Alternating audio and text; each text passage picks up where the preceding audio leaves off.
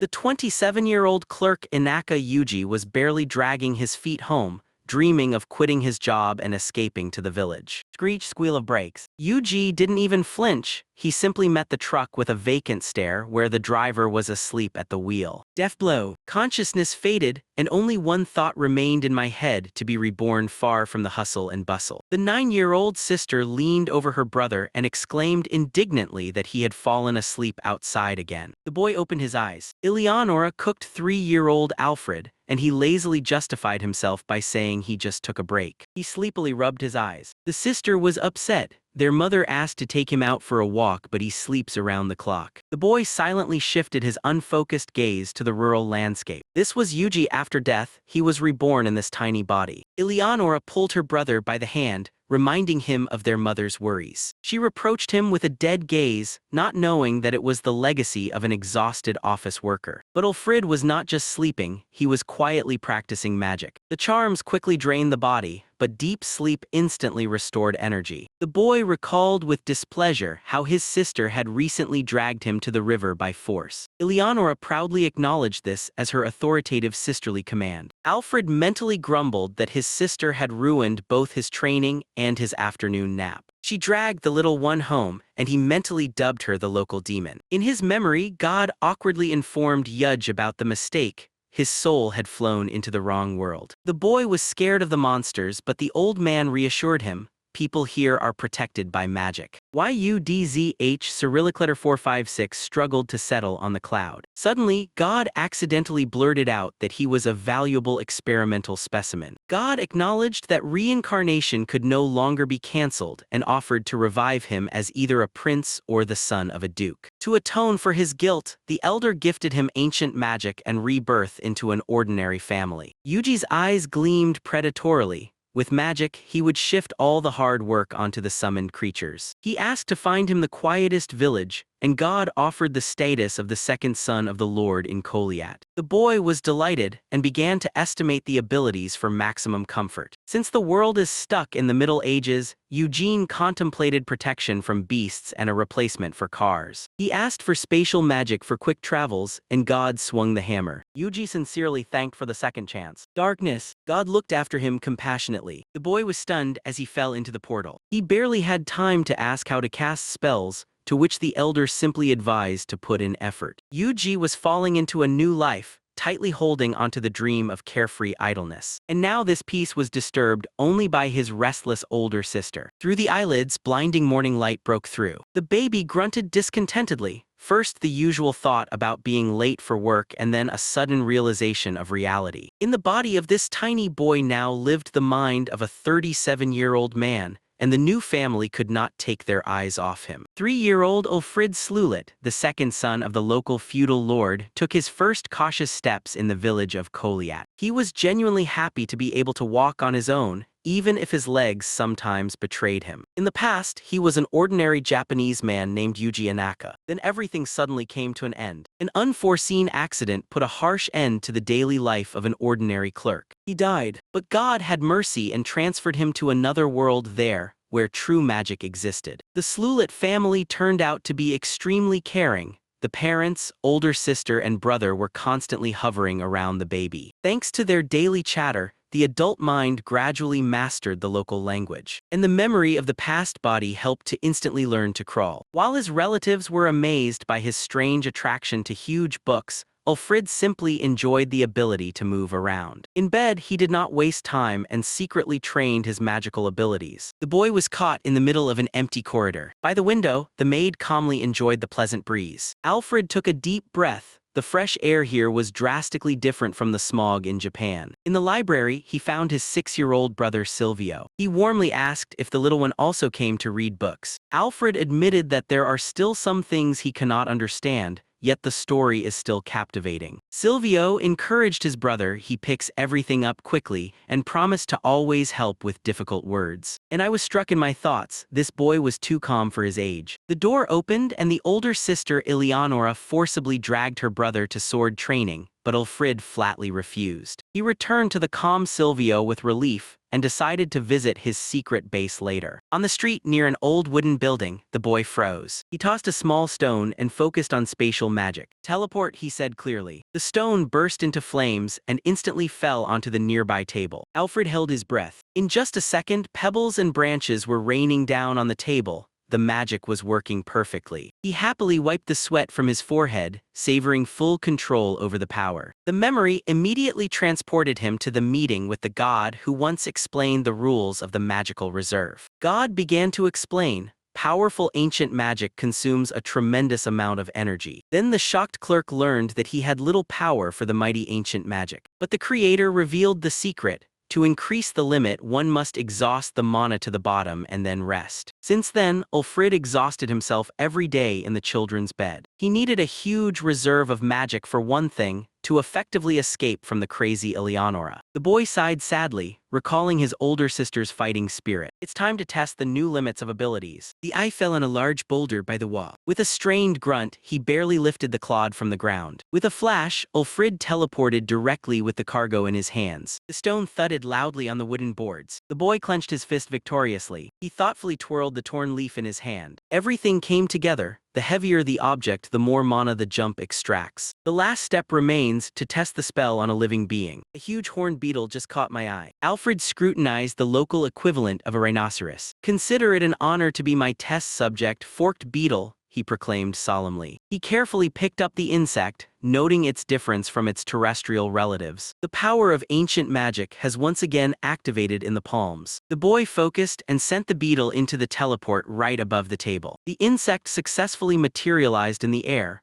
causing genuine delight in Ulfrid. But the joy was short-lived. The antler turned out to be a spoon beetle and, buzzing, launched an attack. With cries of apology, Ulfrid dashed away and used teleportation, barely escaping a 30-minute chase. And the story began with little Al, his older sister Alina, and the maid gathering to taste shaved ice. A metal plate with a loud clatter rolled across the floor. He sighed in disappointment. His first successful teleportation happened only 2 months ago. Then he managed to throw the plate into the next room. The boy felt that he was gradually grasping the rules of his magic. He focused his gaze on the vessel in front of him. But the next attempt at teleportation failed. He learned the strict rule: you cannot move either part of an object or anything you do not touch. The boy thought it would be nice to practice on live people, but where to find volunteers? Just then he was called, and his older sister appeared at the door. Eleonora burst into the room without knocking, and Al muttered that she scared him to death and could at least have knocked. He immediately decided this girl would definitely not agree to become his subject. A devious plan matured in his head, to teleport a wardrobe onto her head or to stuff ice down her collar. But Eleonora immediately figured out her brother's thoughts and hit him painfully, sending chills down his spine. Then she demanded ice. It was unbearably hot outside, so the complaints about the younger brother's hard fate were interrupted by the demand. Resigned, Al created a gigantic ice cube that thudded onto the table with a crash. The boy proudly boasted about his training,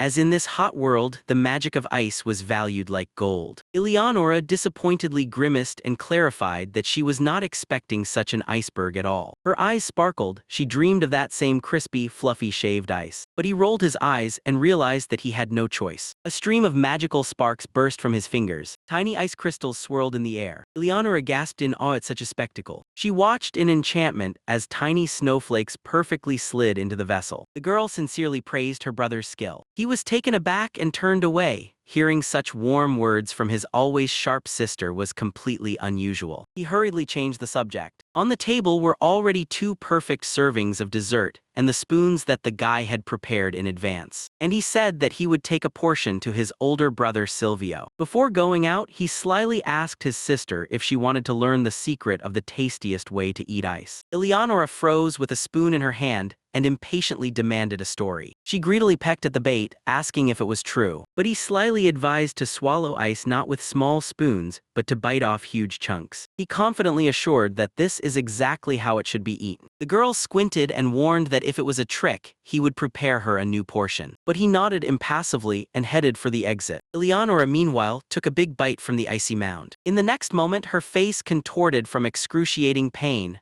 Her brain was literally frozen. "This is your revenge for the slap," and Al dashed down the corridor under his sister's furious screams. The footsteps quickly faded in the empty corridor. Later, the boy went down to the kitchen, where he ran into the burly cook Bartolo. The man immediately guessed that the boy had come not just to have a snack, and Al asked for permission to take over the kitchen. When asked if he can cook at all, Al recalled his independent life in Japan. The cook asked distrustfully. The boy nodded decisively. Bartolo fell silent thoughtfully, assessing the confidence of the little one. In the end, the cook gave in, only asking to stay close so that he wouldn't get hurt. "What do you want to cook?" he asked. But he announced, "Spaghetti, because there is no rice in Kolyat and Japanese cuisine would appeal to everyone." He explained that the bitter shaved ice reminded him of Japanese rice, so salt and oil will also be needed. The chef approved the idea. Wheat could turn the new dish into a staple of their diet and suggested they quickly get to the ingredients. Eggs, flour, and a rolling pin for the dough suddenly appeared on the table. He was intently mixing the dough under the watchful eye of the burly cook. He carefully rolled up the flattened piece of dough. Together they went to the garden and gathered the ripest tomatoes. Turning back, the boy skillfully cut the dough into long strips. In an instant, the perfect portion of spaghetti with thick tomato sauce was already steaming on the table. But they started tasting from Bartolo. The chef was quite surprised that everything turned out well, although he had dreamed of making the dish more impressive. Especially the guy praised the Bartolo tomato sauce, which perfectly complemented the pasta. The cook gladly invited the little one to cook more often and vowed to surpass this dish in 3 days. And just 3 days later, the spaghetti caused a real sensation in the whole Slulit family. In the yard, Eleonora skillfully swung her sword,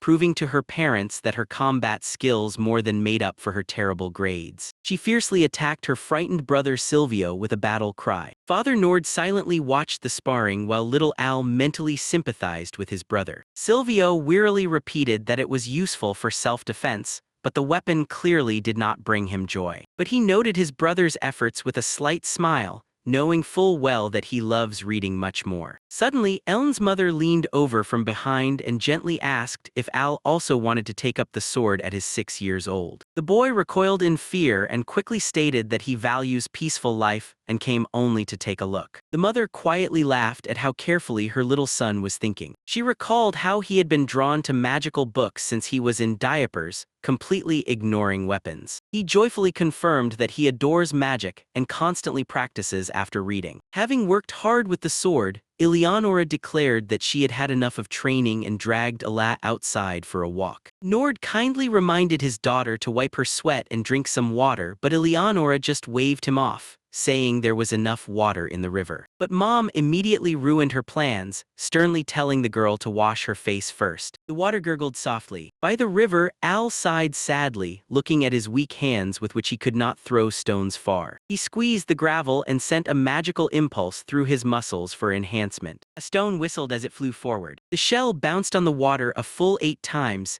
leaving Eleonora frozen with her mouth open. The sister eagerly pounced on Ala, demanding that she immediately reveal the secret of the trick. The boy, with the look of an expert, explained how to properly choose a stone and hold it with your fingers. Eleonora swung her arm and with a wild scream hurled the round stone. The stone fell heavily into the water without any bounce. The girl blinked in confusion, while Al just laughed at her failure. He handed her another, flatter and thinner stone for the second attempt. Eleonora focused intently on her aim. Her hand sharply sliced through the air. This time, the shell perfectly bounced across the water's surface. The sister triumphantly raised her hands up while Al mentally acknowledged that it turned out even better than he did. He silently envied such lightning-fast natural reflexes. In an instant, his attention shifted. The boy began to look for fish in the shallow water. He relaxedly admired the clear stream near his native village. Eleonora suddenly popped up right in front of him. To prevent his sister from saying a word about swimming, Al hurriedly interrupted her, saying that the pebbles were already boring, so maybe it would be better to go fishing. In his mind, he was frantically trying to seize the initiative before Eleonora blurted out her, "Let's go swimming." He shuddered in advance, recalling how his sister, thanks to her instincts, finds him even after teleportation across kilometers. He tried to dismiss fishing as a boring endeavor, but the suggestion to immediately fry the catch radically changed his mind. Eleonora instantly jumped up and rushed to the fishing rods. The boy smiled wearily, realizing that she always acted solely according to her own wishes. To avoid wasting time, he leisurely headed to the pantry for salt for the future fish. Peeking cautiously through the door, Al squinted. Someone in the half-darkness was maliciously laughing,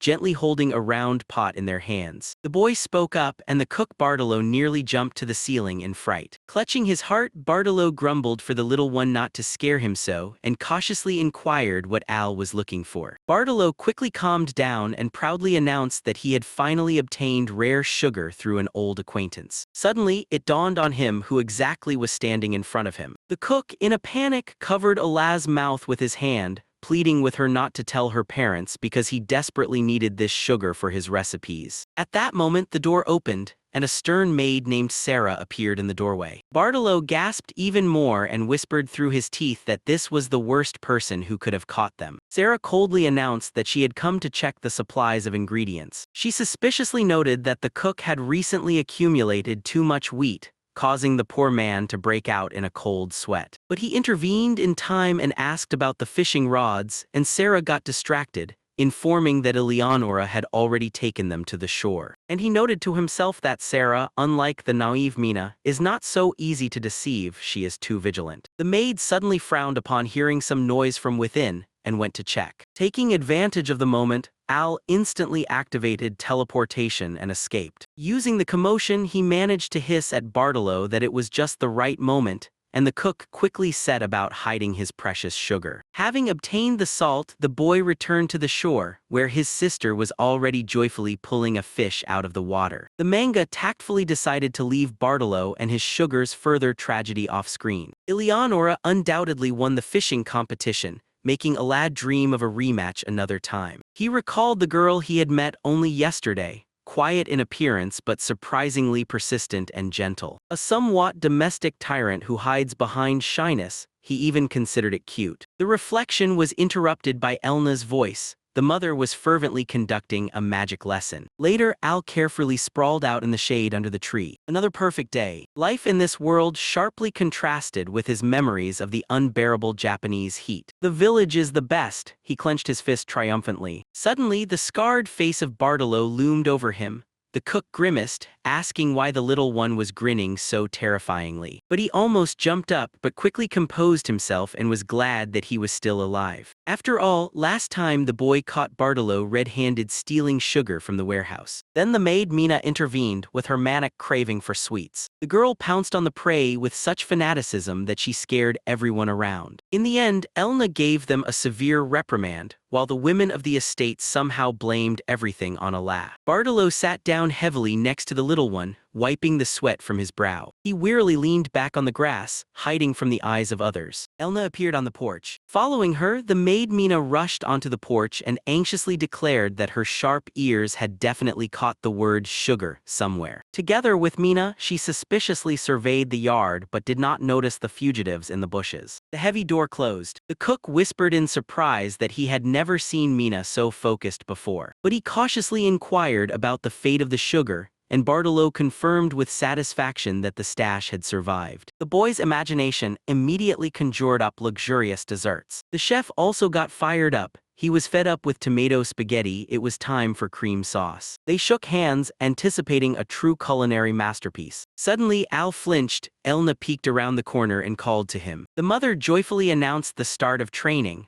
although the boy stubbornly pretended to be clueless. He pondered, perhaps it was time to reveal the cards. Silence hung over the high walls of the estate. Elna gently asked if he wanted to try the magic of water and earth, but he calmly stated that he possesses 8 elements. The distrustful mother asked to demonstrate at least something. The boy stretched out his hand, and an perfectly even stone chair instantly rose from the ground. Elna gasped in shock while Al looked at his work with satisfaction. When asked about spells, he casually replied that he practices magic mentally and has been training since he was a baby. A flash of secret night training flickered in memory. The stunned mother asked in a weak voice if he could do anything else, but he raised his hand. An ice cup materialized in the air and fell with a crash, scattering ice. The boy joyfully picked up the new glass. The space was torn apart by a gust of cold magic. Elna accepted the drink with trembling hands, shocked that her son had just used all 4 elements at once. She nervously swallowed and admitted that with such talents,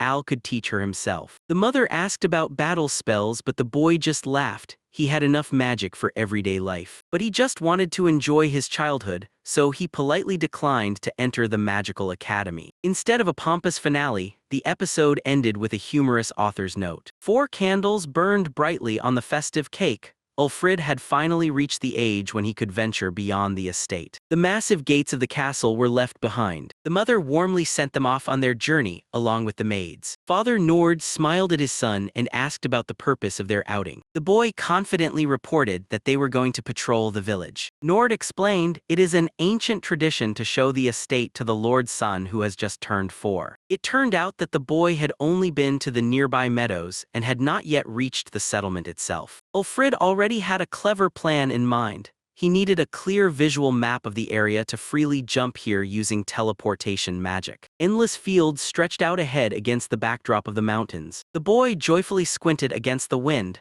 admiring the lush greenery beneath his feet. The father took a deep breath of the scent of the earth, confessing his sincere love for rural life. Suddenly, Ulfrid recalled the information he had read in books about the eastern continent and the legendary grain. The thought of real rice made him almost jump with excitement. Nord extended his hand forward. The sound of the signal cut through the air. Over the hill, the first houses of Koliat finally appeared. Alfred asked with curiosity about the local harvest. Wheat, barley, and rye were grown here. They also kept chickens, sheep, and cows, which greatly impressed the boy. A rustling sound was heard from the side. A pair of peasants emerged from the field and joyfully greeted their lord. They sincerely thanked Nord for the recipe of the unusual spaghetti. The father laughed and pointed at his son, the true author of the dish. The man asked in surprise how old the little one was, to which he proudly replied, "I am 4. The peasant was so surprised that he froze. The couple was struck by the unusual maturity of the Lord's son. Nord remarked that his little one had some quirks, which elicited an annoyed glance from Ulfrid. After saying goodbye, the Lord moved on. The peasant patted the boy on the head one last time, and the boy suddenly advised the man to stare less at his wife's buttocks while working. The villagers were shocked. How does he know? Behind the little one, they wondered for a long time whether this calm child was really only 4 years old. Nord and his son went out to the square to the vegetable stalls. Fresh apples were laid out next to the woman. Alfred carefully examined the market and realized that barter prevailed here. Suddenly his gaze caught on a strange basket. There were mushrooms lying there in such poisonous colors that it was frightening to touch them. Meanwhile, Nord was talking about the nuances of natural exchange by the fountain. Without mutual concessions, such trade would quickly drive the poorest into a dead end. But the system worked because the land yielded a rich harvest. The conversation was interrupted by the approach of the village elder. Nord warmly greeted the man. The elder took off his hat, rejoicing in the robust health of the young gentleman. He laughed heartily while looking at the boy. The Lord noted that the village looks more prosperous, and the satisfied faces of the people only confirm this. The conversation smoothly shifted to the harsh local winters, which always brought troubles to the villagers. The foreman suggested to Nord to go to his home for a more serious conversation. The father agreed, allowing Alfred to walk around the market, but strictly ordered him not to wander far. As soon as the adults disappeared, the little one immediately got down to business. In a moment, he was already standing in front of a huge pile of purchases: firewood, ingredients, spices. Alfred glanced around and slipped into the deserted alley. "Storage," he commanded quietly. The magical subspace where time completely stopped easily absorbed all things. The boy smugly snorted. Any merchant would sell their soul for such convenient magic. Al echoed the father's voice. The boy ran out to meet her, pretending that he was just taking a walk. He immediately began to talk about those terrifying rainbow mushrooms, diverting attention from his own affairs. Nord sighed indulgently. Since there was still time, the father suggested going to the local diner. The owner of the establishment, Saria, immediately recognized the Lord. She was overflowing with gratitude. The spaghetti recipe brought her an unprecedented influx of customers. Nord proudly pointed to Ulfrid as a true culinary genius once again. The cook was inspired by the idea of new dishes, but the boy complained about the lack of utensils for experiments. The woman winked and promised to connect the local blacksmith Logan. Thus, the visit to the village unexpectedly gave Ulfrid hope for a whole arsenal of new tools. Was there ever such a game in this world? everyone wondered in surprise looking at the black and white board. He got the tools. With a familiar motion, he cut the boards into equal squares. Carefully carved an 8x8 grid. I cut small round chips from the blocks. Only one side needs to be painted black. Done. He looked at the board with satisfaction, savoring the brilliant simplicity of Reversi. What is this? A ringing voice of Eleonora sounded above my ear. The sister quietly slipped into the room and was now curiously staring at the game. He briefly mentioned that this is Reversi. He showed the base. You need to press the opponent's chips with yours to change their color. Eleonora confidently snorted, considering the rules too easy. She sat down at the table and graciously allowed her brother to go first, and he silently made a move. White chips turned black one after another. 56-8, the sister stared in shock at her defeat. But instead of tears in her eyes, a predatory excitement flared up. Another batch, another crushing defeat. He begged her to give up, but the girl stubbornly demanded a rematch. Why do I keep losing all the time? Eleonora, in despair, refused to stop and continued to pull the pieces onto the board. The sun was already setting behind the estate. Tired, Al could barely hold his head up, but Eleonora refused to go to dinner. The door opened. Their mother Elna was standing on the threshold. The sister immediately, joyfully boasted to her about the new game. Elna glanced at the board and instantly understood the algorithm. The woman with a sly smile sat down opposite her son. He shuddered. Mother cold-bloodedly made her first move. Meanwhile, in the dining room, Father and Silvio were waiting in vain for the family. Only Al descended the stairs, exhausted to the limit. To his brother's question, he grimly advised him not to go there. But Silvio did not listen and eagerly rushed upwards. The father sighed heavily, realizing that dinner was being cancelled today. Something cracked loudly upstairs. Nord couldn't hold back and burst into the room. The mother confessed guiltily that she herself could not tear herself away from the game, which completely bewildered her husband. He strictly confiscated the game, banning it for everyone in the house. Too much fun can lead to addiction. Al mentally fully supported his father. He lost his board forever, so he will have to make a new one. Outside, he was met by a burly neighbor with a basket. The boy was suddenly struck by an idea. Zdorovan embraced the guy in a friendly hug and demanded that he definitely make the same thing for him. One person immediately came to Alaz's mind who would go crazy for such a pastime and would pay a lot of money for it. But there wasn't a single free board in the workshop's box.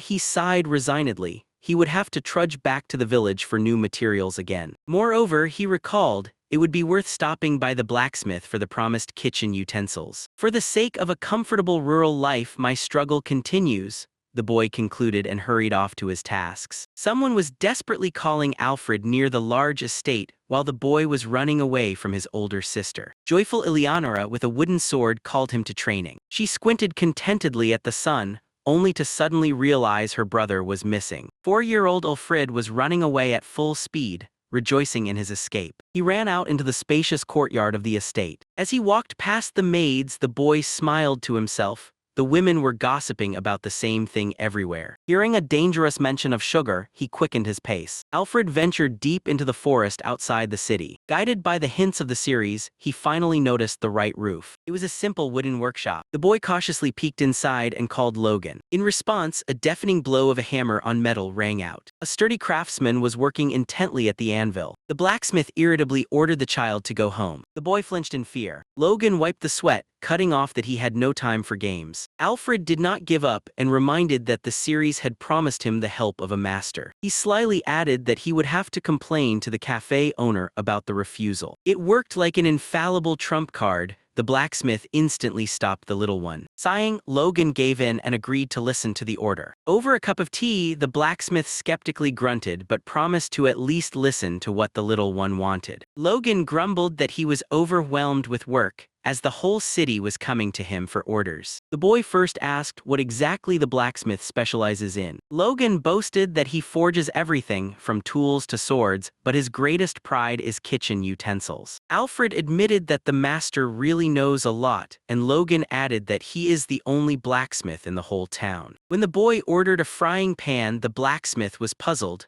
Why does the little one need a new pan? Alfred specified that he wants an unusual one, square, with a slightly raised handle. The boy began rummaging through his pockets in search of something to write with. Not finding a pencil, he secretly teleported a notebook to himself using space magic. The boy sketched a drawing of a rectangular pan, while the blacksmith merely looked puzzled at the strange shape. Logan scrutinized the sketch while Ulfrid patiently bowed his head. A week later, satisfied, Ulfrid was already admiring the finished shiny frying pan, thanks to the master. The boy suggested showing everything at once and asked for the kitchen and a few eggs. Logan agreed to give some sugar and salt as well, which pleasantly surprised the little one. The blacksmith warned that the plate would not heat up immediately, and the boy obediently began to wait. Looking around, Ulfrid noticed that the workshop was completely neglected and decided to repay it with repairs. While the stove was heating up, he magically pulled the holes in the walls together, and an astonished Logan marveled at his skills. The blacksmith praised the boy for his mature demeanor,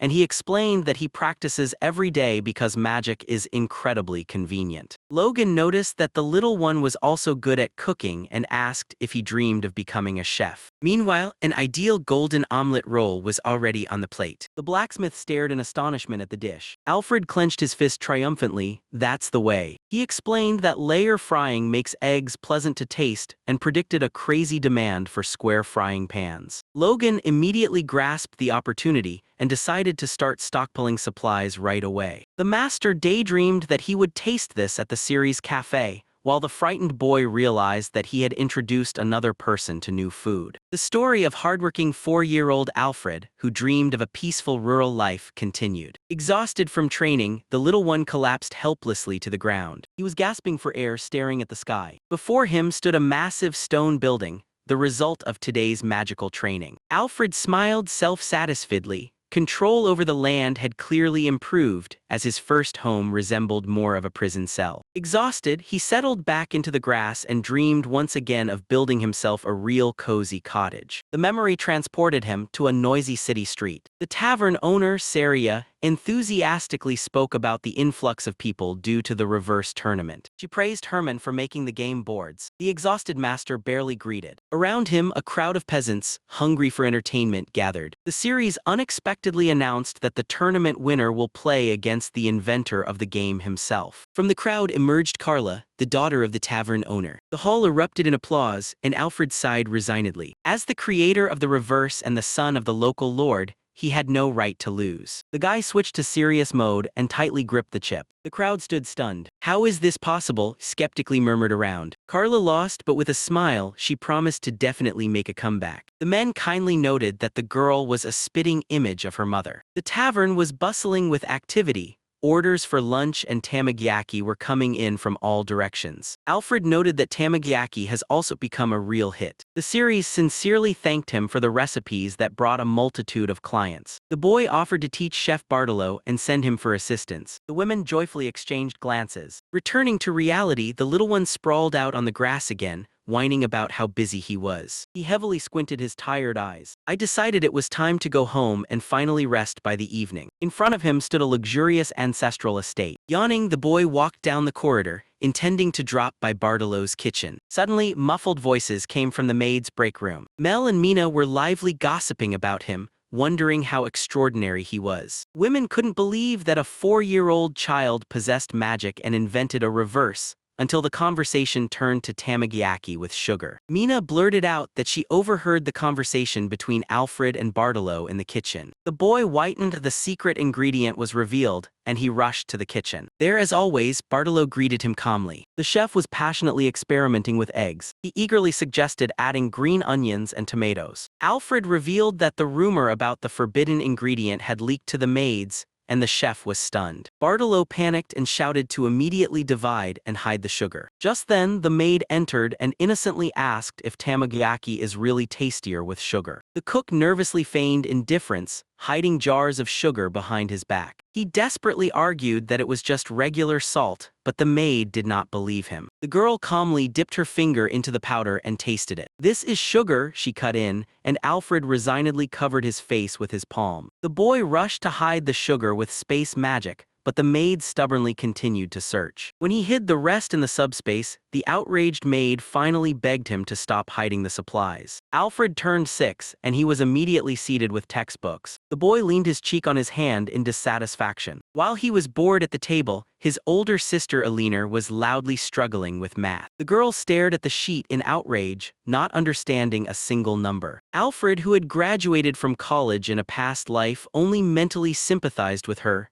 Mathematics is quite the demon. Suddenly, Eleonora proudly declared that she would still become the best in the district and would not lose to anyone. She hurriedly added that her father, of course, does not count. Alfred, meanwhile, remembered his brother Silvio. The boy cleverly teased his brother. They say he is quite a success among the local girls. Silvio awkwardly waved it off. Alfred merely squinted, feeling a stab of jealousy. The teacher noticed that the little one was distracted and asked about the difficulties with the task. He knew the material perfectly, but was afraid of getting extra work for speed. But when the mentor promised to let him take a break, the boy's eyes instantly lit up. Eleonora continued to whine, although the teacher reminded her that this was just a repetition of last week. Suddenly, Ulfrid leaned back in his chair and loudly declared that he was done. From behind, the maid Sarah emerged silently. It's too early to rejoice, it needs to be checked. The teacher scanned the sheet with her eyes and froze in shock, not a single mistake. The boy triumphantly sprang from his place, while his sister was almost bursting with indignation. Desperate Eleonora asked her mentor to start everything from the very beginning. Stepping out into the yard, Ulfrid stretched out with pleasure in the fresh air. The idyll was interrupted by the voice of the father. The father asked if his son had finished his homework and bragged that he had just finished his work as well. The man joyfully suggested to start fencing right now, which made the little one turn pale. The boy tried to make excuses after the afternoon training, but that didn't stop his father. Resigned, Ulfrid took the sword. The father immediately harshly corrected his stance and ordered him to make 100 swings. When the execution finally ended,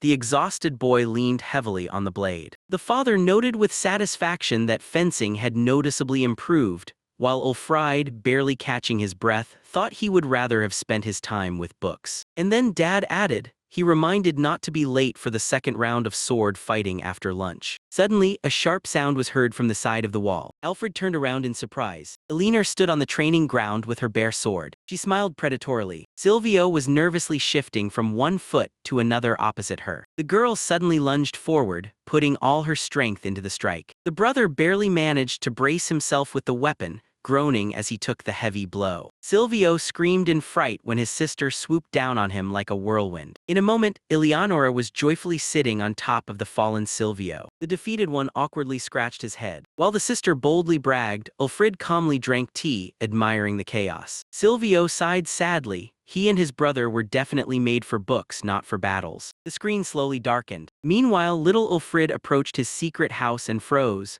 A suspicious shadow was visible inside. It was a sturdy 2-story base that he built himself with earth magic. The boy safely reached for the door, mentally planning to finish the swing. Suddenly he jumped back. A huge man with a bandage over his eye was simply sleeping on the floor and snoring loudly throughout the whole house. Zdorovany didn't think about waking up, so Ulfrid pondered how to wake him at all. Alfred carefully leaned over and loudly called the stranger to dinner. The giant instantly exploded with a wild scream about food. The boy just sighed wearily. He was outraged that the stranger had sprawled out in his house, but the latter immediately retorted with a counter-question. The guest was stunned to realize that this was a private house, not a public recreation area. Ulfrid dryly introduced himself and noted that the stranger was already examining his furniture. Rumba glanced around the room, so this is, it turns out, a real home. Zdorovan joyfully grinned and introduced himself as Rumba. The boy mentally compared this name to a vacuum robot while water was boiling on the stove. After the bath, the steamed Rumba entered the room, ignoring comments about his dirty clothes. Alfred silently handed him a mug of fresh ale. The swordsman nearly choked from the icy chill and asked in astonishment about the magical instrument. The boy calmly replied that he had cooled the drink with his own magic. Savoring the cold ale, Rumba recalled that a similar icy magic belonged to the princess from the capital. In an instant, a huge mountain of hot spaghetti appeared before the guest. The adventurer recognized the popular dish and eagerly pounced on the food. Chewing, he said that he learned this recipe from an acquaintance who was a trader in Tryla. Alfreda was immediately flooded with memories of the day when the maid found his secret stash of sugar. Then the bewildered Tryla desperately justified himself to the women. And Alfred's father ran away altogether, scared of the prospect of becoming the enemy of all the local housewives. The boy gloomily recalled how he had gone without sweets for a whole week because of this incident. Pouring the guest a refill, he asked what had brought him to their village. Rumba proudly declared that he is a V-rank adventurer and simply loves to travel. Therefore, he decided to personally explore the neighboring kingdom. However, even the seasoned traveler did not expect to find such a remote wilderness. Alfred mentally agreed.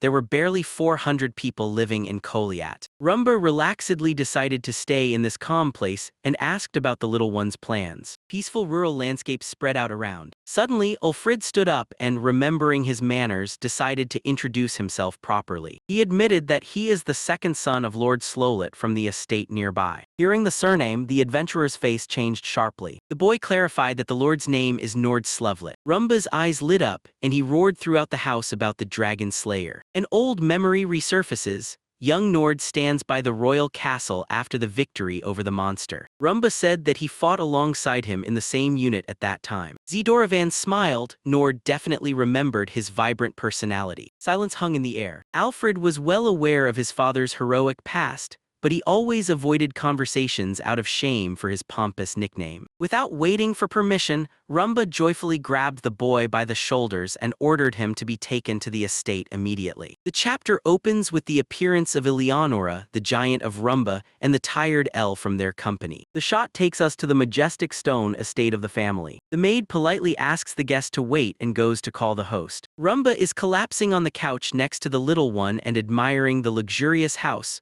recalling their funny meeting. Suddenly, Elna, El's mother, enters the room, joyfully greeting the guest. The giant suddenly leaps up and points at her with his finger. He recognized the same sorceress who once chased Nord. The woman freezes in surprise. The Rumba dissolves into a wide, satisfied smile. The little one just blinks, not understanding the reason for such a commotion. Elna's face flushes with a deep blush when she finally recognizes an old acquaintance. She desperately begs him to be quiet and forget the matters of long-past days. But the giant cannot be stopped anymore. His thunderous laughter echoes throughout the room. The guest is genuinely happy to meet, while the little one wonders in his mind as he sees his mother so bewildered for the first time. Assessing the situation, El realizes, here it is, the true nature of her mother, hidden behind the mask of an ideal aristocrat. Rumba places a heavy hand on the boy's head and reminds the woman that children hear everything. Elna instantly pulls herself together, puts on her signature smile, and sends her son to eat candies in the living room. The sly little one immediately reads the maneuver.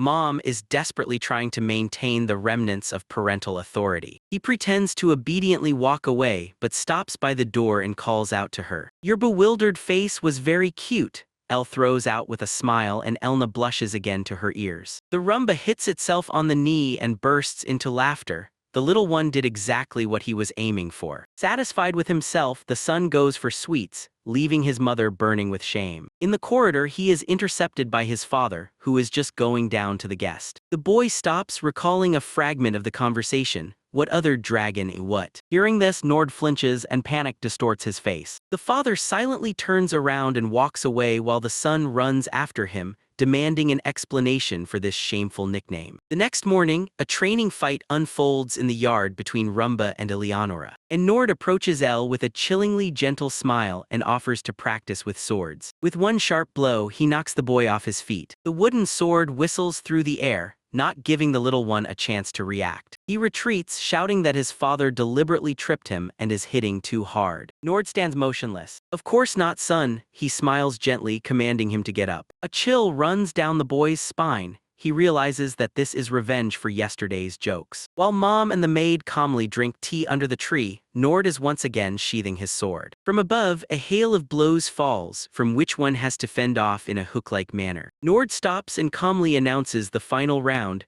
asking his son to give it his all. The student is breathing heavily, but is happy about the approaching end of the training. A glance at Eleonora, who is completely absorbed in sparring with Rumba, suggests to him the perfect moment for a counterattack. Bending under another outburst from his father, El dreams of freeing up half a day for himself to rest. With a bold smile, he strikes the wounded, and again reminds Nord of the dragon slayer. The father's eyes close, and his smile becomes even wider. He barely turns the body. The lightning-fast swing of the sword slices through the air. Nord calmly freezes in the finishing stance after the strike. The deer flies back to the ground, without even having time to blink. The body hits the grass painfully. Lying on his back, the little one admits in shock that he didn't notice his father's movement at all while Rumba looks around in surprise at the noise. The winner silently towers over the sun, who can only resignedly gaze at the remarkably blue sky. Before Alfred's eyes, the luxurious canopy over the bed slowly came into focus. Eleonora jumped up with a joyful cry. He has come to his senses, while the one-eyed Rumba stood silently nearby. In the boy's head, questions spun confusedly: who he was and where he had ended up. Memory slowly returned. He was Alfred, and once in a past life he was an ordinary Japanese man named Yuji. He remembered how, after losing consciousness, the frightened Alina shook him, and Rumba shouted at her not to shake the little one. The girl nervously justified herself, saying she was worried about his fishy gaze, to which she was told that he seemed to have been born with such eyes. Alfred was puzzled. Just a moment ago, everyone was milling around with worried faces, and where had those faces suddenly gone? While Rumba and Alina were arguing over him, the boy just blinked in confusion. In the end, everyone breathed a sigh of relief. The main thing is that Al finally came to his senses. The memory slipped even further back to the training. Rumba was pleased that tomorrow, by right of victory, he would take the little one with him for the whole day. "Well, since I won our duel, do you give up?"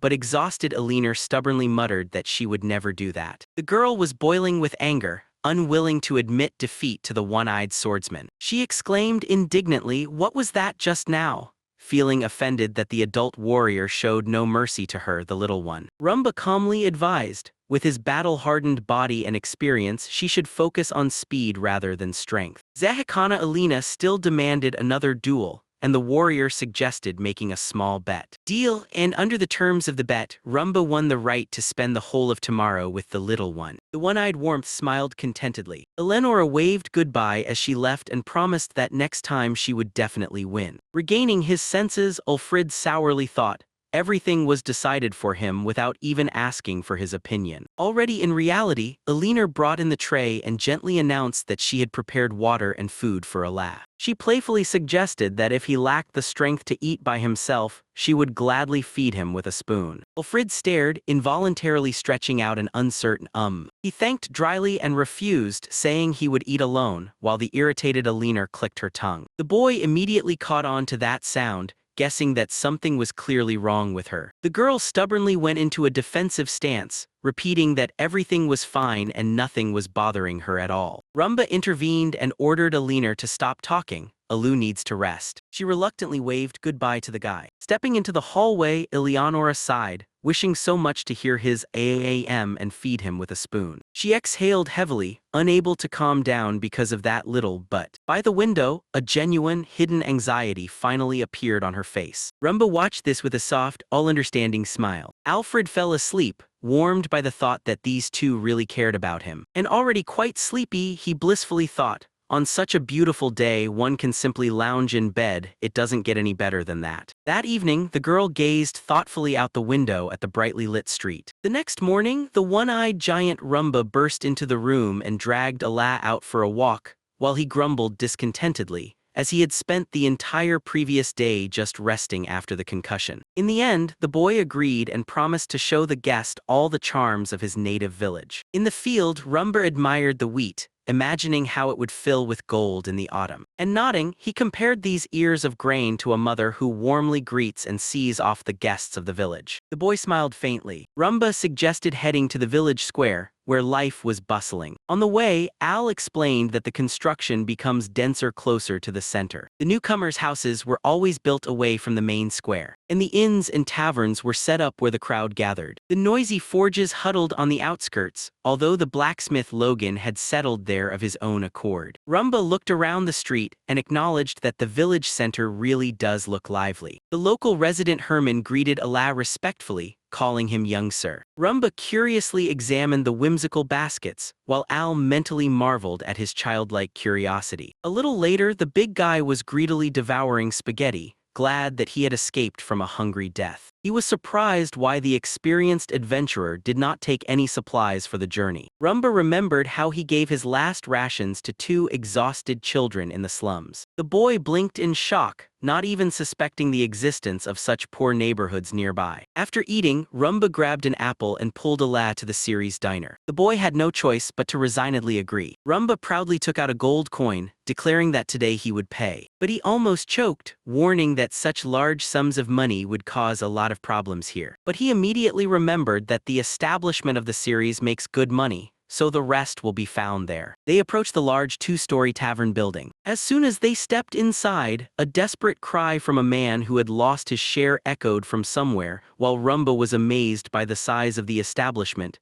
and Al explained that they had recently expanded. But he recognized in the scream of Roland from the wheat field. Other visitors laughed and explained that he had made a foolish bet in the game again and lost spectacularly. He claims that he can't reverse at all, yet he stubbornly keeps playing and never draws conclusions. Rumba became interested in the board game, and Al explained that it was precisely because of the reversi and shogi that the establishment had to expand. The boy recalled how he first saw this game from Tryla. Last year he transferred to her the rights to sell the reverse. Now the Slovlet family received a steady percentage from each sale, and he thought with joy that in this world there is a patent system that protects creators. He involuntarily noted that the artisan life here also turned out to be quite harsh. Meanwhile, the winner slyly squinted and challenged the newcomer, Rumba. The big guy quickly grasped the rules, confidently placing the pieces, and he rolled his eyes in thought at how brazenly the local had pounced on the newcomer, even suggesting to play for tamagaki. Rumba asked in surprise the name of the unfamiliar dish. The opponent proudly pointed to the plate with the appetizing egg roll, and Roland indignantly jumped up, exclaiming that it was his fairly won portion. The winner waved him away like an annoying fly. Rumba promised to only take a bite, but immediately swallowed the whole dish whole. The taste amazed the adventurer, and he loudly demanded a second helping. The local predator smiled and said that to do this, one would have to defeat him in a game. Rumba gloomily asked Ala if it was possible to just drag this smart guy out into the street and beat him up. Receiving the refusal, the giant sat heavily at the table and frowned over the board. His eye was intently scanning the black and white chips. The hand with the chips swiftly descended onto the field. The loud clap confirmed the course. Suddenly Rumba flinched, realizing the fatal mistake. Meanwhile, the tavern owner Syria approached Ala. The boy noticed that there were a lot of people here, and Syria sighed, recalling the evening crowds of drunks. She complained that during fights she has to restore order by herself. He was surprised, not even imagining that fists are often swung here. The series humorously thrust a fist forward, showing how she calms her wandering husband. And then, with a sweet smile, Ala asked him to go with her for a moment. In just a moment, the boy was obediently washing a mountain of dirty dishes. Meanwhile, Roland received another harsh reprimand from the girl for his long tongue. Silence hung in the air, but he cautiously peered out from behind the sink. Someone in the crowd shouted loudly that Roland is making the same silly mistakes as yesterday. Rumba was sweating, looking at the board in horror. His opponent was smugly grinning, anticipating victory. The noise of yet another bustling day spread over the rooftops of the village. The one-eyed giant Rumba was standing in the yard. A week had passed, and the little one was already jokingly demanding payment for the guest's stay. They set out for a hunt. On the way, Al thought about whether it would have been worth taking his sister for a quick cleanup of the forest. The forest thicket greeted them with coolness. The boy carefully studied the perfectly silent gait of the experienced adventurer. He complained that the food supplies at home are rapidly dwindling. A rustling was heard from the bushes. The frightened hare dashed away. Instead, Rumba carelessly threw a stone directly at the wild boar. The beast fell dead, and the little one just blinked in confusion.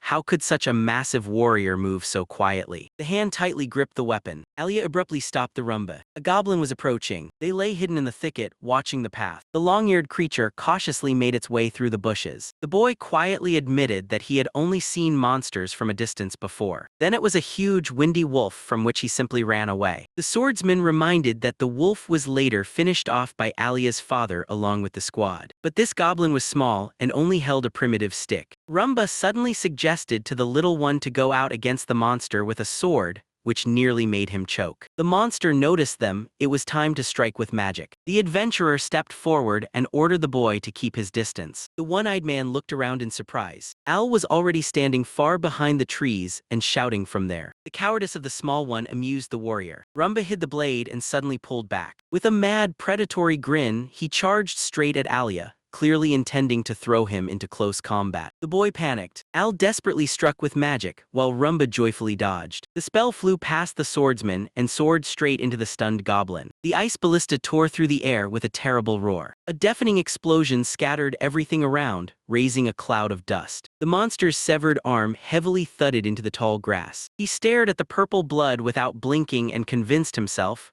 this is not a human. The Lord's strict duty to defend his lands at any cost came to mind. The mutilated body of the goblin lay still. The wind tousled the hair of the boy, who was shockingly examining the corpse. The words about duty got stuck in my throat. The Rumba silently stood beside. The boy quietly exhaled that it looks too creepy. The swordsman merely snorted.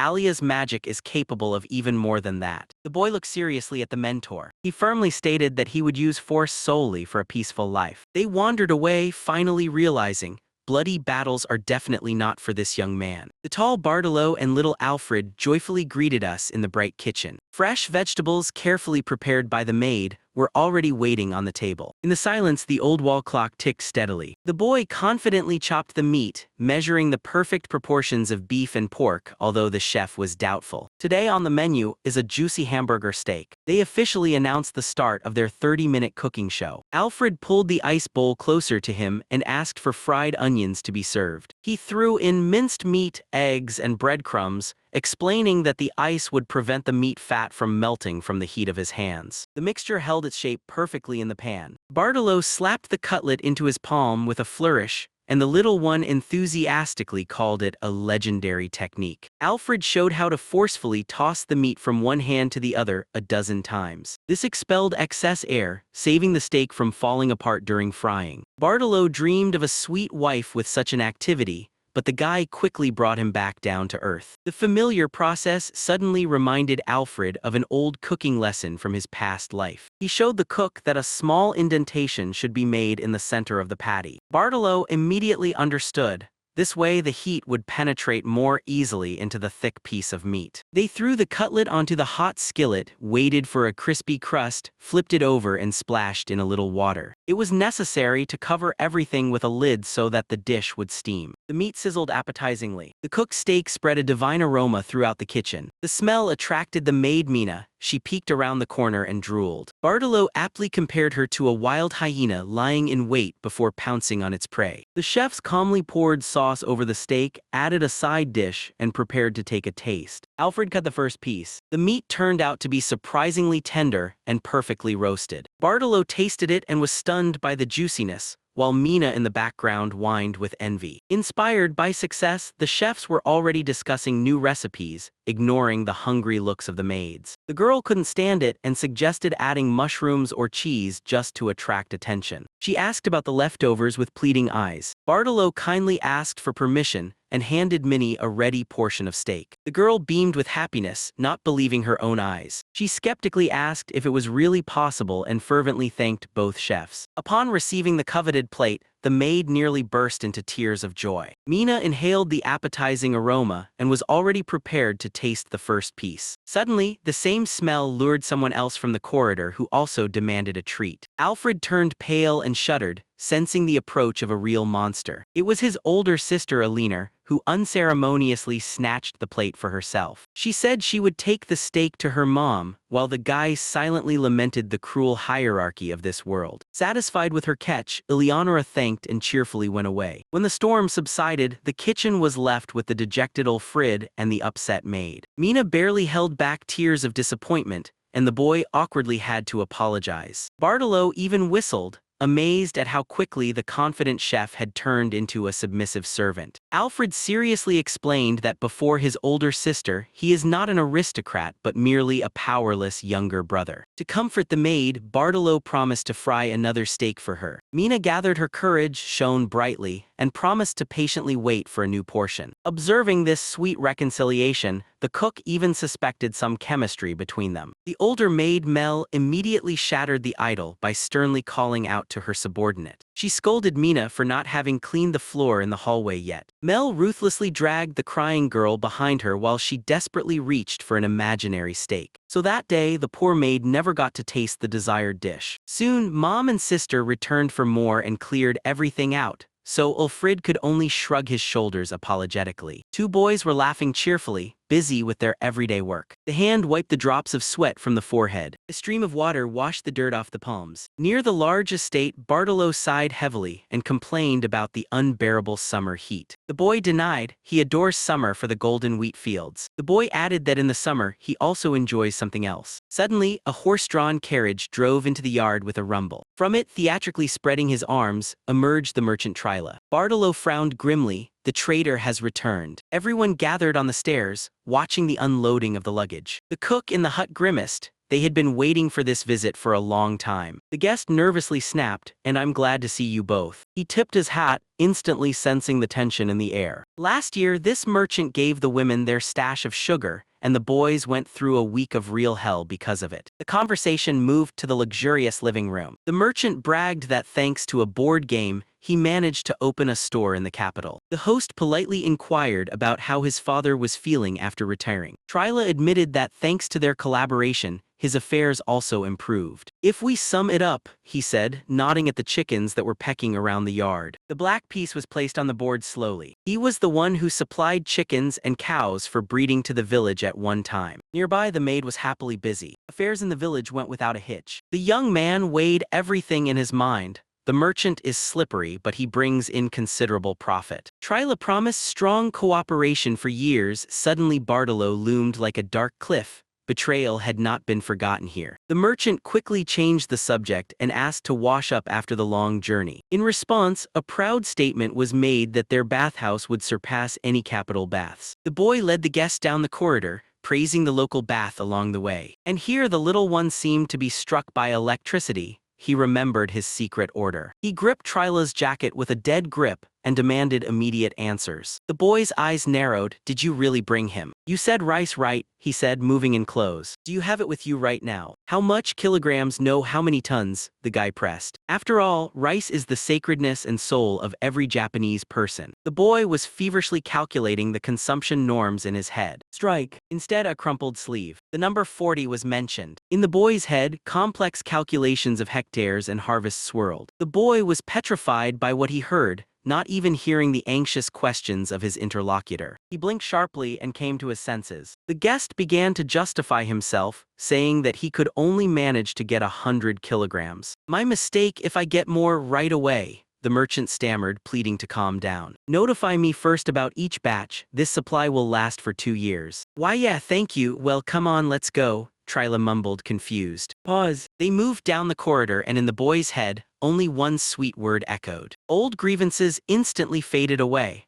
Rice was undeniably more important than any revenge. Tryla suddenly handed him something small. "This is a candy, but not an ordinary one." He explained that this is a new sweet novelty that relieves fatigue. "Ah, thank you," the boy gladly took the treat. Thus, the status of the merchant soared from traitor to the best comrade. The little one happily raised his thumb up. There was only one problem left: how to now convince Bartolo to abandon the plan for revenge. The boy rushed to the cook, begging to forget the past for the sake of the brought rice. But Bartolo and the two maids continued to drill the door with predatory glances. Mina entered the room. She calmly reported that she was just asking the merchant about sweets. The heart of the little one thumped. She knew that there was a treat for him. He tried to brush it off, but the maid threatened to tell Eliner. I reluctantly had to pour a few candies into her palm. Mina was silent, and the boy barely breathed from fear. She hovered sternly over him. "Jump like a rabbit," the girl commanded coldly. The little one asked in confusion if he really had to jump like a bunny. I had to obediently jump, and the pockets rustled treacherously. The last hidden supplies fell to the floor. The girl relentlessly reached out for the remnants. She joyfully tossed the candy into the air and caught it with her mouth. Her face melted into a blissful smile. The victim of the robbery mentally cried out about the injustice. Bartolo called the gloomy boy and showed him the hellishly sharp fruits of the akali. The cook was furious that those damn candies had surfaced at all because of Tryla and Mina,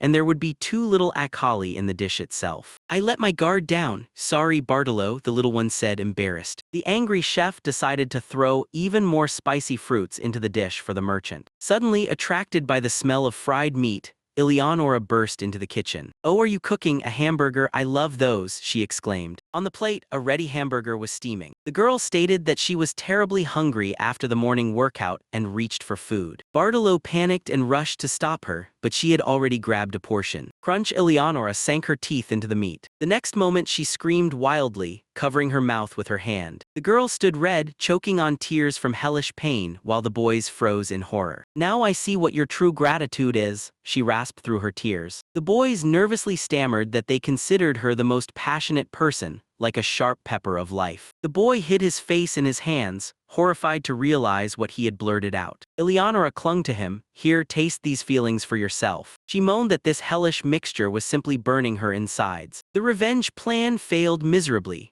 Bartolo was left with a sense of guilt, while a happy Tryla calmly dined on ordinary food. A new chapter began with a shot of a clean clay oven. Little Alfred wiped the sweat from his face. He had just finished building it. "The work for today has been completed." The maid Sarah gently draped a towel over his shoulders. He involuntarily gazed at her black hair, even though by the standards of this world the girl was already 22 years old. The boy wiped his face, recalling his past life in Japan where such appearance was common. "Do you like Sarah?" Suddenly the voice of the mother sounded. She added with a sly smile that her son constantly looks at the maid with loving eyes. While the confused maid in the background squinted at the mirror, the mother continued to tease the little one about his specific tastes. The chef Bartolo came out to meet him, and Alfred asked him not to prepare lunch for him today, saying that deep down he was an adult man who craved independence. The boy sweetly stretched by the door. The weather was simply perfect for a picnic. He proudly displayed the black rice pot that was custom-made by the blacksmith Logan. Alfred took to cooking and patiently waited for the rice to be ready. "Fluffy and crumbly with such a pot, the best rice will come out,"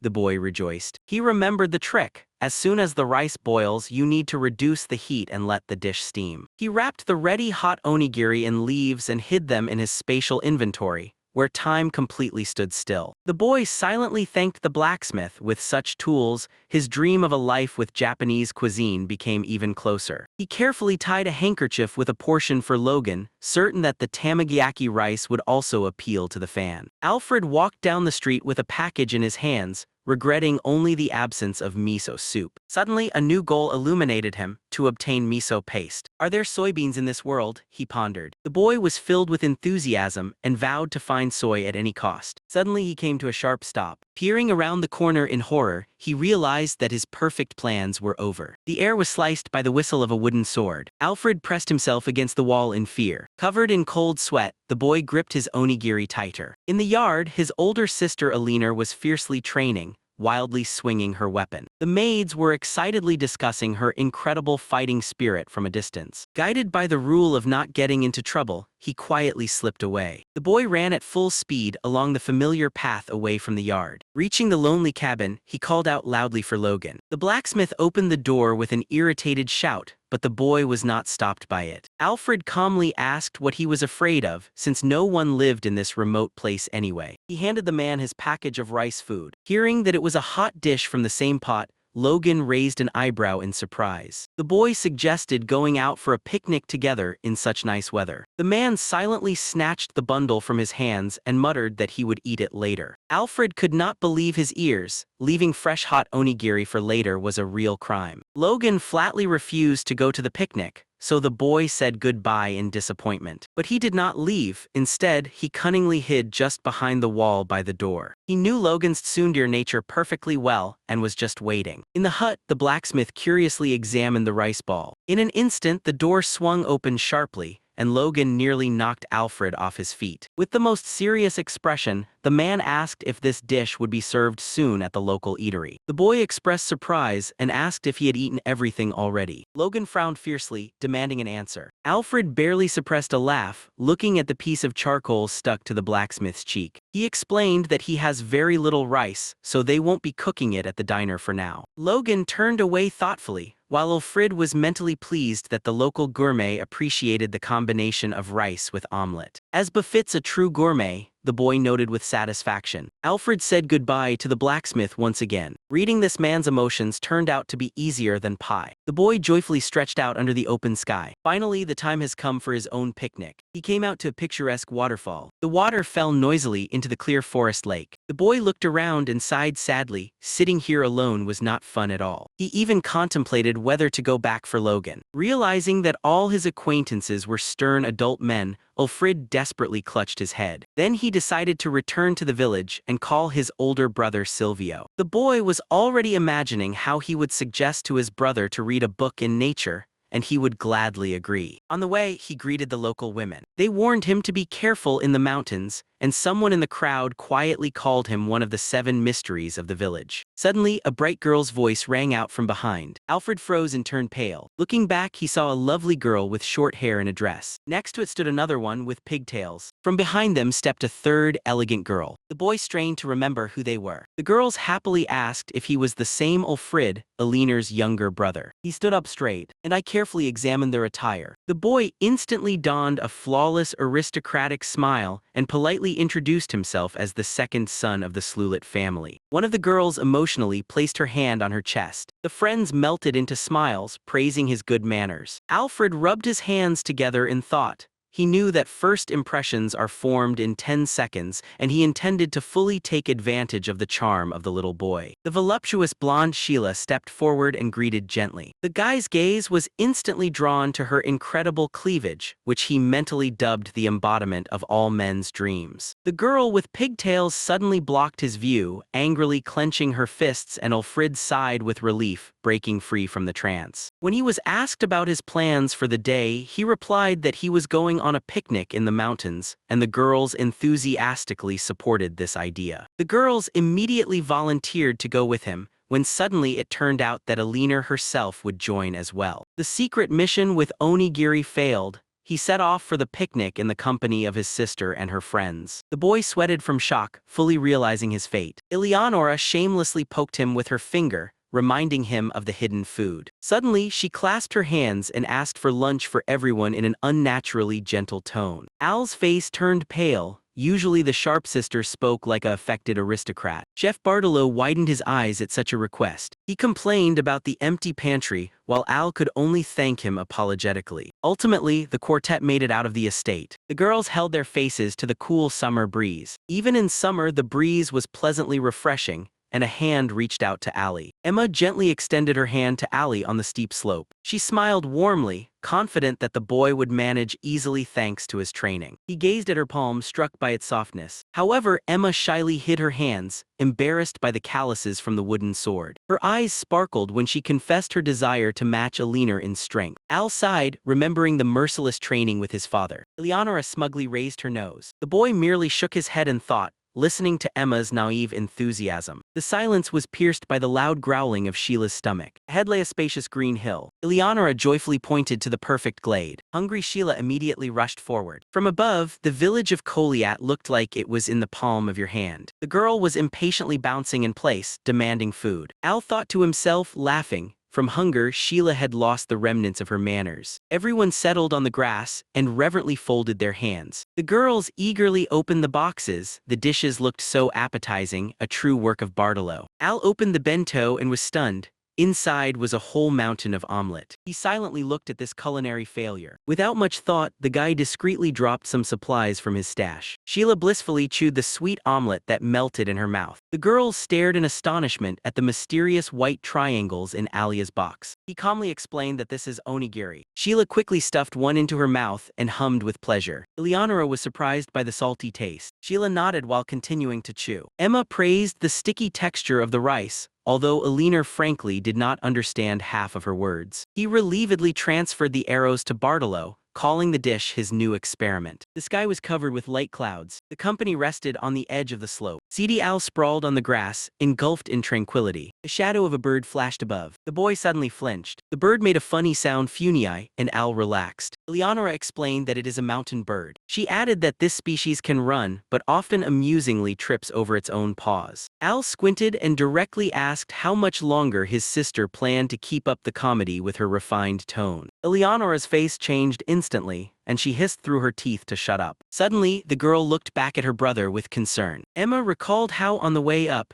Eleonora deliberately slowed her pace and kept looking back to see if Al was keeping up. Emma loudly apologized for the noise. Al blinked. It turns out that on the ascent, his sister deliberately walked slower for his sake. He looked at her back in confusion, recalling only her constant screams. This sudden concern did not fit in his head at all. Eleonora abruptly turned away. She proudly threw that she just didn't want any delays on the road. Al frowned distrustfully, and then he smiled warmly. Eleonora was sitting on the grass, hiding her blush. The forest breathed tranquility. She squinted intently. The boy was looking straight ahead. The village of Koliat buzzed like a beehive. The wheat harvesting season had begun. People worked as whole families, rejoicing in the harvest. Even taxes couldn't spoil the mood of the Slulit family. In the local cafeteria, there was also no room for an apple to fall. He helped carry the plates while Carla reminded about the annual reverse tournament. There were no fewer worries in the estate. Chef Bartolo was tearing his hair out, demanding to prepare hundreds of servings. This year, it was necessary to feed not only the villagers but also guests from outside. The cook was not planning to slack off and was pushing the assistants to the limit. Meanwhile, Al lazily lay in bed,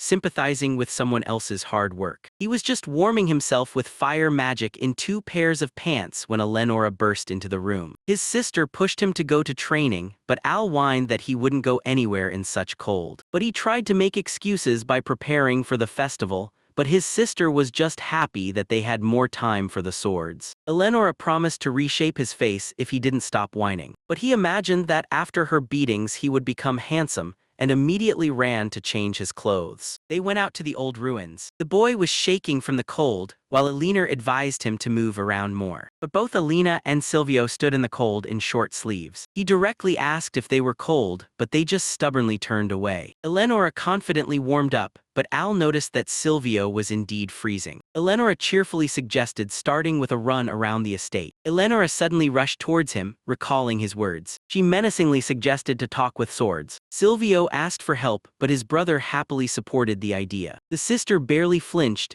Al forgot to add the respectful brother. The team finally started their training sessions. Silvio was explaining how to put body weight into the strike, while Al was barely holding the heavy wooden sword. The movements of the older brother were perfect. He watched his accuracy with fascination. Silvio always fought with his mind, not just with strength. He constantly bothered his father with questions about the theory of fencing. But Alina acted differently. Sister firmly grasped the handle. She froze, her gaze fixed on the falling leaf. Lightning strike. But he twitched. The blade sliced through the air. She looked at her sword with dissatisfaction, while Al understood nothing. Irritation flashed in her eyes. He turned pale with horror. On one poor leaf there were as many as 4 perfect cuts. The boy realized that his angry sister could easily cut him just the same. Silvio intervened in time, reminding about the warm-up. He scolded Alina for these tricks, and she unexpectedly apologized submissively. The brother ruthlessly assigned her another 100 strokes, while Al could only marvel at how the path of a warrior tames even demons. The time for sparring has come, and Silvio called a lad. But he smiled ominously, planning to take revenge for the betrayal. Silvio just kindly asked him not to make such a terrible face. He launched an attack. The older brother easily deflected the blow. Silvio noted approvingly that Al really manages when he tries. The boy grunted with satisfaction. Silvio was also stronger than he seemed. The wooden blades collided with a dull thud. Alina was tired of watching this fuss, and she threatened to go to her father for a proper fight. But suddenly he heard a strange ringing. Both filled their swords with magic. Eleonora never had a knack for subtle spells. It would take her a full 3 fireballs to take down a simple goblin. But every day he tried to instill the basics of magic in her mind. The magical reserve only grows after complete depletion,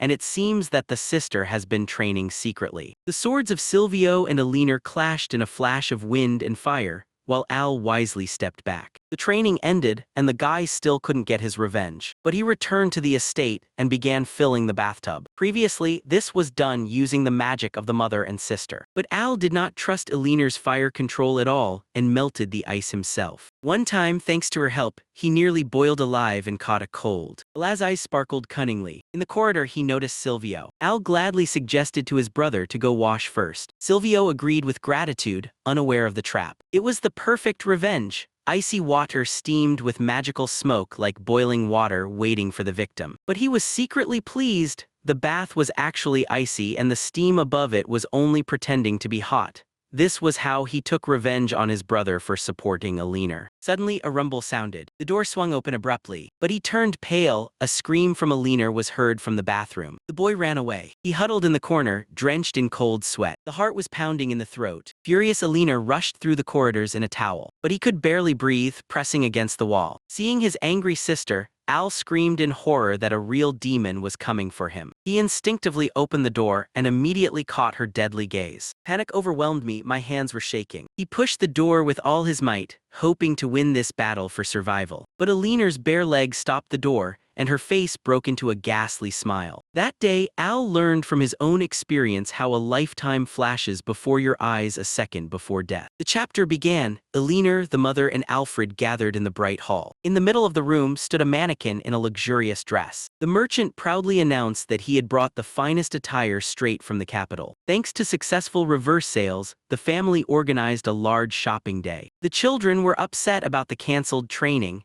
but their mother unconditionally ordered them to choose their clothes. Instead of dresses, Alina eagerly examined the decorative dagger. Alfred scrutinized the lavish women's attire. It turned out to be even more luxurious than he had thought. The fabric seemed too delicate for their rural life. He sincerely did not understand how the capital's aristocrats move around in such a way. The salesman, with a smile, pointed the boy to the men's department. On the hangers hung jackets with a lot of ruffles. Nearby, stricter jackets were visible. Alfred grimaced at the fancy collars and asked for something comfortable that would allow easy movement. The boy's eye was caught by a cool cloak with a cape, but Eleonora ruthlessly cut in that it wouldn't suit him. Alfred did not give up. He said that he would grow up, become like his father, and then the suit would fit. But his sister just replied, still no. Mom smiled as she imagined her son in a jumpsuit or a fluffy jacket. "You are both cruel. Didn't you command to choose for oneself?" exclaimed Alfred, demanding the same solid suit as his older brother Silvio. The mother explained that luxurious robes are only allowed to be worn by those of a certain aristocratic rank. Alfred did not understand why these forbidden things were even among the available clothing. The merchant gladly revealed the secret.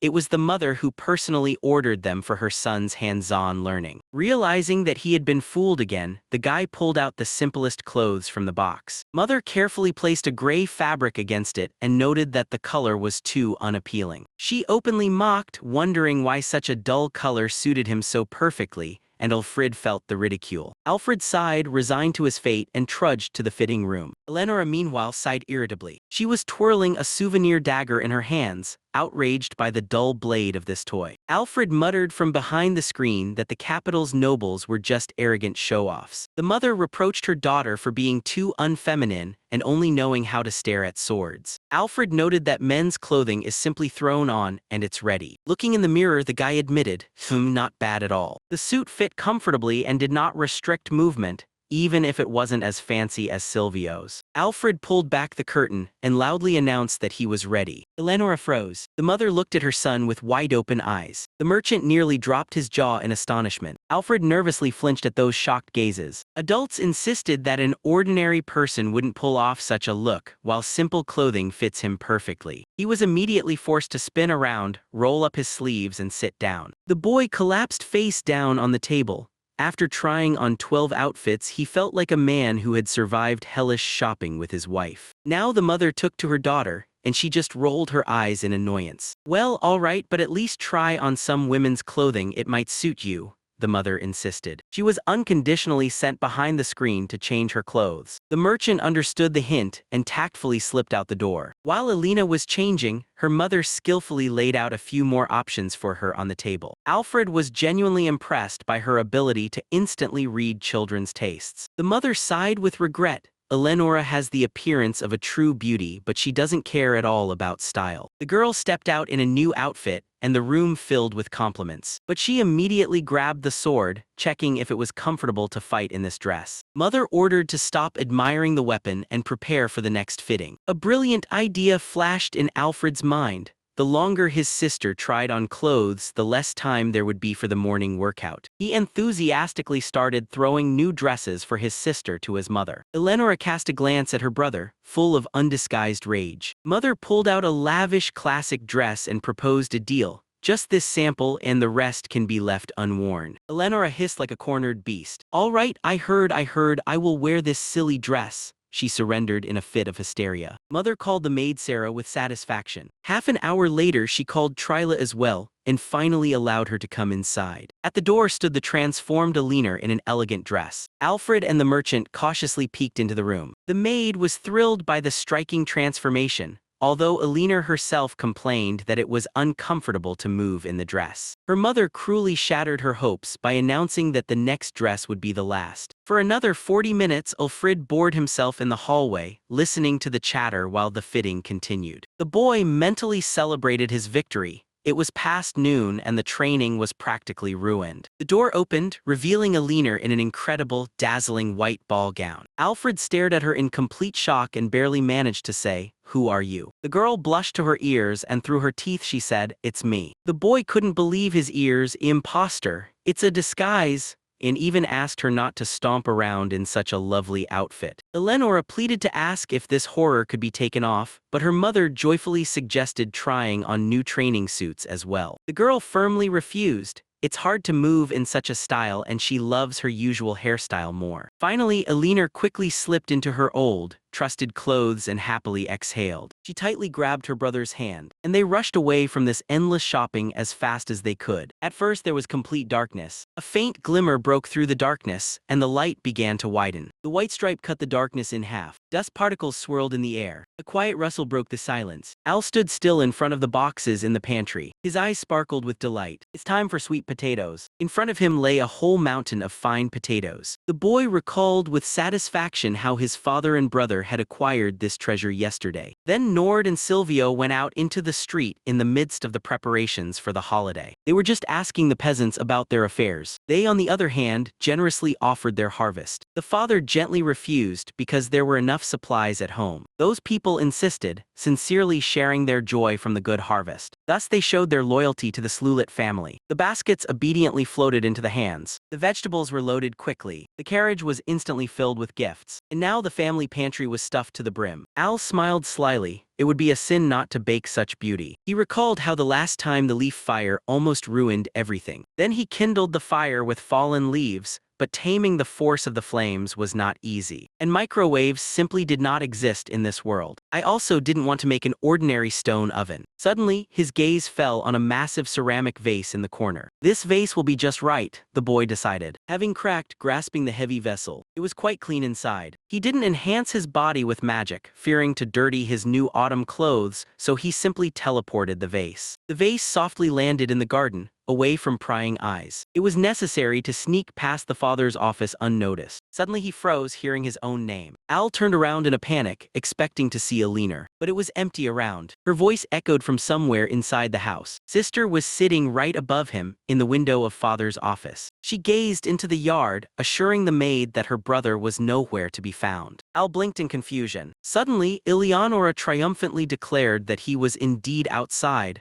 Her animal intuition had kicked in again. She leaned out of the window and squinted suspiciously, demanding an explanation. Her gaze burned through. The boy was feverishly crafting half-truths to hide his culinary plans. He skillfully transferred the arrows to her paperwork. The sister's face amusingly elongated with displeasure. She clearly would prefer to wield a sword rather than sift through boring reports. They waved to him from the window with a smile, wishing him success. Al raised a joyful salute, proud of his successful escape. He washed the vase, but the special briquette was missing for the real tandoor oven. I had to improvise. A regular charcoal grill went to the bottom, and the potatoes hung on homemade hooks. One snap of the fingers, and the magic ignited the coal. He tightly closed the improvised oven with a lid so that the infrared heat would evenly bake the crumb. He was already savoring this perfect dessert. The diatomite stove retained heat excellently. There were 40 minutes of waiting ahead, so he decided to stretch. The black flame obediently danced in his hand. Then transparent water spheres soared into the air. He easily juggled them, honing his microcontrol. Time was running out. The air sparkled with new energy. A massive stone dinosaur emerged from the ground. Al carefully examined his creation. Magic was never boring, as each training session yielded results. Suddenly it struck him. He was behaving exactly like the sword-obsessed Alina. The boy flinched and shook his head in disgust. With a wand, you can't start a fire or get food. Magic was much cooler. The loud strike of the bell interrupted his thoughts. The internal clock indicated Exactly 40 minutes had passed. In this village, people lived without clocks, and now Al panicked, fearing he would burn his masterpiece. He lifted the lid and inhaled the thick, sweet aroma of perfectly roasted potatoes. Not a single burnt crust. He gently touched the potato. Hud. She almost fell to the ground. Almidiu conjured himself thick gloves. Done, and the gloves were already on the hands. Now he confidently broke the hot bulb in half. He took a bite and beamed with happiness. The taste exceeded all expectations. No sugar has ever provided such a delicate texture and natural sweetness. Soon only empty peels were left on the plate. The boy leaned back against the tree, contentedly stroking his belly. The silence was broken by a victorious shout. Eleonora was glad that she finally sorted out the paperwork. Her gaze immediately caught on a strange detail. Why is there a vase here? And behind them stood the parents. Nord touched the ceramic and blinked in surprise. The walls were hot. The father's face paled with horror. It was not just an old vessel. Al felt a chill run down his spine. It turned out that the important antique vase kept in the pantry had become a stove. Moreover, it was an expensive gift from the count,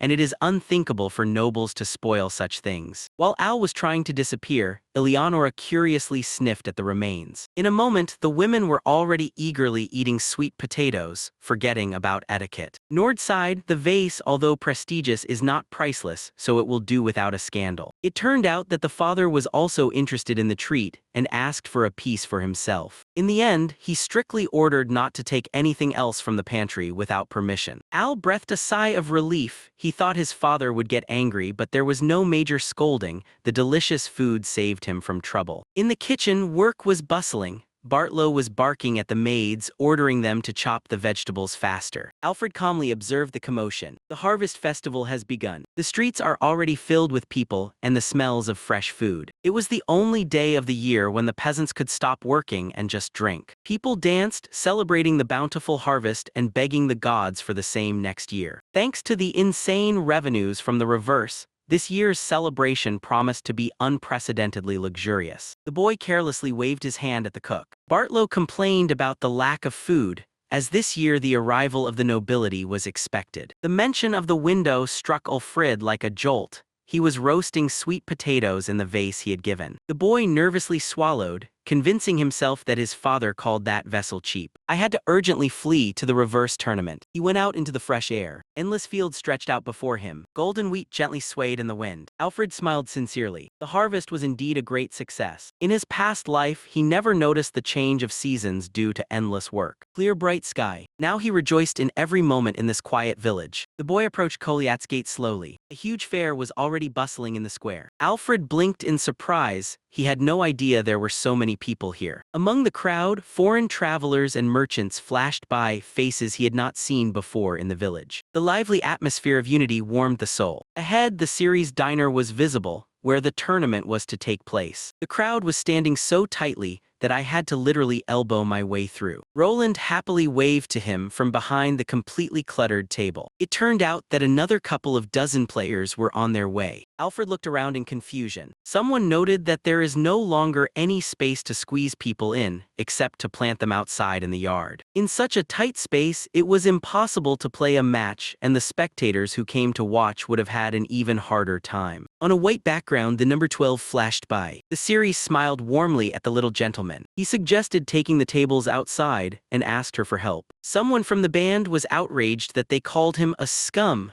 but quickly calmed down and muttered that he would do everything now. The series scanned the crowd with a heavy gaze. Everyone instantly fell silent. Roland and Vester immediately volunteered to carry the furniture. Alfred just snapped his fingers. In an instant, perfectly level stone tables with chairs grew from the ground on the street. The men stared in astonishment at this display of magic. Empty white page. Roland candidly admitted that his fire is only enough to kindle wood. Vester smugly grunted. He proudly declared that he could fill an entire bucket with water, to which Roland burst out laughing. Word for word, and they are already clinging to each other in the corners. The local girls on the side were already eagerly imagining which of the boys was on top in this couple. The girls were relentless. Either Roland was on the bottom doing well, or Vester suddenly flipped and was now on top. The series slammed its fist and ordered to settle the scores on the board. The scandalous individuals immediately fell silent in the presence of the furious mother's aura. The guys nodded in agreement, preparing to smash each other. In fact, both were eliminated with a bang in the first round. Alfred adjusted the collar of his jacket. He set off to stroll among the market stalls. Intense matches were boiling over at the tables. Roland was making excuses for his defeat, while Vester jabbed that he was just playing poorly and had also been eliminated in the first round. Roland grumbled about the opponent, a foreigner with narrow eyes whose face looked nothing like the locals.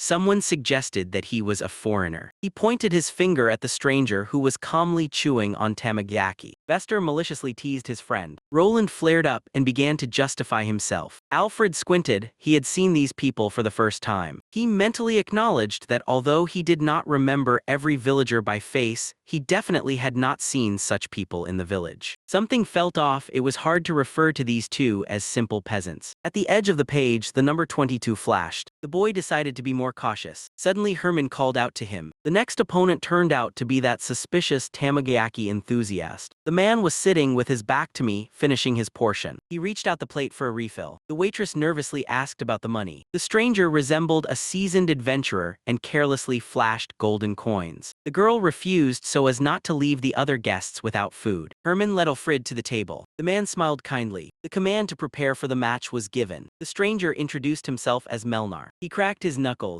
Alfred politely introduced himself in response, sitting down at the board. In the midst of the village harvest festival, the second round of the reverse tournament began. Sitting at the board was the second son of the local lord, Alfred Slulet. His opponent turned out to be a mysterious man named Melnar. The man was intently staring at the game board. "I give up," he suddenly exclaimed, acknowledging the undeniable victory of the little one. Meanwhile, the boy was calmly swinging his legs under the table. A slight smile played on his face. In the crowd, it was whispered that the creator of the game plays at an entirely different level. Melnar tried to order more food, but received a stern refusal from the waitress. Alfredo was a bit surprised that the adult was not at all angry about losing to a child. The man simply waved it off carelessly. The young lord mentally noted that this oddball would get along wonderfully with his acquaintance, the mercenary. Suddenly, an unfamiliar voice rang out above them. A tall young man with squinted eyes openly admired the recently seen batch. He politely introduced himself as Julius. The young man sincerely hoped to someday face Alfred in an honest duel. After that, he calmly ordered himself some fruit water. Alfred strained his memory.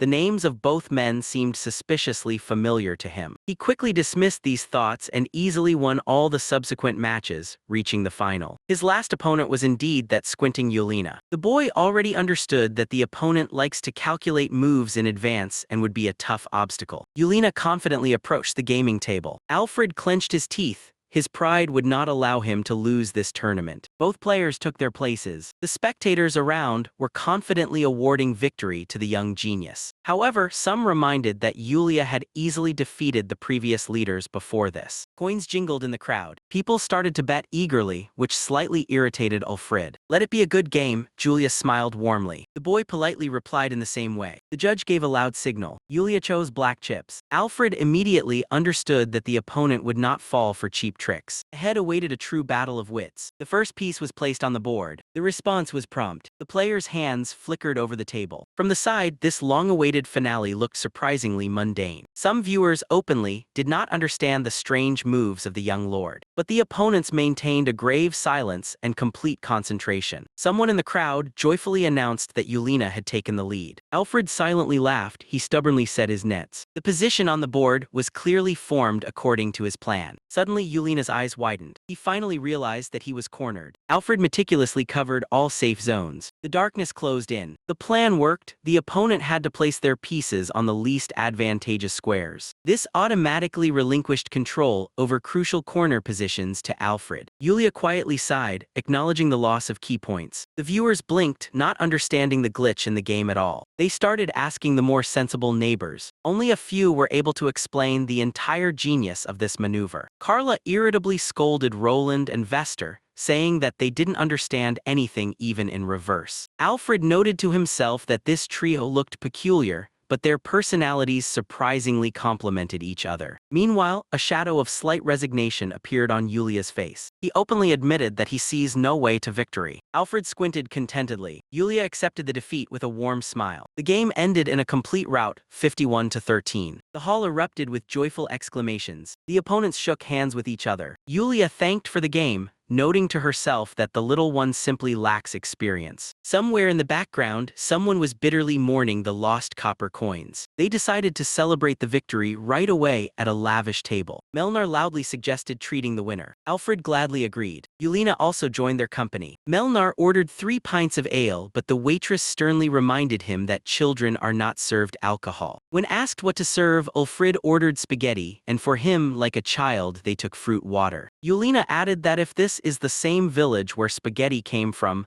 then he will try them too. Here, the waitress proudly revealed that the famous spaghetti was invented by Alfred himself, and Yulia gasped in amazement. The cups clinked brightly over the table. The boy confidently tipped back his drink, playing the role of a seasoned drunkard. Melnar asked about his age, and he replied that he was 6. Yulia could not believe in such phenomenal composure of an ordinary child. The men immediately decided that the boy was simply being kept at home in kid gloves. Suddenly, Ulfrid jumped to his feet and promised the whole hall to show a magic trick. He announced that he would lock himself in a wooden box he had built himself. The boy asked to start a 10-second countdown after that, and the audience skeptically asked if he would really manage it. The lid closed tightly. The crowd began to count in unison, while Ulfrid prepared for the maneuver in the darkness. As soon as the last second rang out, the box collapsed with a crash into pieces. The spectators rushed to the debris when suddenly they heard a ringing ta-da right behind them. While everyone was counting, the boy simply teleported to the kitchen and used earth magic to destroy his own hiding place. The hall erupted with wild applause. Everyone eagerly begged to repeat the trick, but the young illusionist proudly declared that a magician does not reveal his secrets. The shocked waitress brought him more water on the house. Yulia also couldn't resist the pleas to reveal the essence of the trick. Alfred refused and instead casually cooled his drink with ice magic. Seeing this, Yulina completely lost the power of speech.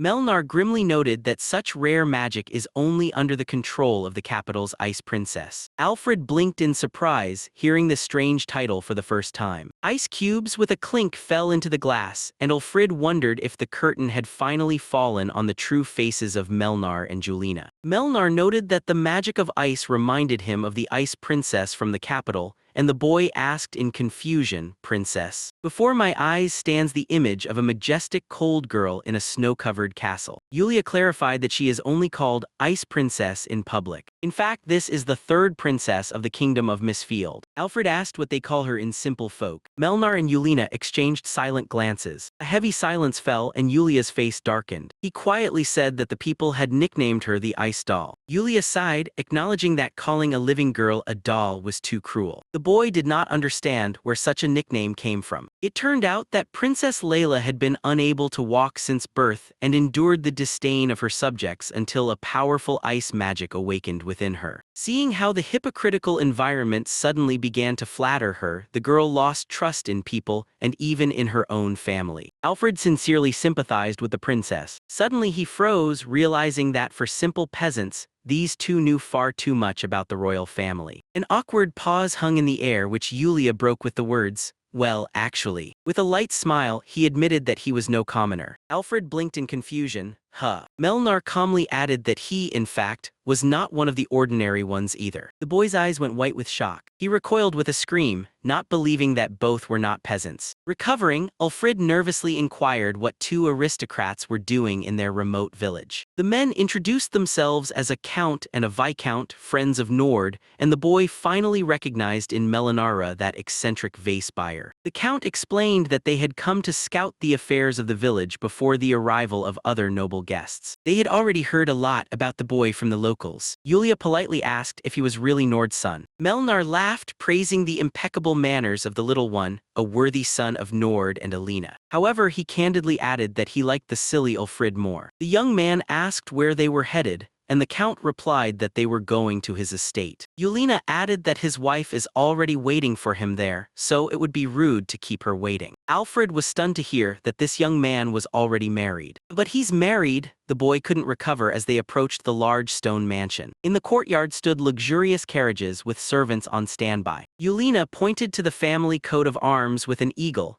gifted to his grandfather by the king himself. Alfred was examining Melnar's carriage, and the Count noted that their coats of arms were nothing compared to the coat of arms of the Slovelet family. After all, a real dragon adorned the coat of arms of the Slovelets. The boy shuddered at the thought of that gigantic dragon emblem. Who wouldn't be scared of it? He blushed. With a dragon on his shield, it was impossible to hide that his father was ashamed of the nickname Dragon Slayer, and the little one was even laughing at him. The guests could hardly contain their laughter at his reaction. Empty white frame. Alfred shuddered at the thought of how he would burn with shame if such a nickname stuck to him. Meanwhile, Melnar was laughing at Dragon Slayer so much that they begged him to stop. Suddenly, a cold voice sounded from behind. So we are already dragon slayers. Melnar and Yelena flinched and looked around. All three froze in front of Alina, who was standing on the stairs of the estate. Yulia respectfully placed her hand on her chest. The edge of his cloak fluttered in the air. Only now did Ulfrid remember that he was indeed in the presence of true aristocrats, even though they are dressed in simple peasant clothing. The boy bowed low and sincerely welcomed the guests in the home of the Slovelet family. The men appreciated his impeccable manners and thanked him for the warm welcome. Melnar and Yelena moved past their sister inside. Eleonora sharply stopped her brother. "Stop right there." She coldly warned that no showy performance would save him. His sister punished him to come later to the garden with a wooden sword, and Ulfrid turned pale. The guests approached the door of the room and knocked. "It's me." The door opened. A tiny blonde girl rushed towards them with a scream. She ran up and hugged Yelena, happy to see her. Alfred looked at these affections with disgust, not believing that this little one was Yulia's wife. The entire respectable image of the guests dissipated in an instant. The guy mentally dubbed the window a lollican because his wife looked completely like a child. He continued to glance sideways at this strange couple, unable to wrap his head around them. Count Melnar cleared his throat ambiguously. Lineria came to her senses and apologized for her impulsiveness. She lifted the hem of her dress and joyfully introduced herself as the Count's wife. Alfred also introduced himself as the second son of Count Slovelet. Lineria shone, sincerely hoping that they would become friends. The guests thanked for the wonderful hospitality, praising the impeccable dinner. It was already evening when the company admired the view of the estate. Tired Alfred decided to go to his room. Lineria yawned and trotted after him. She cheerfully asked to be called simply Lineria, while the boy was confused about why she was following him. Lineria admitted that she just wants to talk to him, looking at him with big puppy eyes. Alfred surrendered, warning that his room was very cramped. "Nothing to worry about," she waved it off, "and there aren't many things there." The boy was just wondering why she was looking forward to it so eagerly. They walked down the long corridor, and Ulfrid distinctly felt someone's presence right above his head. He looked around cautiously. However, he noticed nothing and attributed everything to his own imagination, although the feeling was strange. The boy was scared that it was Alina again with her sneaking skills,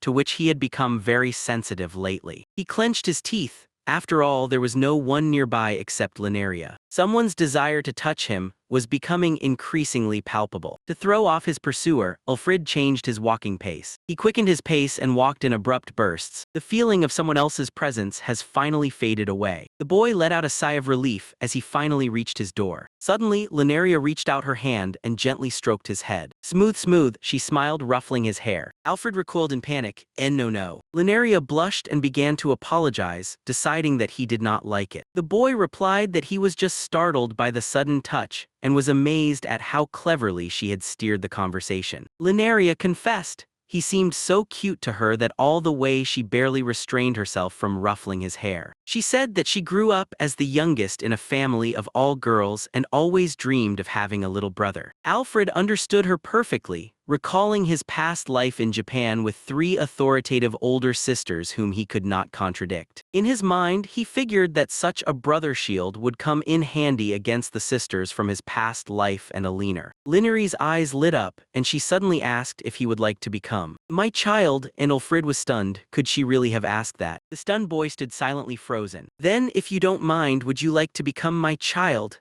The gentle blonde Lineria smiled. He stared at her, not believing his own ears. Imagination immediately presented him with a picture of Lineria gently holding a baby's hand. The title of the chapter announced the beginning of a new episode. He nervously remarked that he and his wife should have their own children, but Lineria just waved it off. She simply longed to have a younger brother. But he reminded her that they were actually a married couple, and Lineria blushed deeply, embarrassed by the very thought. A chill swept through the corridor, and the frozen Al hurriedly pulled the guest into his room. As soon as they entered, the boy snapped his fingers, and the room was instantly enveloped in warmth without a single fireplace, causing Lineria to blink in surprise. She excitedly asked if it was fire magic. He modestly nodded at the fruits of long training, and the girl sincerely praised his skill. The boy advised her to practice more, but Lineria sighed. She only possessed weak wind magic and knew no tricks. Then Al suggested using magic in everyday life, knocking branches off trees or airing out the room. The guest blinked in confusion, not quite understanding his intention. The boy created a powerful air blade, explaining that even household magic can easily become combat-ready. A spark flashed above his finger.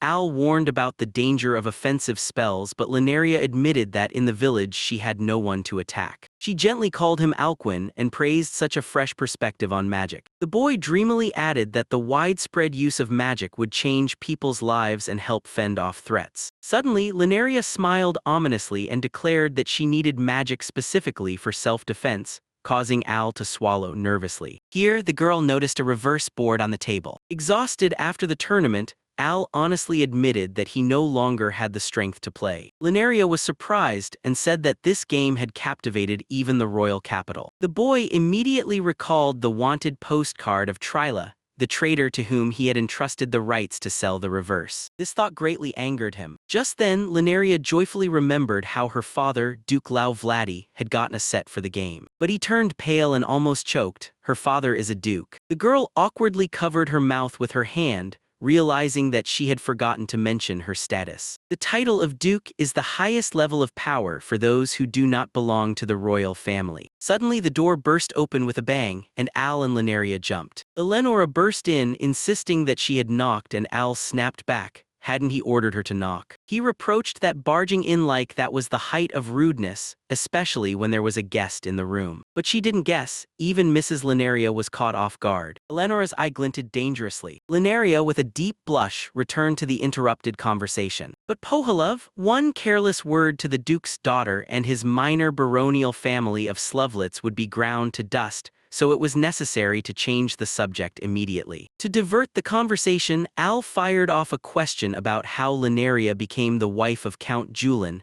and Alina perked up her ears. Lineria shyly began, "It was, love at first sight, to put it mildly," she said dreamily, and Eleonora melted with admiration. "When did this happen?" they asked her, while the girl dreamily squinted. Eleonora clarified that it was about getting to know Yulina's window, while Al thought that love gossip is popular in any world. "It happened 7 years ago, when he was with a criminal," Lineria confessed, beaming. "Vikontyulina was a criminal." These words struck like lightning. In Alaz's imagination, the image of the laughing Yulina flashed by, and a cold sweat ran down her back. Apologizing for his recent rudeness, Al cautiously asked how old the girl was. "I just turned 16, she replied proudly, and the boy was taken aback with such an appearance. But he quickly calculated, so she fell in love with the criminal at just 9, and he couldn't believe it himself. "And how did you two get married?" Alina eagerly picked up, and Lineria continued. "At first her father was against it, but eventually she did unite with her beloved. For her happiness she waited a whole 7 long years." Eleonora was moved to tears by such pure, completely selfless love. He respectfully bowed. "Lady Lineria, I sincerely give you my respect." Eleonora was squealing. A true fairy tale, love between lovers of different social classes. Her brother poked fun at her, saying that with her lack of femininity, such romance was definitely not in her future. Eleonora was outraged that she was full of femininity, while Al doubted whether she even understood the meaning of those words. In the boy's imagination, images of familiar women appeared.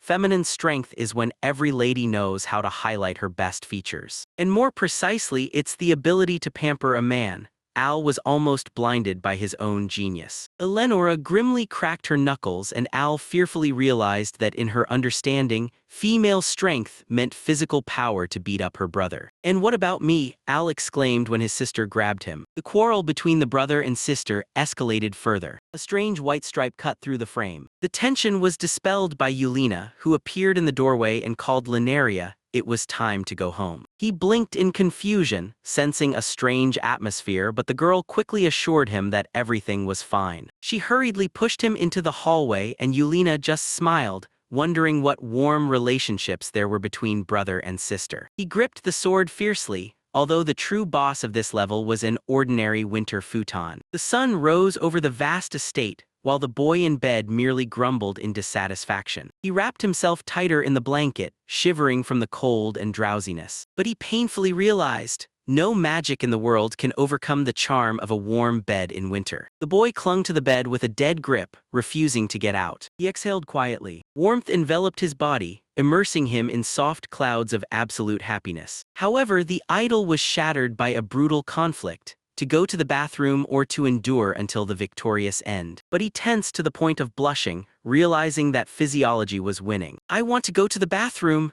No, I can't endure it any longer," Al admitted, acknowledging that he couldn't hold it in. It went dark in my eyes. The plan was simple: a swift dash to the restroom down the icy corridor and a quick return to warmth. The boy silently begged the futon for forgiveness for such a sudden betrayal of their love. He sharply threw off the blanket, squinting from the blinding morning sun. But as soon as Al set foot on the floor, the path to his goal seemed like an insurmountable mountain, and the cold instantly pierced his bare feet. Pride fought against the cold while the pressure in the bladder approached the critical point of explosion. He looked gloomily at the abandoned bed and whispered words of apology. Shivering from the cold, the boy dashed forward. "Teleport," Al commanded in his mind, and rushed to the bathroom, trying not to let the precious warmth escape from under the blanket. Having completed the task, he sighed happily. Male dignity had been saved. Suddenly, Al opened his eyes in horror in his bed to the sound of birds singing. A cold sweat broke out on his forehead. The heroic run turned out to be just a too realistic dream. He remembered that it was the second day of the harvest festival outside,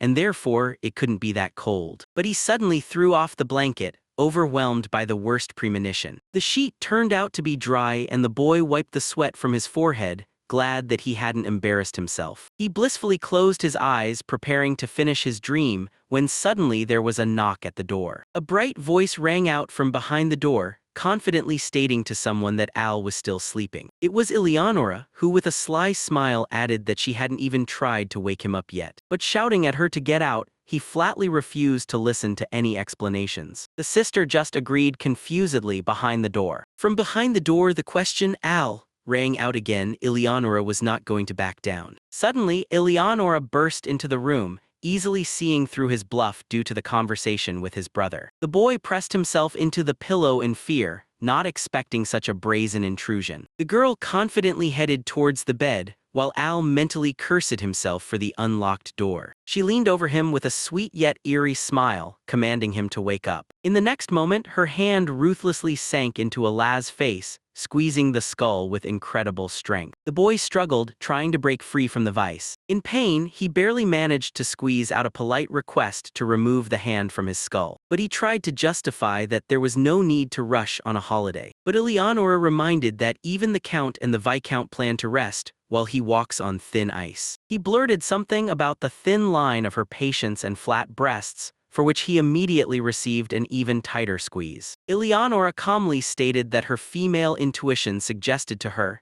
hitting him is perfectly normal. It turned out that the Count himself personally asked to be taken out for morning training. Hearing someone else's footsteps, Eleonora finally let go of the boy and reached for the door. In the end, she threw in that when he throws himself out again, the punishment will be repeated, and she walked away. But she was horrified, checking her skin for any dents. The sister lingered in the doorway and sighed wearily. She sternly addressed Silvio, who was hiding in the hallway, driving him to class. He nervously wished his brother good luck, realizing that true hell awaited them. Before leaving, Eleonora ordered Alu to have breakfast to have the strength to endure the training. The boy merely sighed weakly, completely losing his appetite. In the cafeteria, he greeted his mother, trying to regain the promised peaceful life.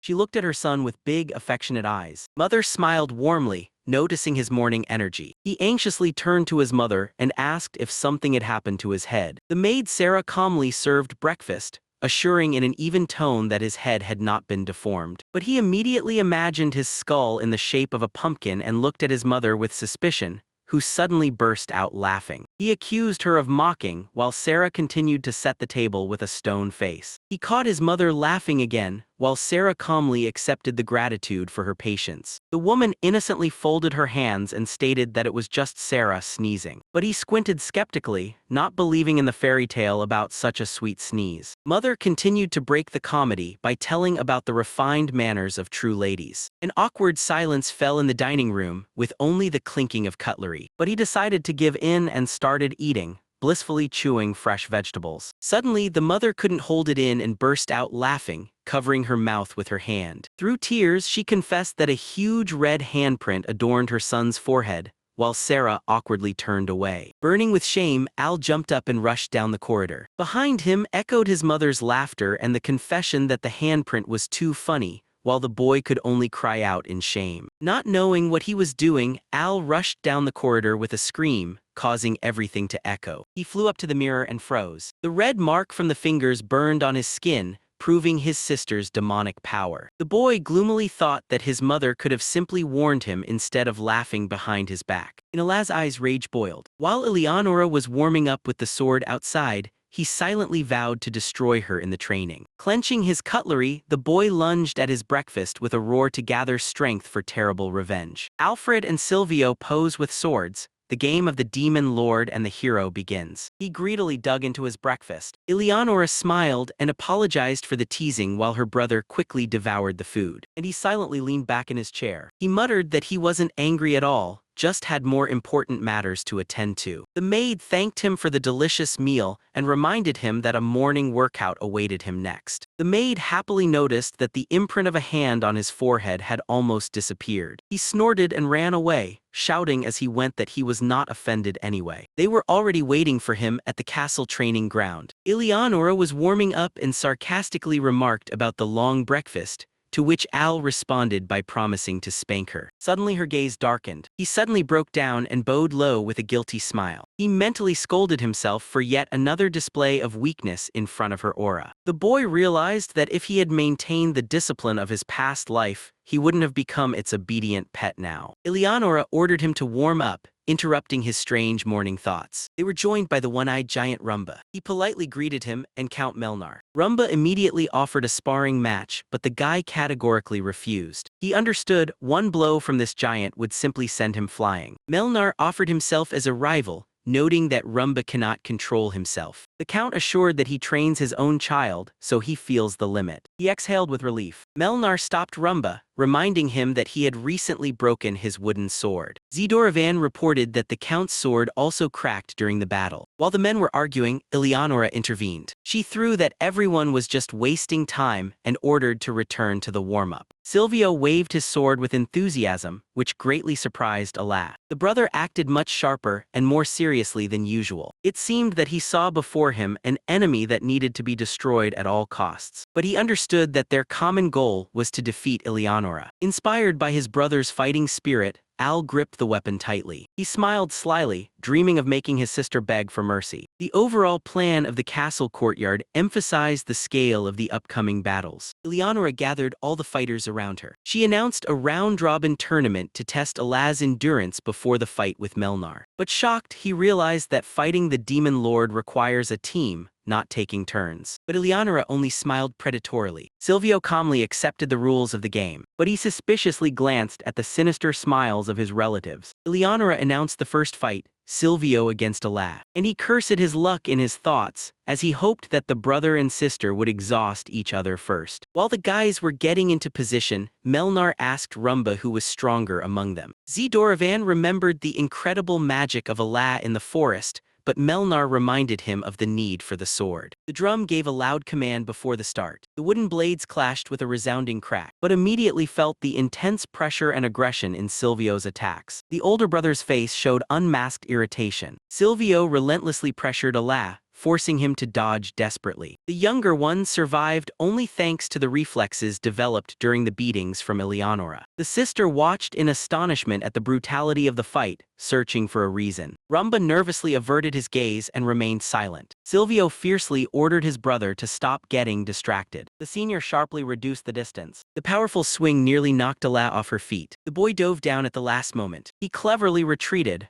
realizing that the previous incident was just a bait. But he firmly grasped the handle and prepared to counterattack. His eyes narrowed intently. Short swing. He swiftly knocked the weapon out of the hands of the stunned Silvio. The older brother stood bewildered and unprotected. Breathless, Silvio promised to get his brother next time, while Al sighed with relief that the duel was behind them. Eleonora noted with a smile how aggressive Silvio had been. She assumed that he simply didn't want to lose to his younger brother. Sister pondered that at this rate, Al would soon surpass her just like Silvio. Breathing heavily, Silvio advised Al to try harder, but the boy confidently recalled the magic. Eleonora angrily banned any spells at the tournament. She unconditionally cut off all attempts to bargain for even the simplest charms. Alo had to gloomily submit. The next moment, Eleonora announced her exit against Ala. The sister argued that the guy was still full of strength and remained the only competitor. The empty frame highlighted the boy's shock. Eleonora joyfully stretched, savoring the upcoming reckoning. But he swung the sword, understanding the deadlock. The sister smiled sweetly. Her eyes did not bode well. She gently asked him to give it his all, and he mentally cried out in despair. He finally understood that he had fallen into a trap. Eleonora ominously loomed over the frightened boy. But with a trembling voice, he confessed that he was scared, feeling her terrible thirst for blood. In his imagination, she transformed into the Lord of Demons, whom he is going to confront in a suicidal solo attack. Even Rumba and Melnar admitted that the guy has no chance of survival. Today is the last day of the Harvest Festival. The wooden sword whistled through the air as Ulfrid faced off in a training duel against his older sister. The audience held their breath. One lightning strike, and the boy is already sprawled on the ground. "This is too cruel," he groaned, barely catching his breath. The sister ruthlessly cut off that he simply lacks strength. Suddenly she turned to Nord. The father smiled faintly. Alfred was still lying in the dust when he heard his name. Eleonora laughed heartily, teasing her brother for not having even a drop of sweat. "That's not fair," exclaimed Ulfrid, hurt. She suggested to her father to train both of them later. Nord adjusted his son's grip on the sword, and Ulfrid finally felt the correct balance of the weapon. Just then, Ulfrid turned pale.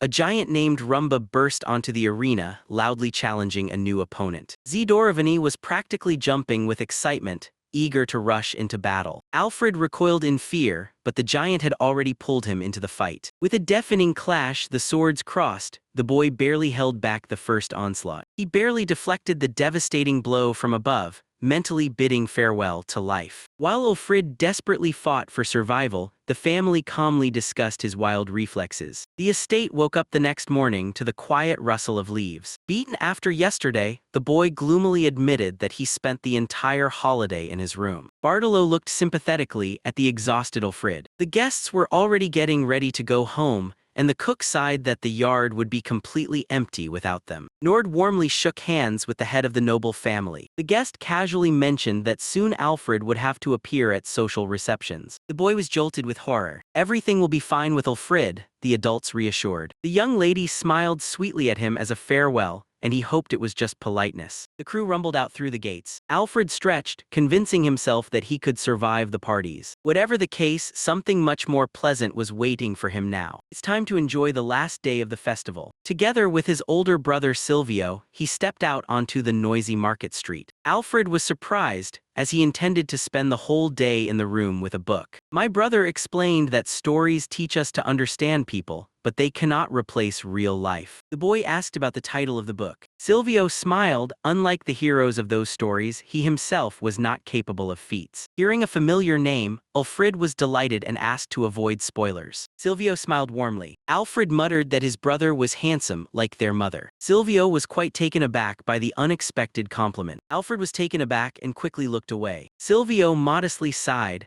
acknowledging that he was still far from his mother's beauty. The city square echoed with the crowd. There were significantly more people than in the first days. Everyone was waiting for the evening banquet. Alfred imagined a loud bonfire, dancing, and carefree laughter. This time there was plenty of treats. Food was served for free with the support of the Trila Guild. Remembering how much gold the shameless merchant had extorted from him, the boy clenched his teeth in anger. His brother gently patted him on the shoulder, urging him to relax. He immediately pushed aside his anger and clenched his fists resolutely.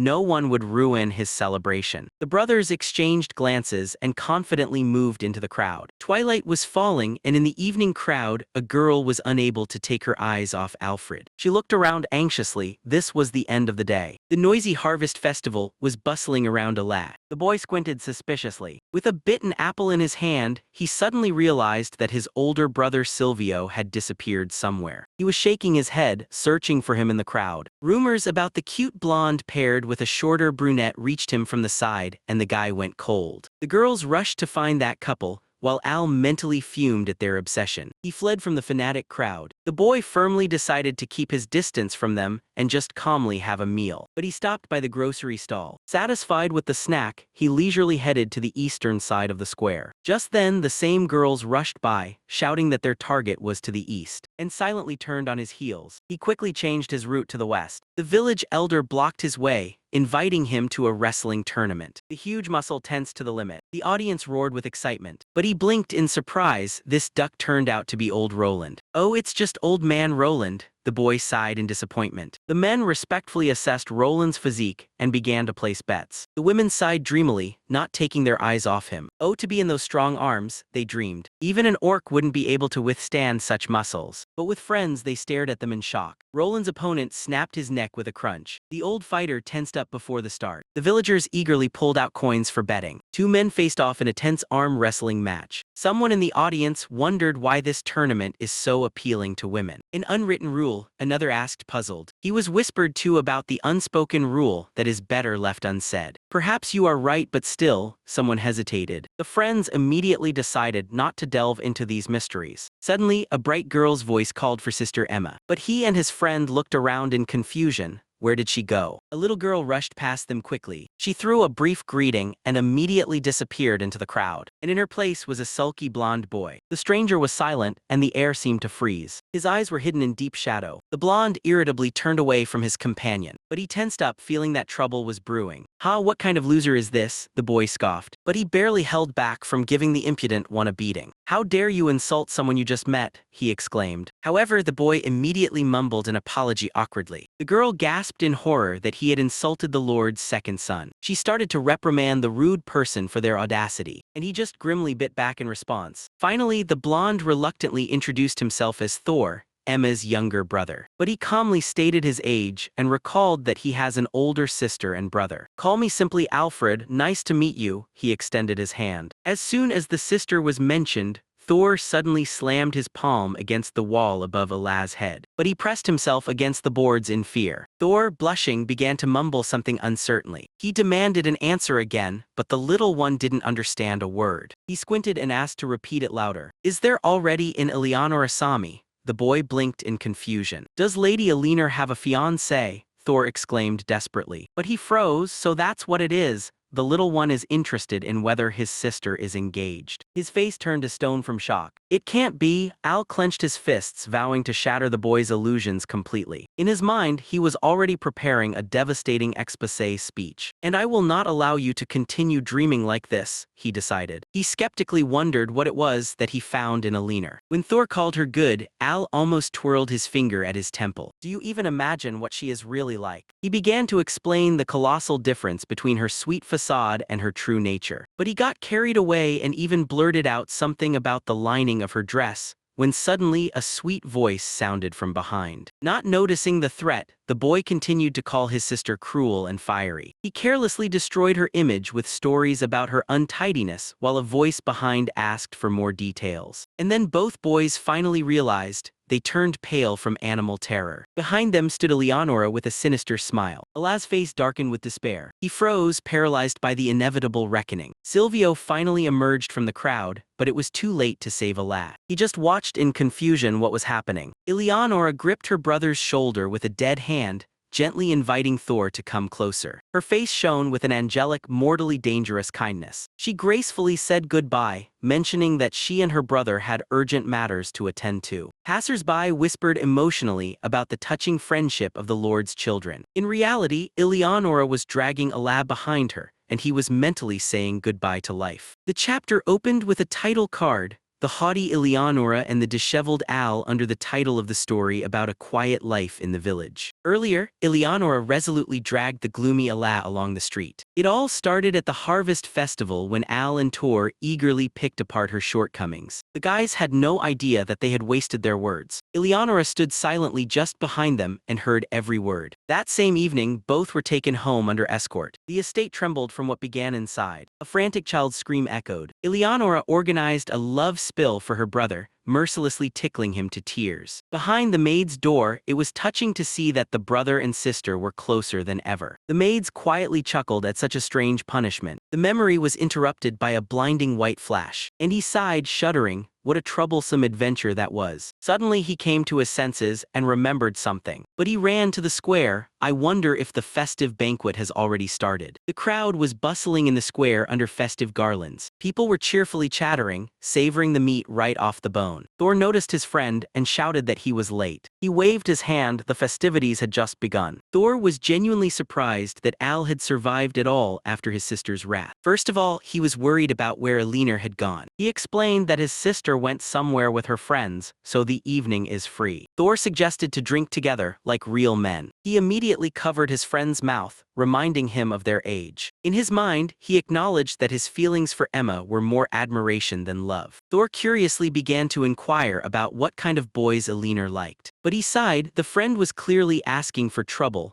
They were standing by a large bonfire. The fire blazed high into the dark sky. Thor directly asked if Eleonora had a fiancé. Hearing that she didn't have a boyfriend, Tor jumped up with joy. But Al remembered the rumor about the suitor, and Tor immediately grabbed him by the collar. He was shaking Ala frantically, demanding details. 2 years ago, at a reception, a nobleman insisted too much, and Eleonora simply drew her sword. But he added, the sister only acknowledges a man who is stronger than her. Meanwhile, the adults were already shedding their clothes for wild dances. The boys sat on the logs away from that madness. Thor raised his gaze to the evening sky. He clenched his fists, promising himself to become stronger. He squinted skeptically. Does he really want to become stronger than Eleonora? Thor nodded confidently. He understood that he could not overpower his sister with swords, but he was not going to give up. Pressing his hand to his chest, the boy declared that he would become a man among men. But he only silently observed his friend. He barely smiled, ho-oh. But he asked if Thor was not targeting adventurers. Both fell silent, walking home along the dark road. A week has passed since the Harvest Festival. The estate is covered in snow. Snowdrifts have piled up outside the window, and it has gotten quite cold outside. He was lounging on the sofa with a cup of hot tea in a warm room. He blissfully squinted from pleasure. Thanks to the spacious storage, he could grab his favorite sweets at any moment. But he dreamed that this carefree idyll would last forever. Suddenly, the window swung open with a bang. Outside, Thor joyfully called him to play. But he stood with his back to the window. Today he wanted to be lazy alone. He tightly covered his ears, hoping the guest would leave. But Thor did not hesitate and climbed straight through the window. He proudly announced that he had finally decided to become an adventurer. But I remembered from the books. These adventurers hunt monsters and accompany the wealthy. Sometimes they were hired to obtain rare items in dark caves, and sometimes to gather valuable ingredients in dense thickets. All the boys dreamed of such feats, but Al only sought peace. Thor suggested to venture into adventure together, and he silently turned to him. Thor laughed. He already knew that his friend would refuse, but he looked at him calmly. Thor asked to go up to the room but received a categorical no, and he stated outright that today, he intends to lazily do nothing. Then Thor suggested going to visit him. As soon as Al heard that Emma was home too, he instantly perked up and jumped to his feet. The boy rushed to get ready. Ready to meet his beloved Emma, he headed for the door. Suddenly, something thudded in the corridor. But he opened the door. Elinor was lying unconscious on the floor. The exhausted girl's hand lay helplessly on the floor. Alfred lowered his gaze, not believing his own eyes. The boy froze in the doorway of the open doors. It was as if he had been shocked. Elinor lay motionless on the floor. Time seemed to freeze. The chapter opened with a title above the stunned Alfred. A heavy book fell from his hands with a thud. His sister lay in a deep knockout, and he was feverishly thinking about what to do next. The realization hit him like a punch to the gut. He had really just knocked out Eleonora. The only thought in my head was how to get out of this now. He knelt beside the body, hesitating,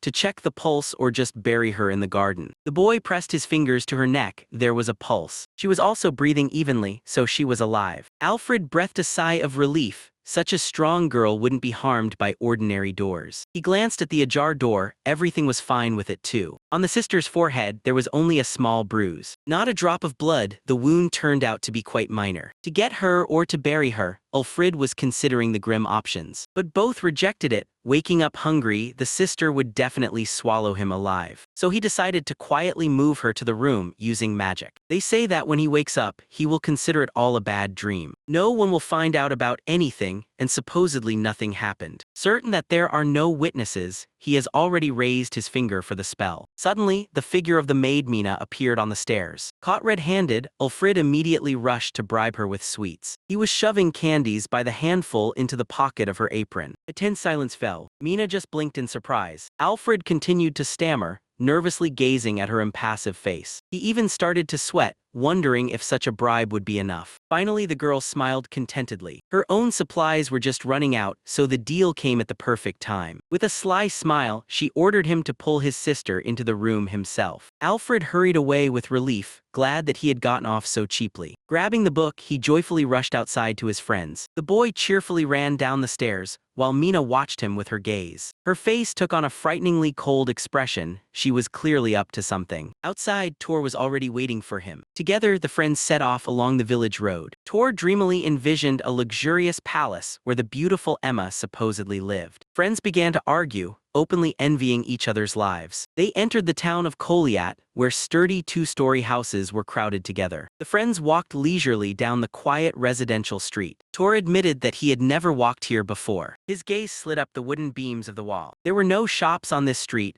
only residential buildings. Suddenly, Tor exclaimed joyfully and pointed ahead. The friends stopped in front of a modest wooden house. Alfred did not believe that this was Emma's house, but his friend confidently pointed to the orange roof. Tor explained that the roof was recently repainted, although the neighboring ones looked exactly the same. He also pointed out Sheila's neighboring house, and Ulfrid imagined the two girls together in his mind. Tor decisively pushed the door of his house, and immediately shuddered at his sister's angry scream. Alfred awkwardly froze on the threshold, listening to Emma scold her brother for the unexpected guest. There was a commotion in the room. Emma was shouting over the scattered clothes and Tor was yelling back. Alfred smiled crookedly, watching this family idol. For a moment everything froze. His dreamed image of the refined Emma, sipping tea in nature, shattered into pieces. Exhausted, Tor finally invited the guest inside. Alfred awkwardly glanced around the cramped, cluttered kitchen. Bunches of dry herbs hung from the wooden ceiling. Just then, Emma came out in simple home clothes, and the boys immediately blushed at her sweet appearance. Tor tried to escape, but Ulfrid forcibly seated him at the table. Suddenly, Emma forcefully shoved a plate of bread into Tor's back. The brother groaned in pain while the girl sweetly justified herself, saying that he had scared her. She smiled warmly at the guest and went on her way. Tor decisively slammed the mug on the table. He seriously asked what one needs to do to become a true adventurer. The friend insisted on an answer because he himself knew nothing about it. Alfred reminded that his father is a renowned dragon slayer. Tor's eyes lit up fanatically at the mere mention of victory over the dragon. He emotionally demanded to be told every detail. Alfred advised to ask the father about everything in person. The boy explained that it would take another 4 years before he could join the guild. Meanwhile, he suggested that Tor focus on sword training. A brief silence fell. Then Tor remembered that one could learn skills from acquaintances as well. After all, Emma and Sheila are already mastering fencing. He asked if his star father had taught Alfred fencing. In Tor's imagination, beautiful women gracefully wielding swords immediately appeared,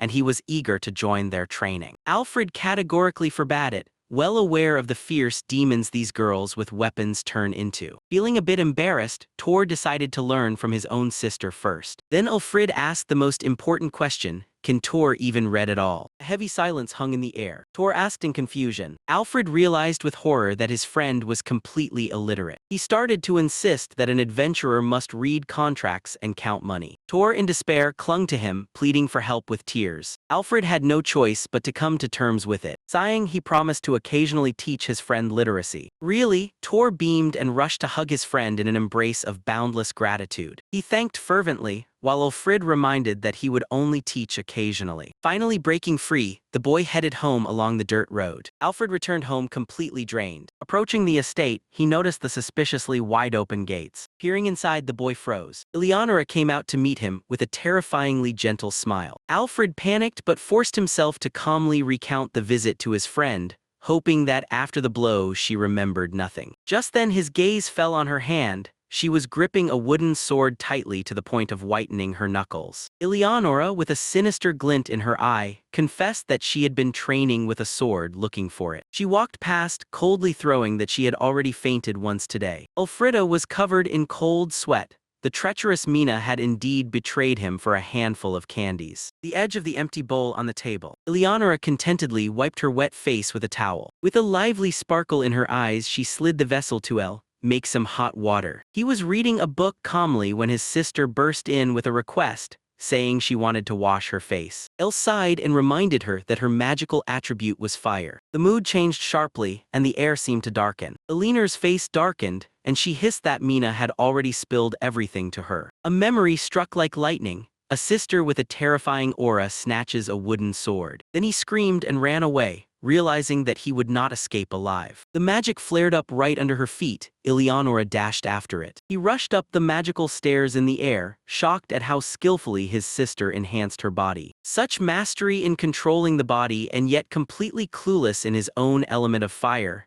He could not comprehend. Returning to reality, Eleonora muttered that heating water was too much trouble. He squinted, instantly seeing through her bluff. You can, but you don't want to. He hit a nerve. Is she asking him precisely because she can't do it herself? Eleonora blushed and ordered to just hold the bowl, assuring that she was serious. In an instant, a perfect water bubble emerged in the vessel with a bubbling sound, causing the girl to stare in astonishment. He calmly suggested heating the water to body temperature. The brother and sister silently looked at each other. Eleonora had no idea what warmth was being referred to. Typical musclehead, the guy thought to himself. Sorry, I won't do it again, Elle said, embarrassed, while his sister threatened to smack him for making such a face. Eleonora tentatively suggested that body temperature is usually lower than bath temperature. All your thoughts are written on your forehead, she shouted, while Elle only mentally noted that she wouldn't adjust the warmth herself. The sister clenched her fists. Well, that's it, I'm going to do it. She decisively reached out her hand to the water balloon. With a dramatic flair, Eleonora recited the spell of the small flame. A huge pillar of black fire erupted from her hands with a roar. He quickly shielded himself with a magical barrier. Just a little more and the boiling water will splash everywhere and pour over us, he shouted. The water in the kettle boiled furiously, enveloped in a cloud of steam. In an instant, the water evaporated completely with a loud hissing sound. Eleonora nervously blinked, mumbling that it was dangerous. He exploded. Are you crazy? I almost boiled. Check the temperature first. And what do you want to say? The sister challenged. She turned away and dryly muttered that she was just having a bad day. He tiredly suggested starting from the basics, wondering how she copes with her inability to even heat a cup of water. Outside, they approached a large pile of firewood. Elle explained, lighting a fire is the simplest minimum that even the village Uncle Roland manages 3 times a day. He nodded proudly at the firewood. All that was left was to light the fire. Eleonora smiled confidently. If that old man is capable, then she certainly is too. Her fingers nervously clutched the edge of the skirt. Suddenly, she pulled out a sealed letter. Surprised, Elle asked what kind of paper it was. The sister coldly suggested to burn him along with the firewood. He looked closer at the wax seal. On the seal, he discerned the coat of arms of some nobleman. Ready? Just set it on fire, Eleanor nodded, although she admitted that the situation was nasty. This time, she focused seriously and slowly, carefully concentrating her mana. Little flame, exclaimed Eleonora. Once again, a colossal fire whirlwind swept away everything in its path, and Elle pressed himself into the ground. When the smoke cleared, only a pitiful pile of ashes remained from the wood. The brother and sister silently gazed at the ashes. Eleonora tried to justify herself that the fire had indeed started, but Elle merely stated the complete failure. The man sighed, picked up the surviving log, and with a light motion ignited a perfect faint flame on it. See, that's all you need. the sister exclaimed, breathless at how skillful the magic was. Eleonora was surprised to notice that he was casting spells completely without words. Elle explained that with training and constant practice, magic becomes familiar and words cannot convey this anymore. I'll try to sharpen my strength once, watch closely, Elle focused. A flame burst forth on his palm. Like this, too big. He was either reducing or increasing the fire. How much like this? Hold it like that for a minute until I say, he commanded, while her flame flickered too small and then too large. Eleonora sighed that swinging a sword was much easier. This way she couldn't maintain her strength evenly. He calmly threw it away, saying that he even does it while lying down with a book. The essence is in the feeling. He advised simply to feel and control the flow of mana. Shut your eyes and concentrate, Eleanor said, breathing heavily through clenched teeth that she was already trying. Not even a minute has passed, enough already. She couldn't take it anymore, all sweaty. Faster already, Eleonora clung to him, muttering that she would manage it right now. He recoiled in fear, gasping at her grimace. Eleonora closed her eyes and focused, steadying her breath. A tiny spark flickered on her palm. Oh, this is concentration, Elle was astonished. She recited the spell steadily and slowly, keeping the flame consistently small, this time without any tremor of power. A tiny stable flame gently touched the log, and it quietly caught fire. Eleonora was beside herself with joy and clung to Ella. It worked, I did it. This is the first time I've succeeded. And Elle smiled warmly, it truly was her first success. That sister immediately put on a proud look, as if to say this is a piece of cake for her. Well, congratulations. He mentally noted how genuinely joyful she looked. Mila, he thought quietly. He reminded her in a whisper. Now that a weak flame is coming out, it's time to learn how to heat water, and Eleonora, blushing, fluttered that she would try another time. On that same day, the cries of their brother Silvio echoed throughout the estate. It was clear that Eleonora had gone to practice on him. Alfred rushed down the stairs in a blaze, while behind him echoed footsteps resembling a melody of death. The ominous rumble approached inexorably,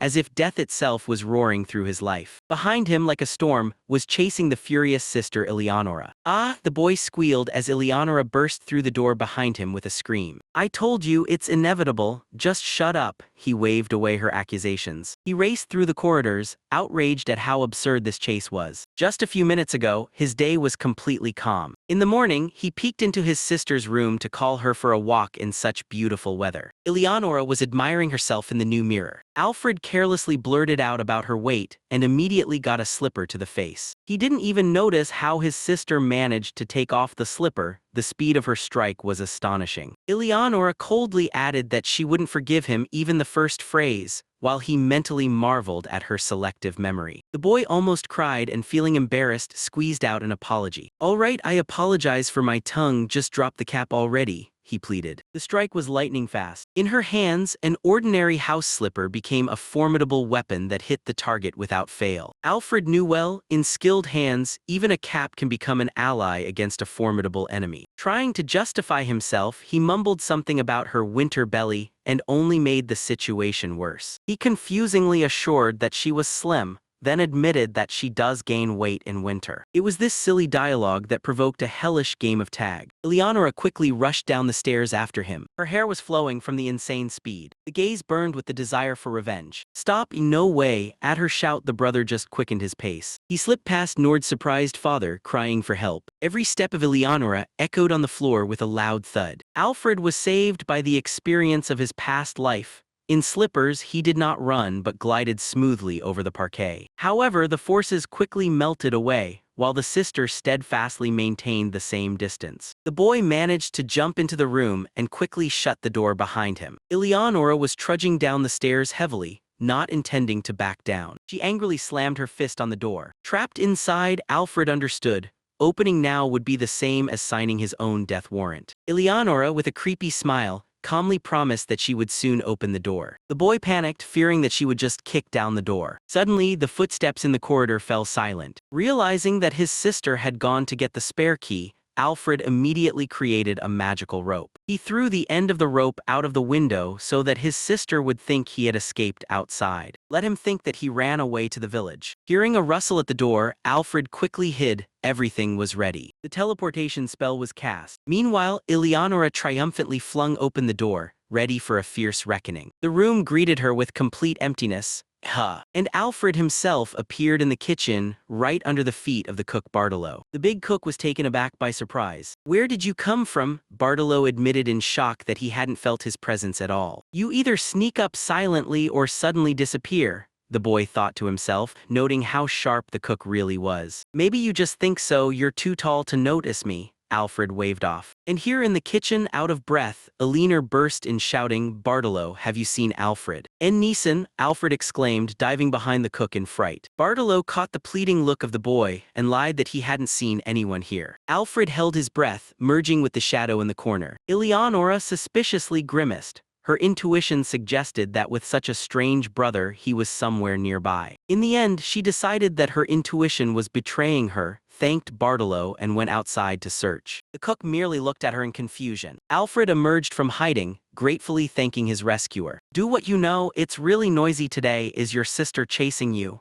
Bartolo grunted. Ensuring that his sister was not nearby, Alfred suddenly heard the maids giggling as they examined his slippers. The girls were laughing joyfully. One of them was twirling a soft slipper in her hands. "Wow, Sarah, they look just like sweets." The maids admired the new shoes. They eagerly guessed that these new slippers were crafted by none other than Mr. Alfred himself. "And how easily they come off." And the boy grimaced. The maid Mina turned out to be too perceptive. "Come into the room already," the girls called someone inside. Alfred felt awkward. He had inadvertently eavesdropped on someone else's conversation. He decided to wait it out right here. His survival was the most important thing now. His curiosity got the better of him, and he involuntarily listened further. Mina sincerely praised the universal talents of the gentleman, both charm, swordsmanship, and cooking. Another maid added that she would be willing to stay in the estate forever for his desserts. The girls agreed that since Eleonora went outside, the estate had finally quieted down. Alfred did not like the maids' guesses, but the main thing was confirmed. His sister had indeed left home. Having convinced himself that the way seemed clear, he was already considering how to escape safely. He tiptoed out into the hallway. The stairs were completely empty. The boy sighed and wearily leaned against the wall. "Well, I'm exhausted." But as soon as he looked up, Alina was standing at the top of the stairs. "Yes, I'm home, Ale," the sister greeted ominously upon her return. For a moment, the brother and sister simply looked at each other in silence. "Al Nisan," and realizing the trap, Alfred cursed and ran away again. A swift lunge downward, and the chase ignited once more. Just then, Silvio's older brother came up the stairs to meet him. Alfred slipped past, while Eleonora at full speed knocked Silvio off his feet. "Can you stop throwing such words about Allah?" Silvio exclaimed indignantly. "Wait a minute," he kept saying, helplessly thrashing on the floor. Sister immediately got to her feet. Alfred stepped regretfully over his sprawled brother. His living shield had been destroyed. Poor Silvio, and suddenly a figure blocked his path. "That was Nord's father. I told you it's dangerous to run in the estate, isn't it?" "Alina," he said sternly. His gentle smile penetrated to the very bones. "How terrifying this is." Eleonora quickly changed her tone and tried to quietly slip away. Then Nord noticed Alfred's smirk and coldly added that he was angry with both of them. And here the boy's gaze fell on his father's feet. He proudly wore the funny dragon slippers Ryuda, which Alfred himself had given him. "How do you find it in Arjuda?" Alfred couldn't help but ask, and the slippers really suited the dragon slayer. At his father's question of whether he had anything to say, the boy merely shook his head resignedly while his sister quietly reveled in schadenfreude. In the end, both of them got their share, and the afternoon training with Alina turned out to be utterly merciless. But Tor and Tor were sitting in the office, forcing themselves to study. Instead of formulas, the pencil of Tora lazily drew crooked cats. The boy couldn't take it anymore and desperately howled that he didn't understand anything. He helplessly slammed his forehead against the table, but he calmly reminded that a true adventurer must be able to read and count. Seeing his friend's fatigue, he offered to bring some water, but he created a water sphere with magic, which greatly outraged Tor. The boy firmly refused to drink, remembering how earlier Al only accepted water from his sister Emma. Tor dreamily rolled his eyes, praising the unseen elegance and kindness of his little sister. But he could barely suppress a laugh, fully aware of Emma's true, purely physical strength. But he dryly cut off that the only word that suits Emma is strength, while Tor indignantly insisted that he was not lying at all. He sighed wearily and suggested changing the subject. But he turned to the shelves, pondering the complexities of rural education in this world. He decided to leave these problems to the adults. On the table, two glasses stood alone. Tor was sitting with an absolutely vacant stare. Half an hour of subtraction completely erased the signs of life from his face. He was worried that he might have overloaded the unprepared student too much. He resorted to a trick and promised to finish the lesson right after this task. Tor's eyes flashed instantly, but he exhaled with relief, looking at the renewed passion for life. Tor joyfully shouted about the completion. He was staring intently at the sheet. A sudden movement and the notebook flew up. Tor simply shone with unrestrained pride. He stretched victoriously, complaining about fatigue while Al took the results. Al's gaze froze. He blinked, losing the power of speech. A cold sweat rolled down the teacher's forehead. Tor smugly grinned, but he trembled. His face was contorted by pure horror. He helplessly fell onto the table, begging not to joke with his heart while Tor was laughing uncontrollably. The boy calmly admitted that he was just guessing the answers randomly. But he was stunned to realize that he had guessed only a quarter, but Tor didn't even understand that word. The teacher panicked and grabbed his head, realizing that with such skills, the friend would simply lose all his money. And he didn't stop asking if he was even being listened to and completely lost his composure,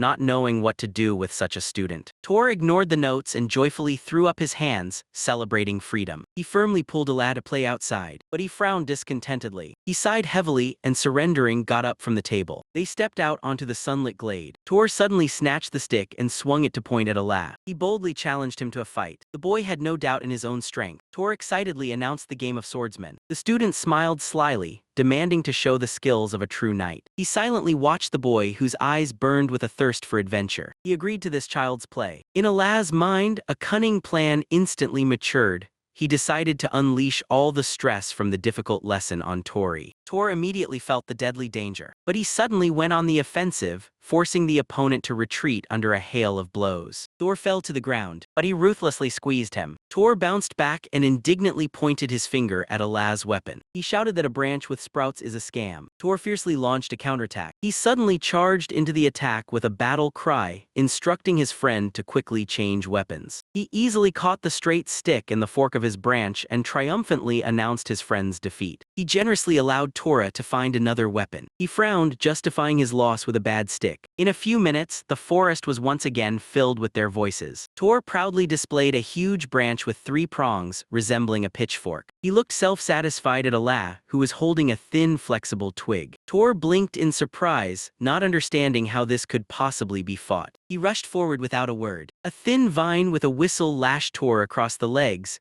eliciting a cry of pain from him. But he began to mercilessly whip the boy from all sides. Tor covered his head with his hands, begging for mercy under the hail of scorching blows. He finally gave up and fell to his knees. The beaten boy lifted his gaze with difficulty. Instead of anger, genuine admiration shone in his eyes, and he asked Ala to be his coach. But he felt a slight prick of conscience, yet for the first time in a long while, he genuinely enjoyed an ordinary childhood day. He opened his eyes and froze in fascination. Beyond the window lies an endless silver world, a solid white veil. The boy was sweetly sleeping in a warm bed while snow was falling outside. He joyfully ran out into the yard. The frost immediately burned my cheeks. Bartolo was shoveling snow off the roof. A snowball hit the man in the back with a swing. He turned around fiercely, while the little one laughed cheerfully from below. He blinked his eyes in surprise. Bartolo grinned eagerly and squeezed a giant snowball in his hands. A shell whistled as it flew towards the boy, forcing him to flee in panic. The boy desperately begged Bartolo not to make the snowball any bigger,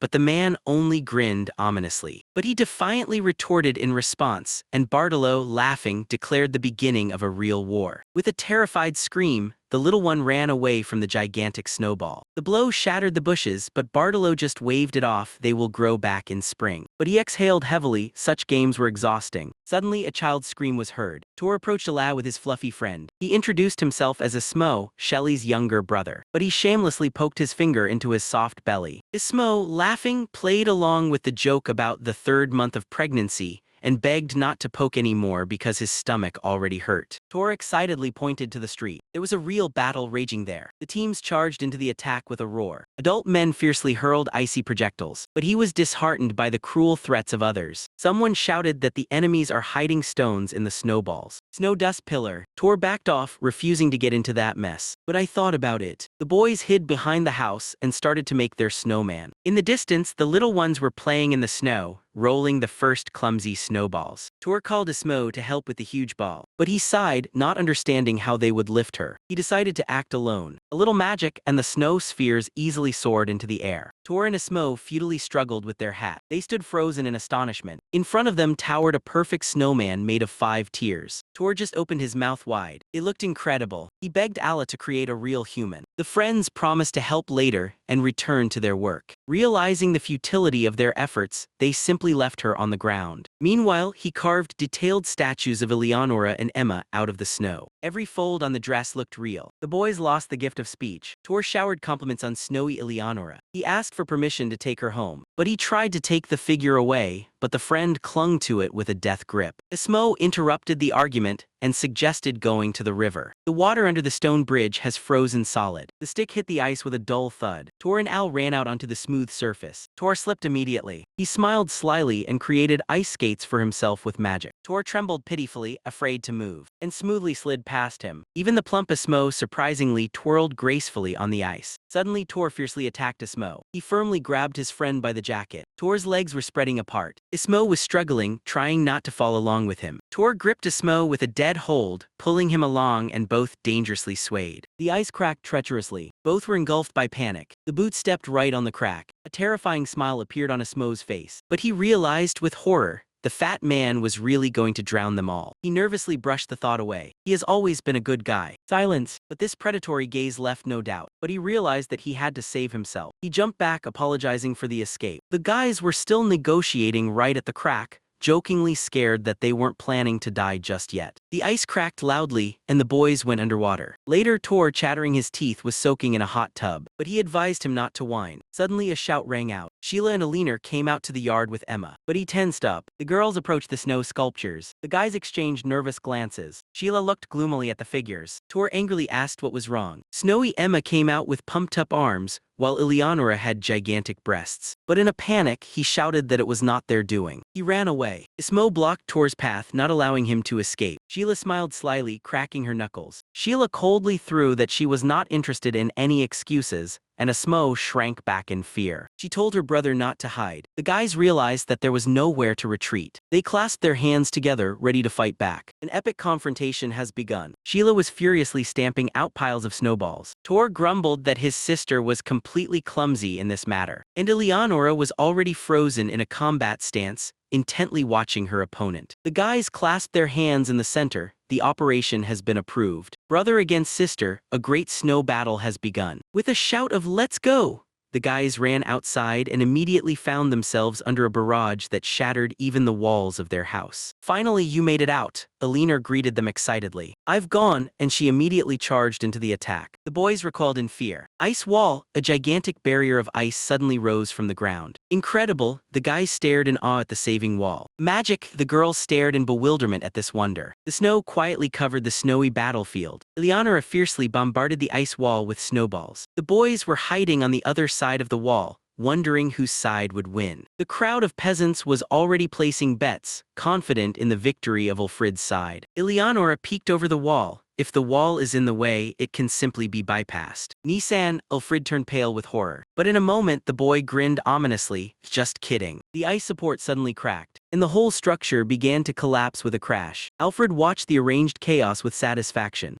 In fact, the ice was just a lure. It turned out he had been digging under the ground all the time so that it would collapse beneath his sister's feet. "I was waiting for you, I came to help." Tor and Ismo jumped out of cover. A crazy snowball fight has started. Alfred threw his snowball too. One shell actually hit. Eleonora gasped. "You did it, Ismo, over here, over here." The guys rejoiced that the trap had worked. "Hey, how dare you!" Eleonora fiercely pushed through the snow. "Kaya!" the boys screamed in horror as she dashed forward. "How many pits have you dug?" "Pits everywhere except for the place where I stand. My sister is on the enemy's side, so I have no right to hesitate." "I heard," Eleanor said, alert in the silence. "If so, hold on."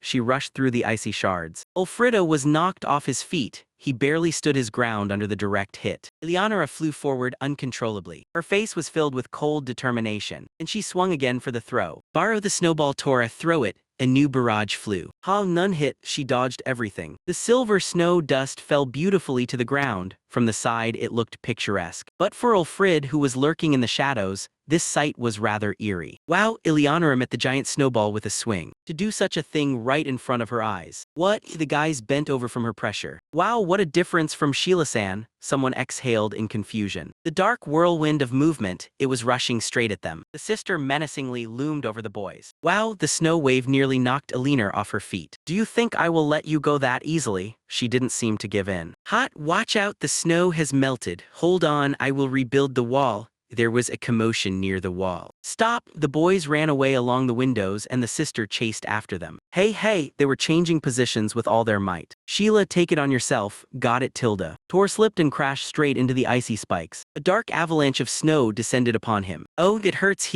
Tora was overwhelmed. Welcome, Tora, Sheila greeted him coldly. Alright, ram that house, Ismo. Ismo rushed to the indicated house. Sorry, Tora, but an avalanche was already coming down from the roof. Why did Ismo get buried too? He was buried under the snow. Let's leave this to Ismo. Tilda, is Sheila okay? The girls were discussing. It seems you all are already out of the game. Elena approached the defeated boys. A devastating defeat and the snowballs are over. But finally, it's just me and my sister left. What are you thinking? Come down. Alfred pulled out a hidden snowball. Super giant snowball of unprecedented size. This is Alfred's trump card. You won't hit me for anything, we'll see about that. Eleonora stood with a wooden sword, motionless. What, not a single scratch? Is she even human? Exclaimed Alfred. Oh, then like this. Eleonora raised the sword high, and with one blow she split the ice in half. She stood in the snow dust, completely intact. What is happening at all?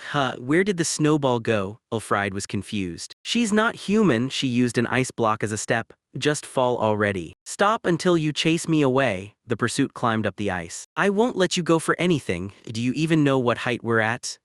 Beneath them sprawled the entire village. The height was insane. Alfred cleverly decided to slide down the icy hill, but only by himself. I'm going down by myself. I'm sorry I didn't trust you.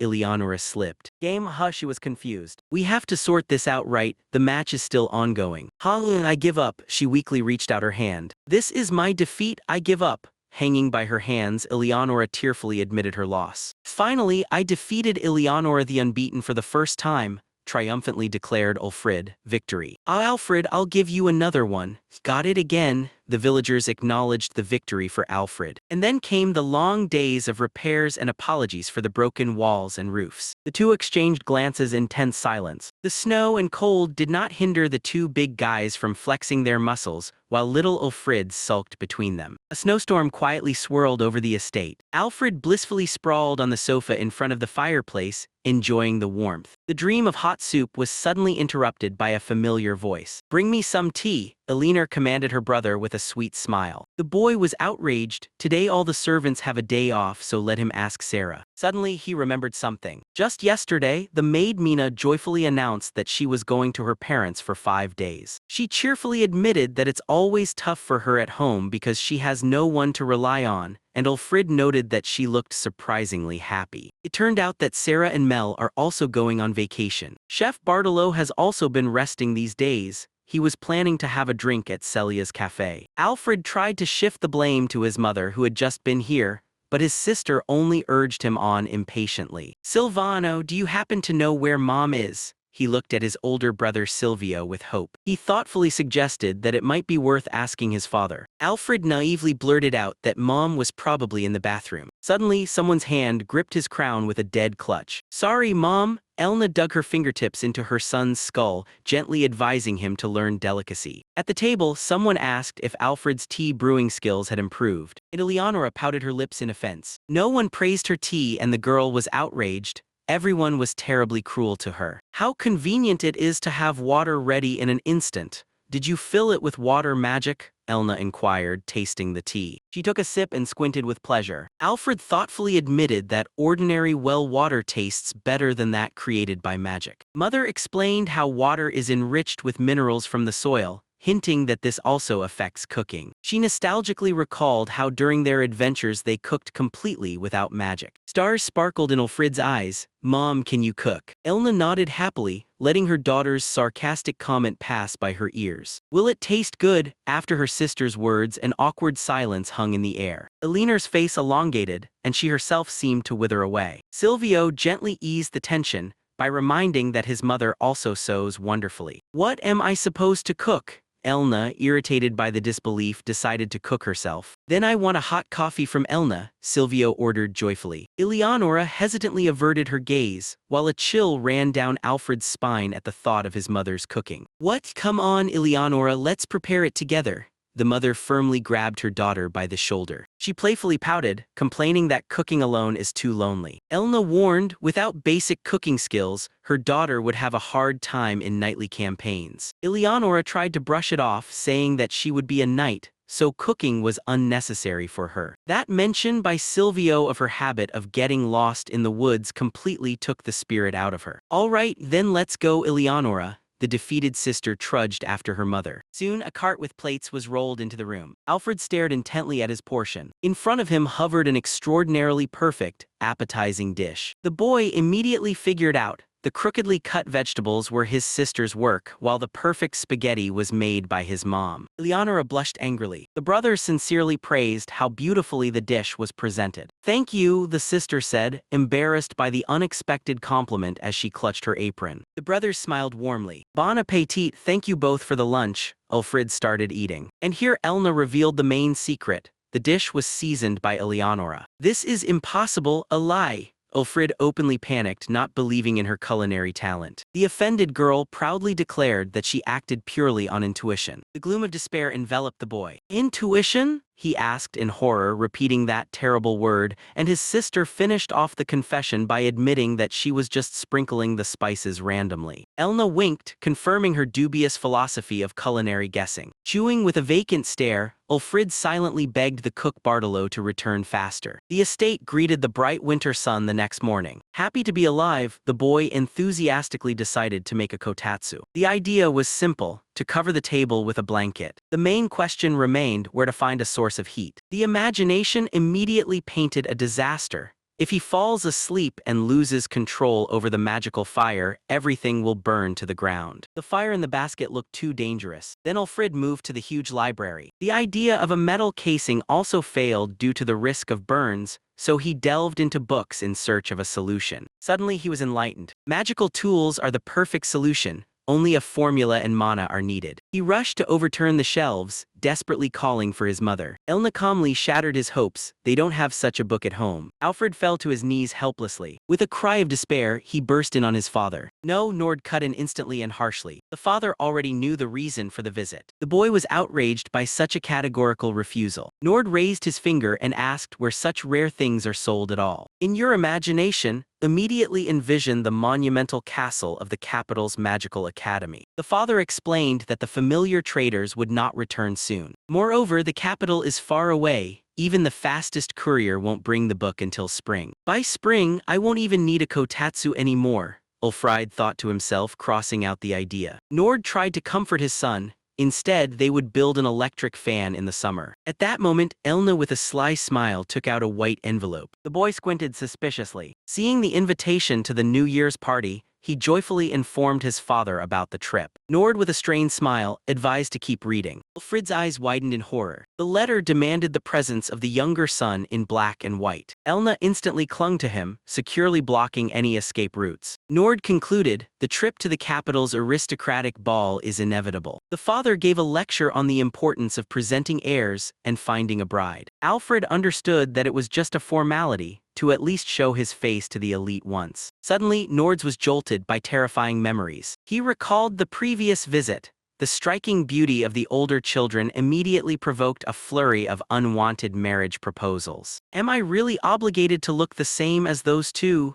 I don't want to go, they will definitely be disappointed, exclaimed Alfred, grabbing his head. Even the father grumbled that, to be honest, he didn't want to go either. The unexpected remark from his mother pulled him out of his thoughts. She reminded that her father is actually known in the capital as the Dragon Slayer. Silvio and Eleonora were filled with the desire to go and see a show about his heroic past. Nord grimly recalled how hereditary aristocrats despise upstarts and adventurers like him. Elna delivered the final blow to her son's doubts. The longed-for magic book can be bought much cheaper in the capital. The parents loomed over him like a stern wall. All right, Alfred conceded under the intense pressure. The adults breathed a sigh of relief, admitting that they were indeed afraid of his stubbornness. The royal capital, so, the boy sighed resignedly. Ahead of him awaited the royal capital, the magnificent and dangerous heart of the kingdom where everything could be found: spices, ingredients, and magical tools. Spring has finally arrived in the village of Koryat. The whole family gathered by the carriage. It was time to say goodbye before the long journey. The maids and Silvio warmly waved them off, instructing them not to get involved with the strange nobles. Thus began the season of grand balls in the royal capital. The carriage was moving,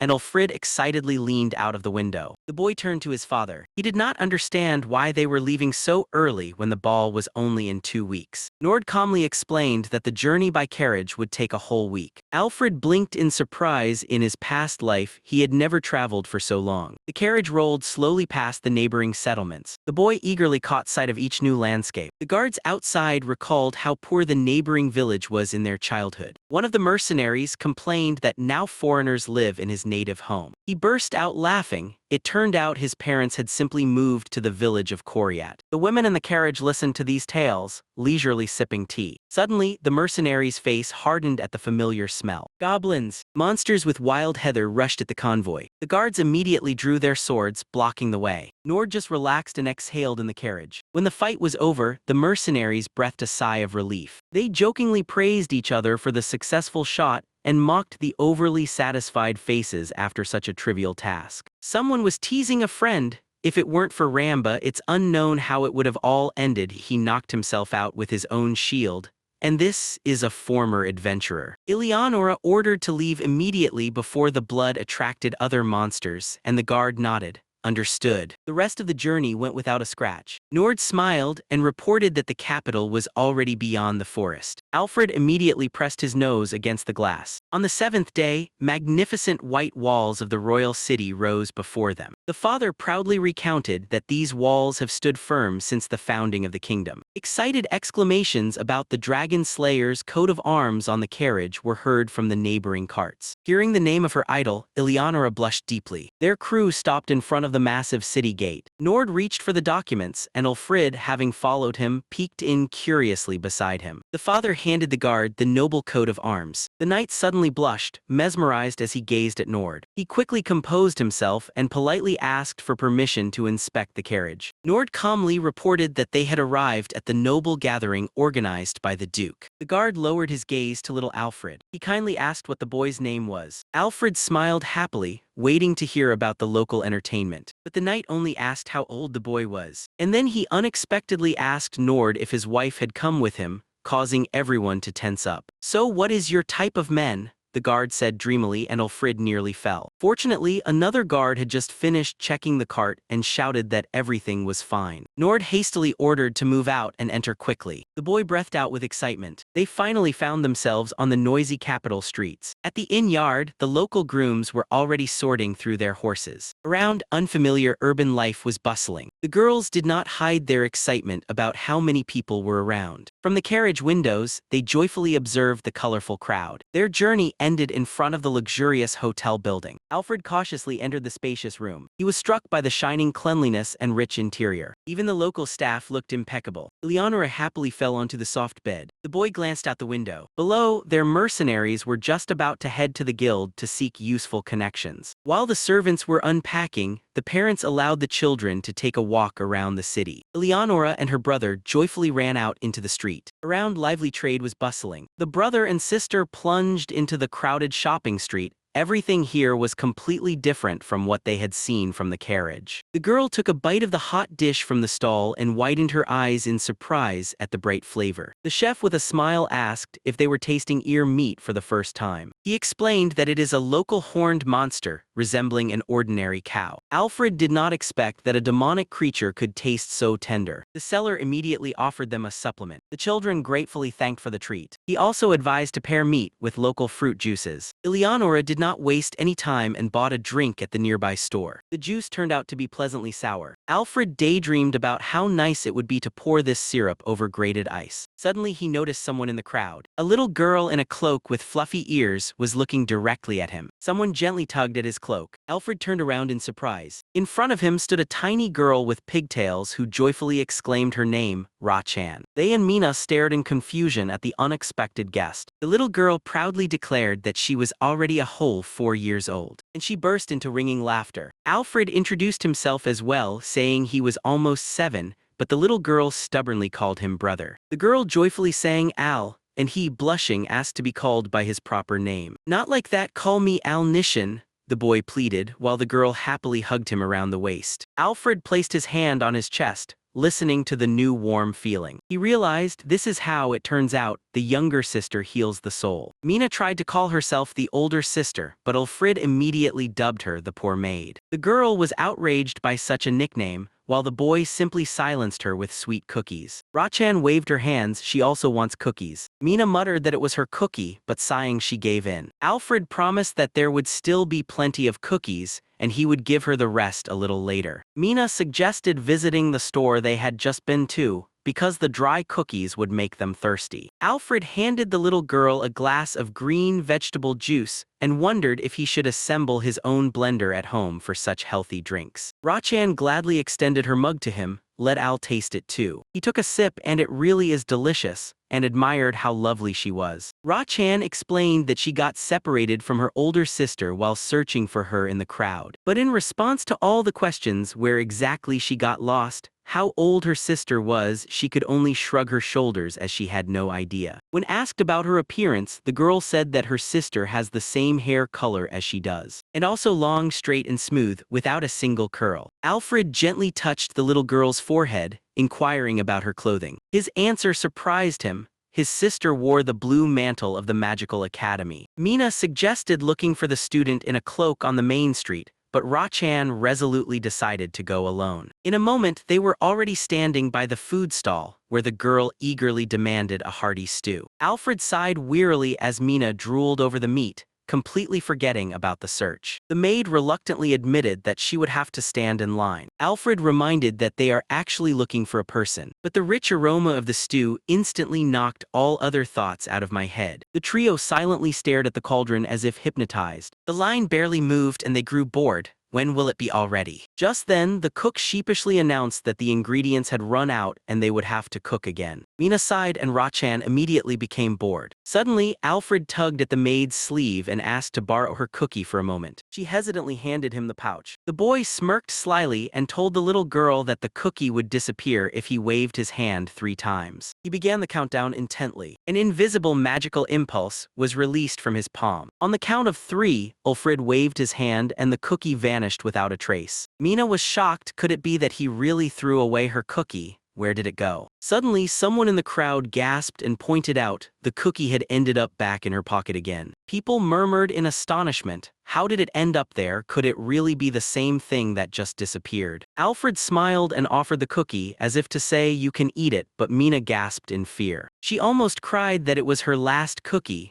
but the boy promised to double it soon or even triple it. Around, the onlookers were already whispering, "They say this time he will multiply the cookies right before their eyes." Alfred turned out his empty pocket and began to pull out cookies one by one. The crowd gasped. Could cookies really be spilling from his pocket endlessly? No one could understand how so many cookies fit into his pocket. Maybe he is a student of some great wizard. That's just simple space magic, Alfred thought with a smile, but aloud he called the secret a commercial secret. At that moment, the cook joyfully shouted that the stew was finally ready. Mina pouted in offense due to the deception, but Alfred calmly called everyone to the table. He gave the cookies to the girls, completely satisfied with his little show. However, the crowd would not let go. People begged to see the trick one more time. The boy surrendered and tossed a whole whirlwind of small objects into the air. An even larger crowd of onlookers gathered around the improvised performance. Ra-chan peeked from behind the spectators and suddenly froze. Alfred caught her gaze and turned sharply. He quickly wrapped up the performance, politely thanking the audience. The cook gratefully noted said that his tricks brought her a lot of new clients, and she freely handed him full bowls of hot stew. Suddenly a sharp knock was heard. A luxurious black carriage drove out onto the street. The girl inside the crew peered out at the noisy crowd in surprise. Ra-chan recognized her and shouted with all her might to stop the horses. The door swung open, and her older sister in academy uniform rushed out to meet Ra-chan. The sister rushed to her. "Ra-chan, where have you been? I was so worried." Alfred breathed a sigh of relief. The search was officially over. Ra-chan waved goodbye to him joyfully. The sister suspiciously asked where the girl knew this guy from. The girl suddenly turned to Alfred with open surprise. The confusing explanations from Ra-chan only added more questions for her, but she did not ask. Alfred smiled as he watched them go, happy for the happy ending. And then he frowned. The academy only accepts students from 12 years old, so this student turned out to be much older than he thought. But they didn't let him rest. The crowd closed in again, demanding new tricks. The chapter began in the magic tools shop,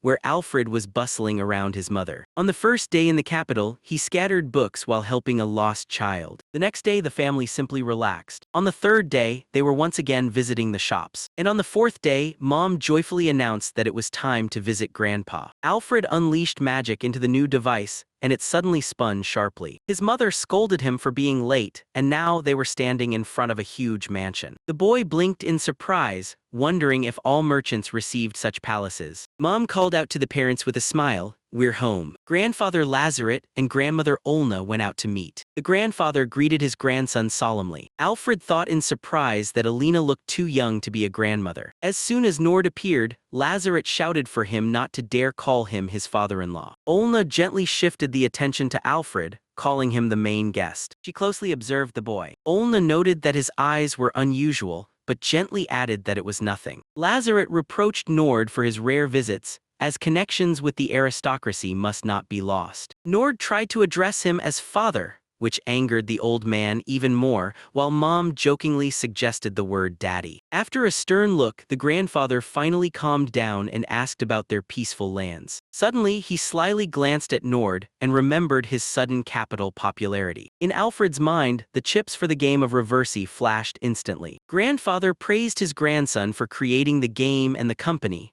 although Alfred modestly credited his father. Lazaret admitted that the game captivated the entire capital and recalled how Nord once bragged about the prototype. Then Grandpa almost shouted in all directions that his grandson was a genius. But now the old man sighed heavily, asking indignantly why the profitable game wasn't sold through his connections. Alfred turned pale at the thought of the huge lost money. Nord guiltily lowered his eyes. Alfred changed the subject to his sister, and grandfather confirmed that Alina would soon become a knight. Nord reminded that according to the rules, she must live in the dormitory, not in the mansion. Lazaret disappointedly grabbed his head. In Alfred's imagination, an ideal picture emerged. His sister was constantly busy at work while he enjoyed the tranquility. The boy happily decided to give her the warmest farewell. Suddenly, the grandfather grabbed him by the shoulders, shouting about excessive rural relaxation. For the next 2 days, they quietly played with spinning tops. On his 7th birthday, relatives joyfully congratulated Alfred. Mother gently tidied him up, saying that everything would be fine. 2 elegant girls stood still in solemn prayer amidst the glow. Mom reminded me to definitely greet Duke Leon Grand, the organizer of the evening. The boy assured his parents that he had the perfect plan for this royal evening. The first step is to quietly get inside. The second is to use parents as bait for the crowd. The third is to quietly disappear and indulge in sweets alone. Mom ordered me to sit up straight and not wrinkle the festive clothes. A gigantic maternal shadow loomed over him. She ominously asked what this plan to sacrifice parents was. Caught off guard, Alfred almost sank under her gaze. The Duke's estate impressed with its eerie grandeur. Alfred nervously thought that it looked more like a fortress than a villa. The armored knights at the entrance made the boy nervously flinch. The father soothingly placed his hand on his head. Mom tried to cheer up her son. Nord warned that the master of the house always acts preemptively, so one must be ready for an attack. Alfred swallowed, realizing that he had found himself in hostile territory. Inside, a gigantic crystal chandelier shone dazzlingly. The hall was filled with luxury and distinguished guests. Alfred slyly squinted, looking for the right moment to escape. Mother firmly grabbed his hand and slyly reminded him of the plan to sacrifice the parents,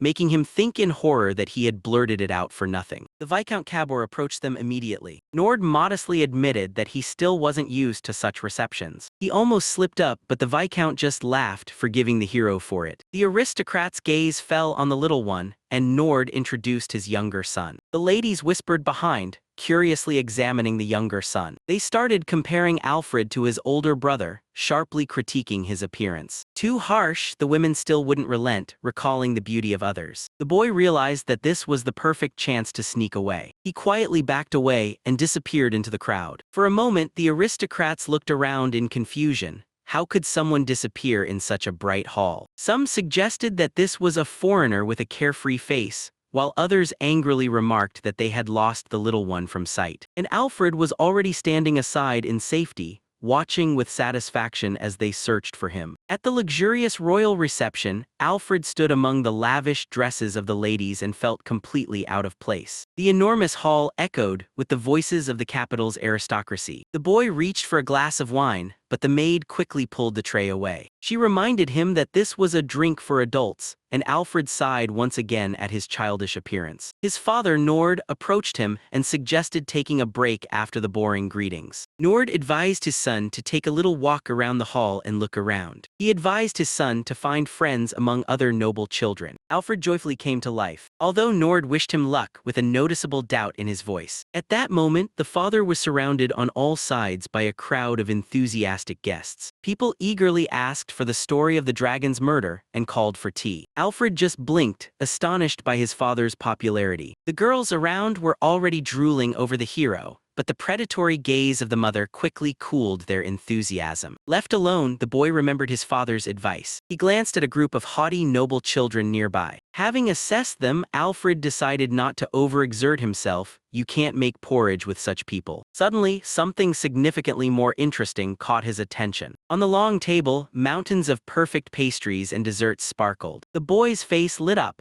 He decided to win over his future friends with royal treats. The waiter kindly handed him an empty plate. Alfred froze in front of a huge selection of dishes. From the very first bite of the juicy shrimp, he nearly moaned with pleasure. Next was a piece of meat under a luxurious sauce that could never be found in their koryat. He brought the tongs over the last portion. Click! His instrument sharply collided in the air with foreign pincers. The dark-haired young man glared at him sternly and brazenly asked what his lineage was. Alfred frowned, as according to the rules, one should introduce themselves first. The metal tensed from the confrontation. The stranger proudly stamped his name, Eric Silford. Upon hearing the surname Slulit in response, Eric irritably shouted not to make him laugh. Realizing that he was facing the same kind of baron's son, he scoffed disdainfully. Silford categorically stated that this piece of meat belongs to him. He was furious that some provincial from the east dared to look down on him. The verbal exchange instantly escalated into an open conflict. The boys stared at each other with eyes full of rage. A pale head chef ran up to them, begging them not to start a fight at the royal ball. For a second, the opponents turned away, and then they simultaneously lunged for the plate, striking the meat with the tongs. Alfred gritted his teeth, unwilling to give in. Eric also strained all his strength. Then Alfred unleashed magic. A bright flash of light struck Silford right in the face. Eric screamed and grabbed his blinded eyes, while Alfred smugly acknowledged him as a worthy opponent. The winner reached for the trophy, but a quiet, icy female voice sounded. The mother stood behind with a dead smile and forbade him even to breathe in the direction of that meat. The boy froze instantly. Under the gaze of dozens of shocked aristocrats, Alfred forced a guilty smile and apologized for the commotion. Eric groaned painfully, rubbing his bruised face. Eric, still holding his head, explained that harsh punishments are the norm for their knightly lineage. Alfred only smiled wryly, wondering how such a cheeky miracle grew up in such a strict family. Silford complained that his eyes are still flickering from the flash. He quickly cooled down and muttered for him not to be like that. They decided to make a truce to avoid getting in trouble with their parents again. Eric imagined with horror how at home he would be forced to fight against a dozen opponents without a break. Alfred sympathetically wished him to enjoy life while there was time and walked away. Suddenly he was called. It was Count Melnar approaching with a broad, welcoming smile. He asked to skip the formalities and laughed while recalling Alfred's confrontation with little Silford. The column was frankly amused by this duel over kitchen utensils. Then he turned to the man next to him, Duke Vlad, to introduce the boy to him. The Duke warmly greeted and said that he is the father of Lineria. Vlad showered compliments about the game Reversi,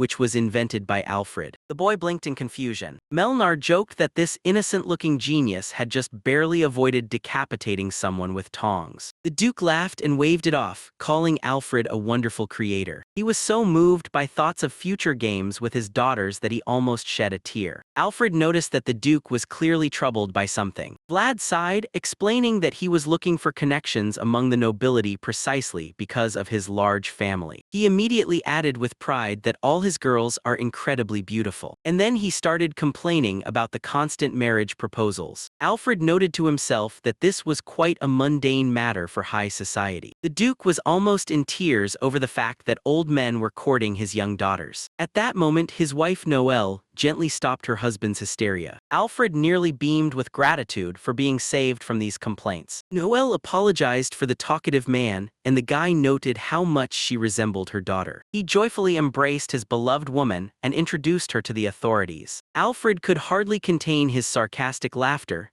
The Duke himself is married to a woman who looks like a child. When the conversation finally ended, the exhausted boy returned to the table with food. He grabbed the tongs, hoping to at least eat before the new trials. But he didn't have time. A bright child's shout rang out and the girls were already running towards him. Two adult aristocrats were leisurely conversing in a luxurious hall during a reception. Suddenly, a bright child's voice called out, "Elle."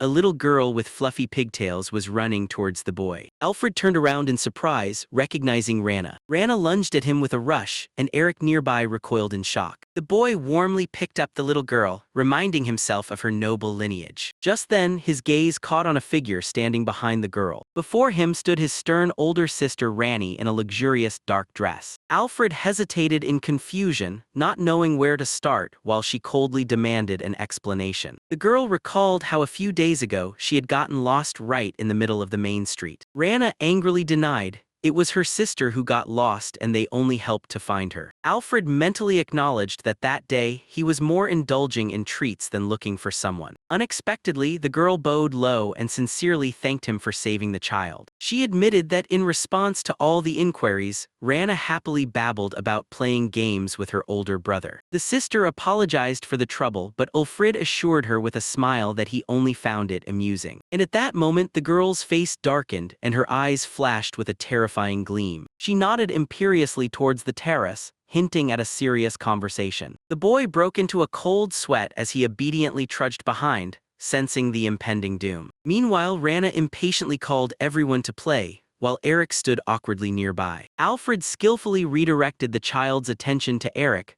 pushing his friend forward instead of himself. He decided to simply observe how his friend would manage and flatly refused to intervene. Rana had already grabbed the poor Eric and dragged him to play, ignoring his resistance. On the terrace where his sister had led him, a heavy cold silence prevailed. The girl silently drilled him with her unblinking deadly gaze. The boy flinched, feverishly going through all his possible faults in his mind. She dryly asked if he had really been with Rana the whole time that day. And then she burst into a scream, accusing him of teaching the child inappropriate words. Alfred just blinked, completely not understanding what was being discussed. The girl revealed that now she is teasing the maids and demanding to make the cookies disappear. The boy clumsily tried to brush it off, but her anger only flared up even more. He immediately realized that the attempt to lighten the mood had failed miserably. Alfred mumbled apologetically that she was just at that age when everyone repeats everything. The sister nervously noted that there might not be another opportunity to correct this habit. Finally, she sternly instructed him to watch his tongue in front of the child and proudly turned away. The girl moved back to the hall and the exhausted Ulfrid sighed.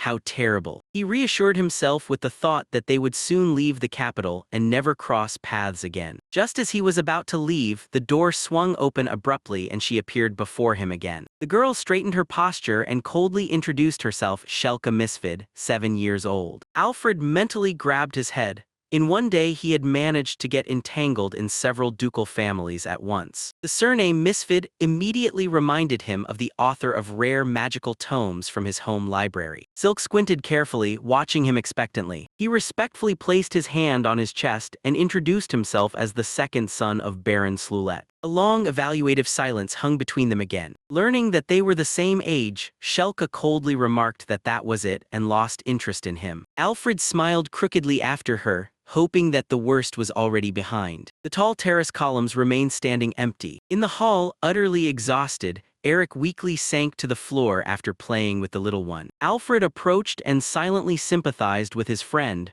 who had suffered a devastating defeat. He calmly took the glass from the waiter, and Rana ran up to ask how long he would be staying. Silk immediately flew up and forbade her sister from throwing herself around the necks of strange men. The girl denied that she and Elonian had met before, so he is not a stranger. When asked who one could embrace then, Shelka blushed and mumbled about relatives and loved ones. Rana honestly did not understand what that word, beloved, means. Silk was flustered, frantically trying to find an explanation for a 4-year-old child. Alfred slyly observed from the side, pleased that Eric had made a timely exit. Blushing, the sister began to explain in a confused manner who lovers are. But Rana just widened her eyes. She completely did not understand what her older sister was talking about. In the end, Shelka couldn't hold back and blurted out that lovers are those who kiss. The children gasped with a long ooh, while Eric behind almost dropped the tray. Rana shone and declared that she had already been kissed, so now it was officially okay to hug her. Silk and Alfred suddenly froze in place. The sister gripped the little one with a dead hand, demanding to name the scoundrel. She was shaking Rana frantically,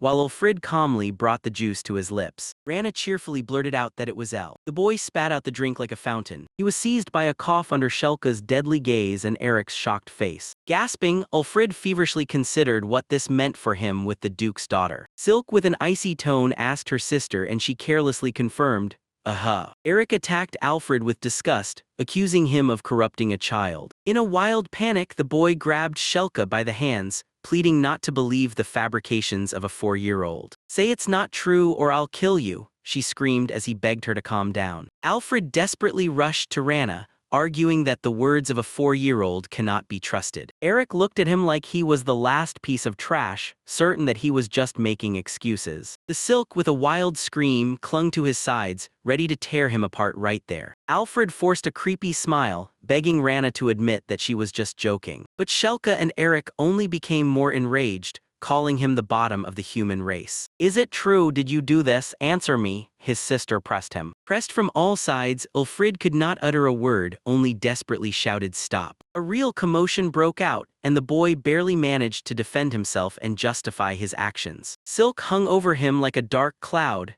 its icy whisper commanding him to speak immediately. Gathering the remnants of his dignity, Ulfrid firmly stated that he had never kissed her sister. Then he carefully called out to the little one. Rana joyfully chirped. Their first meeting was incredibly fun. With despair in his eyes, the boy gently asked her to recall the circumstances of that very kiss. She innocently claimed that he really wanted it, so she gave it to him. Wait, I haven't finished speaking yet, shouted Ulfrid, unable to explain anything. In his head, an angel and a demon panikedly argued about whether they should teleport away immediately. He strained his memory feverishly, fully aware that his entire reputation was at stake. Memories flashed in bright snippets, the street, the gifted cookie, a complaint about thirst. He was illuminated, he exclaimed something, and Rana joyfully nodded in agreement. Are you talking about the time we drank your vegetable juice? The girl clarified. Alfred nearly burst into tears of relief, finally understanding the reason for all this horror. She had already pointed the fork at his face, finally declaring him guilty. He waved away the weapon, begging to be allowed to finish speaking. In the memory, Rana takes a big sip of juice from her mug, and then the girl sincerely extends the same mug to him. Alfred accepts the drink from her hands with a warm smile. Returning to reality, he painfully explained that it was just an ordinary indirect kiss through a glass. Eric angrily shouted that the boy had blown up this scandal with his behavior. Silk was flooded with a deep blush, realizing the absurdity of the situation. Blushing with shame, she began to explain to the little one the small difference between a real kiss and an indirect kiss. Eric quietly whispered to Ulfrid to take the moment and disappear unnoticed. The boys carefully backed away, leaving the bewildered sisters to sort things out among themselves. A quiet figure stood still by the open window. The second day of the royal banquet gathered the high nobility in the spacious hall. Alfred dreamed of only one thing, to escape home as soon as possible. The loud voice of the host bid farewell to the guests until the next day. Someone in the crowd whispered the name of Duke Ringrand. Alfred immediately turned away, deciding to keep his distance from this influential family. Suddenly, a heavy gaze fixed on him right in the back. The boy flinched and froze. The Duke was staring directly at him, and a chilling terror struck Alfred. And somewhere in a secret room, the intelligence was already reporting on someone's impressive swordsmanship. The woman's voice softly expressed surprise that the target possessed magic without spells despite their young age. The figure in the hood handed a report to the girl at the table. The spy dissolved into the air with a single wave of her hand. She quietly laughed, pondering whether to go to tomorrow evening. By the window, the girl smiled ominously. Interesting faces had appeared among the guests. The morning of the next day brought Alfred only a heavy sigh. He whined, begging his mother to leave him at home, but she cut him off sharply. Mother explained that as long as they were in the capital, banquets were unavoidable, and father smiled awkwardly. Already in the carriage, she complained about how tired she was of always having to maintain her composure in front of other ladies. According to her, the young noblewomen turned out to be true predators who discussed every suitor. They ruthlessly judged everyone. It was downright terrifying. Suddenly, the mother remembered that a member of the royal family was supposed to attend the banquet. Alfred blinked in surprise. Father got nervous and asked to drop the subject. It turned out that the second Princess Isekai'D is a passionate admirer of her father. He blushed deeply, admitting that it was precisely because of her obsessive attention that he could not stand the capital. Alfred slyly teased him that with such connections,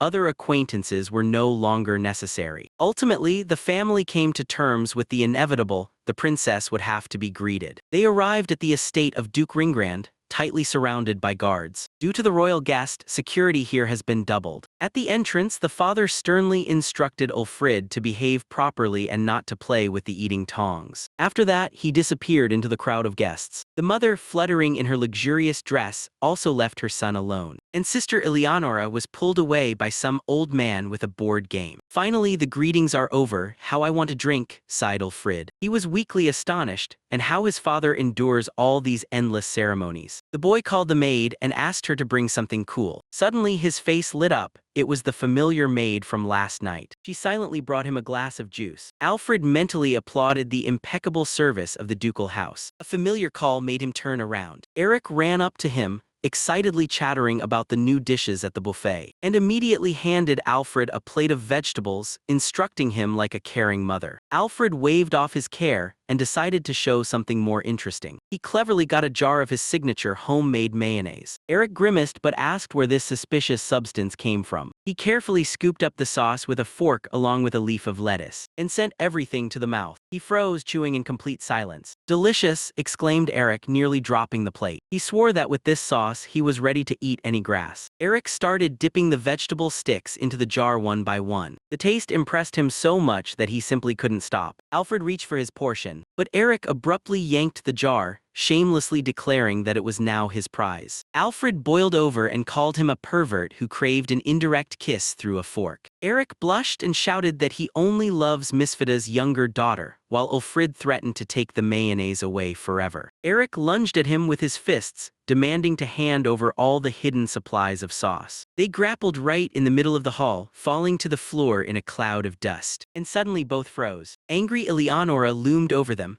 while little Rachan stood beside her. The boys hung their heads in guilt, receiving a scolding for the second day in a row. A heavy knock sounded from behind. Eleonora sighed, hoping that these two were at least a little ashamed of their behavior. But her anger quickly turned into a soft smile. She gracefully lifted the edge of her dress. The boys gladly agreed to stop the fight when Rachan called Ulfrid. The girl asked with curiosity if he really knew how to cast spells. Alfred shuddered. She had clearly seen his light magic during yesterday's fight for meat. He proudly straightened his shoulders and declared that everyone in his family possesses magic. Rachan gasped in amazement, as there were almost no such talents in her family. She sadly lowered her gaze, admitting that she was still too weak. Eleonora tried to comfort her, but the girl firmly stated that she wanted to become just as cool a witch. Alfred shared a secret: the main thing is to control strength, and for that you need to train a lot. He asked if she could use magic without an element, for example light, and he advised to practice on everyday things, purifying the air or heating water. Eleonora blinked in surprise at such a mature piece of advice, and Ulfrid winked slyly, adding that magic can also be used to scare the older sister in a cool way. They conspired to keep these lessons a secret. Eleonora leaned closer, squinting suspiciously. Alfred immediately changed the subject,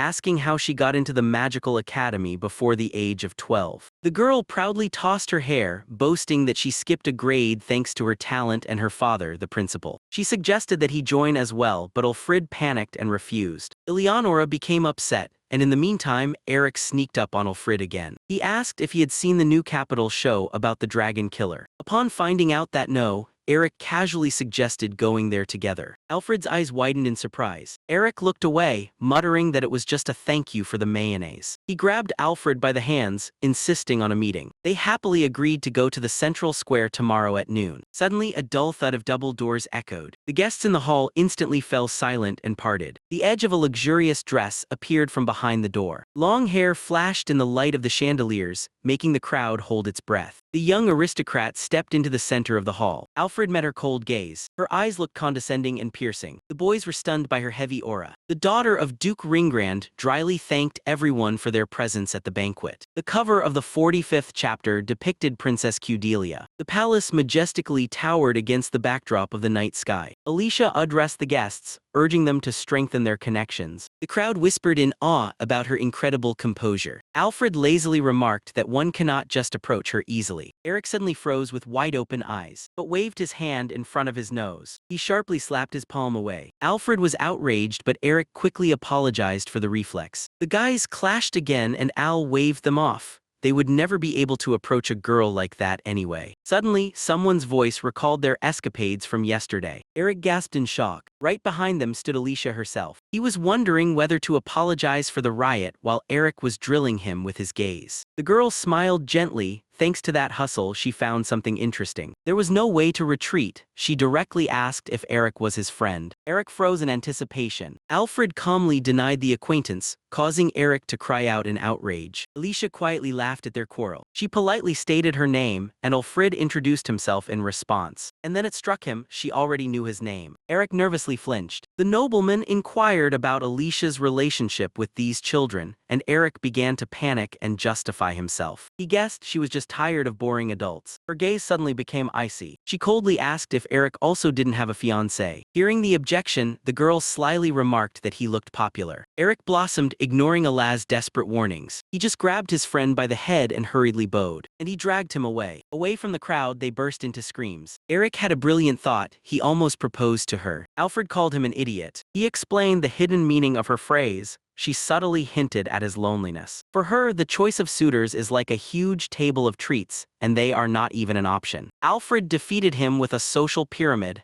There is an abyss between the Duke and the Baron. Eric still dreamed of getting closer, although Al continued to shatter his illusions. While Al was lamenting about strange friends, a joyful shout was heard. Alicia was smiling softly again, although her smile seemed eerie to Al. Alicia returned to the guys and asked if they had finished talking. The girl asked to call him simply Al. He allowed it, and she immediately asked about his own fiancée. Eric joyfully betrayed his friend, reminding him of the rumors about Misfid's daughter. Alfred panicked and denied everything. Alicia kindly advised not to be shy, but he shouted that he was telling the pure truth. Suddenly, the cellist struck the strings. The herald loudly announced the arrival of the second princess. Cudelia majestically entered the hall. The guests instantly bowed their heads. She scanned the hall with a cold gaze, and then she cheerfully waved her hands, allowing the celebration to continue. Alfred looked at the beauty in surprise, not believing that she was a fan of his father. Suddenly, Cudelia's face lit up. Her cloak flew up sharply. A knight was coming towards. Nord greeted respectfully, which slightly upset the princess. She pouted her lips in displeasure. Blushing, she asked to be addressed simply by her first name. When Nord refused to break etiquette, the princess threatened with an insult. With burning eyes, she began to ask him about life. The guard tried to intervene, but Cudelia simply waved him off. Alfred noticed the princess was in a good mood only because of Nord. Alicia admitted that she is close friends with Cudelia, but even she had never seen her so happy. The princess was literally hanging on Nord. And here it occurred to Ala why his mother cannot stand this girl. Cudelia unhesitatingly proposed to Nord to take her as his wife. The dishes flew to the floor, and Ulfrid silently begged his father to just survive. Later at the table, someone's rude voice called out peasant. Eric lazily nodded at Alak. Alfred silently looked at him and calmly shifted the blame back to Eric. The guys started to scorch each other with their looks. The stranger lost control, demanding attention. Offended, Eric began to demand that he immediately recognize him as a peasant. The stranger measured them with a contemptuous glance. Alfred sighed wearily, more problems out of nowhere. The blonde scoundrel pointed at Alak with his finger and challenged him to a duel. The chapter cover greets us with idyllic smiles of the nobility before the impending storm. Alfreda was openly annoyed that at this reception he was being treated like a foolish peasant. Suddenly, an unfamiliar person rudely poked him with a finger,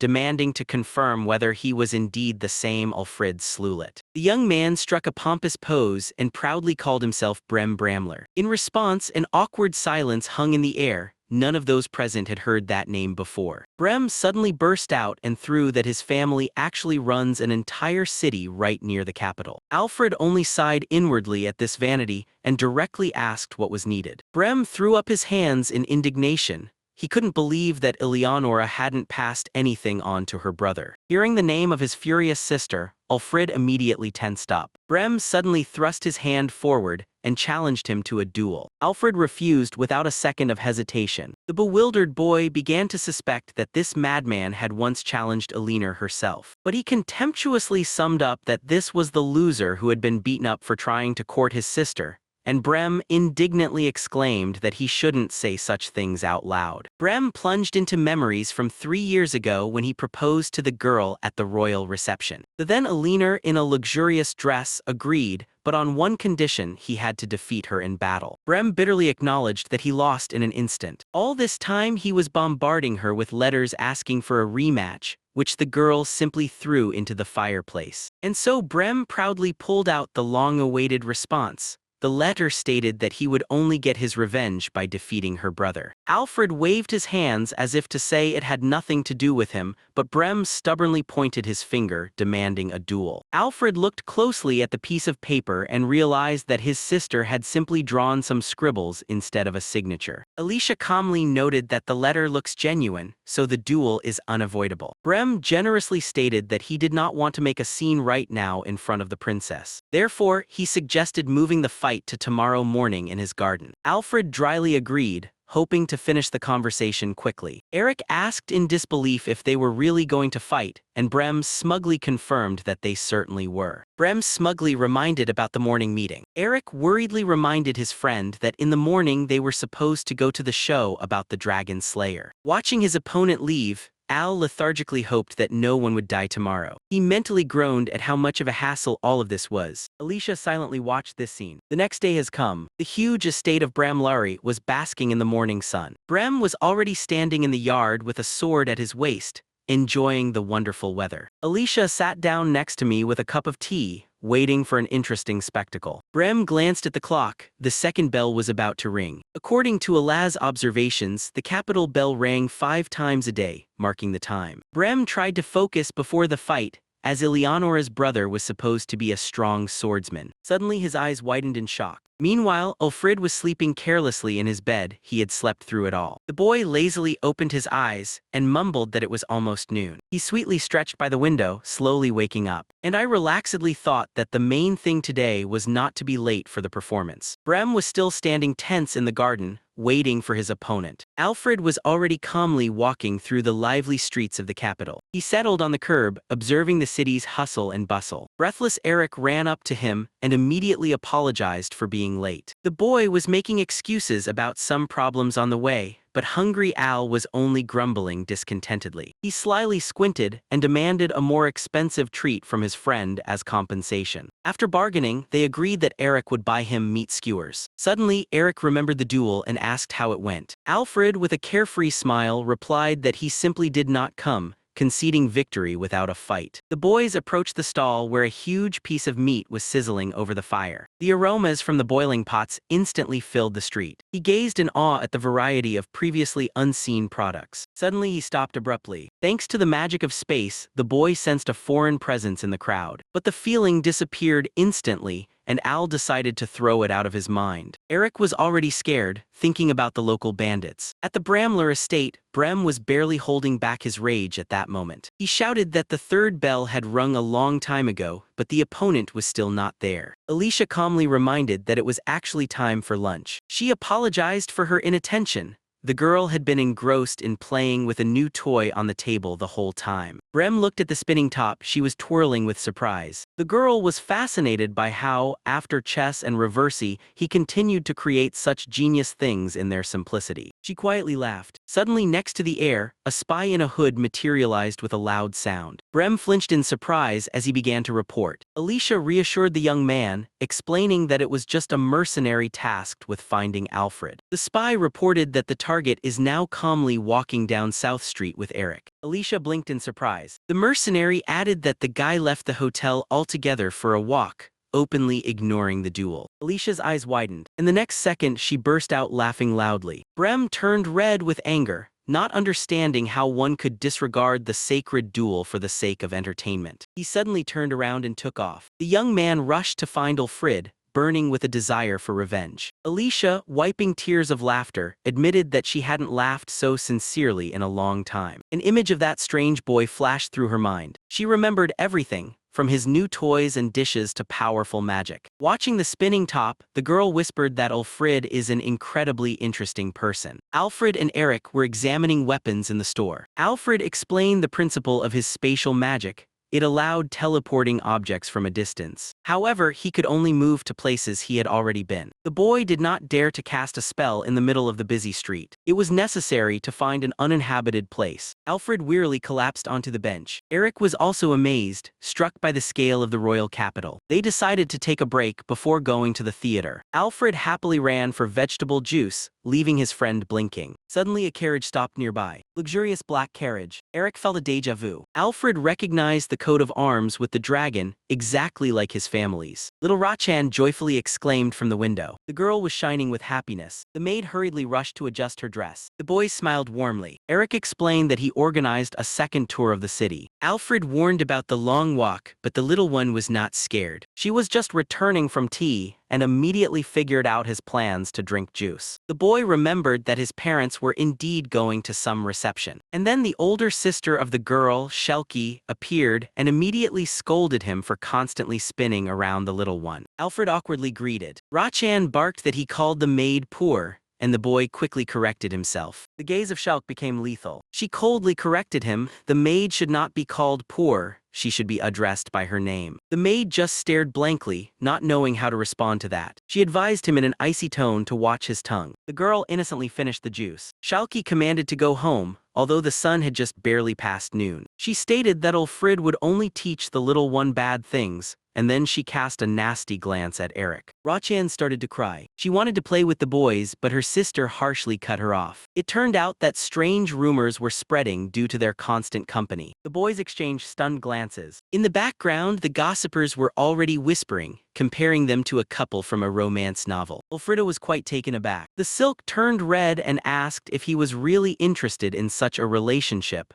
to which he received a categorical no. She grabbed the little one by the hand and pulled her away. Rachan cried out in despair that her sister was very angry, and suddenly she began to read the spell. A gust of wind burst forth from her tiny hands. The air hit Shelky directly, lifting her skirt high. The boys froze with wide eyes. The girl screamed wildly. She was burning with shame. Alfred was feverishly searching for words to avoid punishment. In his mind, he was feverishly weighing. Pretending that he hadn't seen anything was too risky, so he had to choose his words very carefully. Silk asked through her teeth if they had seen anything, and the frightened boys accidentally blurted out about the pink underwear. Her patience snapped. She was looming over them, radiating a chilling aura of murder. Alfred whispered to Eric not to interfere in the sisters' disputes. He hesitantly suggested apologizing. And here Rachan happily revealed to Alfred, it was he who taught her to blow up skirts with the magic of the wind. Eric instantly grabbed his friend by the collar. He used enhancement magic for a quick escape. Angry Shelky rushed after. A roaring flame erupted behind her. The guys realized jokes with fire are bad. The girl released a powerful crimson stream along the street, without hesitation. The fugitives ran away as fast as they could. The fire scorched their heels. Alfred shouted that these sisters were not in their right mind. Silk promised to burn them to ashes. Eric suggested to split up. They sharply turned into the alley. Eric rushed forward, leaving his partner behind. Another explosion nearly caught Alfred. The girl kept casting spells without stopping. Alfred had to set up the magical shield himself. Silk ruthlessly broke through the barrier. The boy could barely withstand the pressure. She started reading the spell again. Alfred was amazed by her ability to cast spells on the run. Suddenly, the fugitives came to a sharp stop. Alfred was outraged why Eric was still running alongside him if he had suggested splitting up. The cunning friend simply used him as a human shield. Alfred was feverishly thinking about how to teleport unnoticed. They decided to dive into the dark thickets to shake off the enraged aristocrat. Eric turned into the alley, abruptly shedding all protection onto his friend. "Stop!" shouted Ulfrid before they were engulfed by the darkness of the alley. On the title page, Shelky gently brushes little Ranny's hair. A powerful magical explosion tore through the street. The enraged girl went on a rampage. Her eyes burned with fury as she screamed that she would not let anyone go. Alfred and Eric were racing away from this frenzied element with all their might. Turning the corner, the boys momentarily lost sight of their pursuer. Eric was feverishly thinking about how to get back to the safe main street as quickly as possible. He snapped irritably at his friend. This wouldn't have happened if he hadn't taught Rana the foolish spell. Ulfrid immediately recalled how magic had lifted Shelkia's skirt, and now he had to dodge a barrage of fire. Another magical discharge whizzed right over my head. She was already breathing heavily, but she was even more furious because of Alfred's endless shield. The boy barely held his defense against her attacks. He understood her tactic. She had enhanced her body with magic to continuously cast spells while running. Seeing the rescue alley, Eric suddenly pulled Alfred there. She turned pale and panicked, ordering them to stop. The giant black flare nearly engulfed the boy completely. At Eric's shout, they dove into the dark alley. The friends quickly passed by the old barrels, delving into the maze of streets. Eric confidently pulled Ulfrid by the hand through the winding turns. "Yes, here to the right!" Eric shouted on the run, announcing the next turn while weaving through the narrow alleys. Alfred suddenly noticed that the number of passers-by around had suspiciously decreased. Shelkia suddenly jumped out from around the corner. The boy was left breathless by her terrifying victorious grimace. He took a step back and looked around in confusion at the elegantly dressed women around him. They wandered into the very heart of a specific women's district. The ladies immediately noticed the two young men who were still holding hands tightly. A crowd of fans immediately recognized Alfred as some Frida and squealed with excitement. The guy realized this is an area where women discuss their spicy romances about male love. The sinister gaze of Shelkia put everything in its place. That's why she knew these secret paths so perfectly. Alfred panicked and began to beg Eric to leave immediately. The deadly aura forced him to remain silent so he wouldn't blurt out anything unnecessary about her hobby. Alfred roughly pulled his hand away from his friend's palm, rejecting the awkward fantasies of the crowd. Suddenly, the women's gazes shifted to Shelkia herself. She froze in shame, and Ulfrid took the opportunity to escape. They successfully broke free from the alley and finally managed to catch their breath. But the joy was short-lived. Their path was blocked by a scowling boy with a wooden sword. Eric immediately recognized Brema and tried to excuse himself with urgent matters. Brame angrily demanded an explanation of why Ulfrid was wandering around the city when they had agreed on a duel. Alfred only smiled self-satisfiedly, reminding that previously Brime had defeated him solely due to his absence. Brame was filled with rage at such audacity. He aimed his weapon and demanded an immediate duel. The young knight even threw Ulfrida a spare sword to make it fair, but he coldly refused, stating that he would fight exclusively with magic. Brame accepted these terms without a drop of fear. Passers-by parted, forming an improvised arena around them. Alfred mentally assessed the opponent's ideal combat stance. The command to battle sounded, and Brame swiftly sprang into action. Alfred barely waved his hand. A powerful invisible force swept the attacker away. The boy watched indifferently as his enemy flew back. The knight crashed onto the pavement with a thud, shattering his sword. The crowd and Eric himself were simply stunned in shock. Alfred merely shrugged indifferently over the body of the defeated duelist. He turned around upon hearing quick footsteps. Shelkia finally ran out of the alley after them. She blinked in confusion, looking at the fallen Brame. People around continued to silently stare at this strange scene. She thought with horror that she had accidentally killed someone with her spell. The girl panicked over the unconscious boy. Eric meanwhile gave his friend a thumbs up for the clean victory. Alfred, without a shred of conscience, shifted the responsibility for the beaten knight onto Shelky. He cold-bloodedly suggested that she drag the poor thing to the carriage by herself. When Shelkia tried to get angry, Ulfrid reminded her who exactly had arranged this magical chase. Having confirmed that the show was over, the passers-by returned to their business. Alfred finally managed to breathe out calmly. Riel, the head maid of the Misfit house, approached the company. The boys recognized Riel and were surprised at how quickly she caught up with them. She politely apologized for the inappropriate behavior of the girls. Then she strictly reminded Shelkia about the strict ban on combat magic in the streets. Ultimately, it turned out that all this chaos happened because of a playful magic with a skirt. Riel sighed and led the embarrassed Shelkia to the family carriage. From the salon, the girl ominously threw out, "Take care on your way back, Frida." The door slammed shut with a bang. Eric tensed at the obvious threat in that fictional name. Little Rana peered out the window in surprise, not understanding who Fried was. Alfred only smiled warmly at the child. Seeing her red eyes, he realized that the maid had scolded her quite a bit. He silently wished that the girl would not grow up to be as monstrous as her older sister. Gathering to go to the show, the boys decided to take a shortcut through the neighboring street. But Eric suddenly panicked and grabbed Alfred, pulling him aside. He was surprised by such a sharp fear of an ordinary alley. Eric turned pale and pointed forward with a trembling finger. Towards them was coming the same group of female romance novel fans. They sighed in disappointment, continuing to search for their perfect Frida. The women dreamily gazed at the illustration of two young lovers. Alfred almost turned gray. He recognized himself and his brother Silvio in the drawing. Realizing they had become the heroes of a local fanfiction,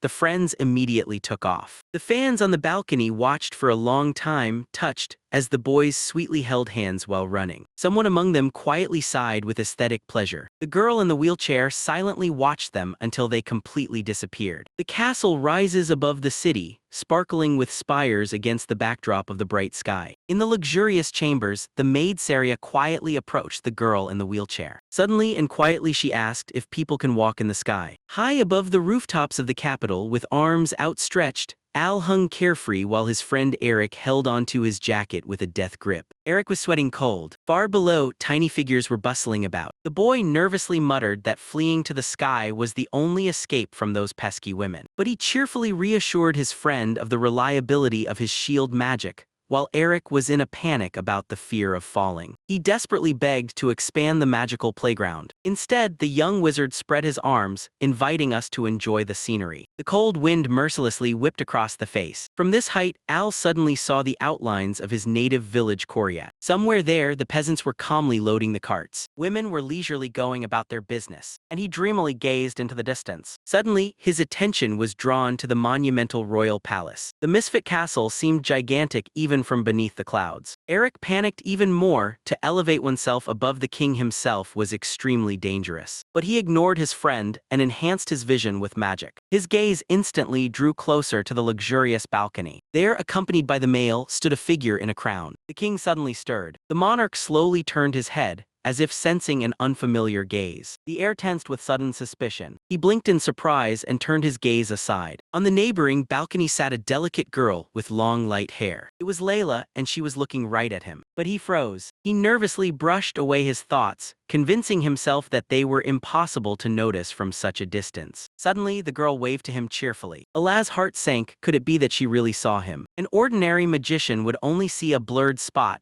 but her gaze was too focused. He became worried. If she also enhances vision, she could raise an alarm. He convinced himself that even with enhanced vision at such a distance, only tiny specks could be seen. Meanwhile, Eric completely lost it and demanded to be brought down to the ground immediately. But he smiled slyly and suggested just climbing down. At the Saria castle, she took Layla's words about people in the sky as a rare joke. But the third princess wasn't even thinking about joking. She turned her gaze back to the endless blue. Layla wondered how the two boys ended up so high. She watched enchanted as the boys walked straight into the empty sky. The idea of a magical shield came instantly. The princess laughed heartily, covering her mouth with her hand. Her gaze became more severe. She watched the boy with longing as he walked freely on an invisible support, wishing to move just as effortlessly. "And I could have done the same," a bitter thought crossed her mind. Layla slowly lowered her eyes. Once she tried to use a shield for movement herself, but she failed. Now she understood that this stranger must have been an incredibly powerful wizard. The maid neatly placed the tea on the table, interrupting her thoughts. Layla suddenly turned to the window. Void, the boys have disappeared. She just called them in her mind, confused. Meanwhile, Eric was screaming in horror until Al reported a successful landing. He called his friend a crybaby, even though he was outraged that the roof of the house was not yet the ground. He cleverly noted that it was safer this way and the view from here was better.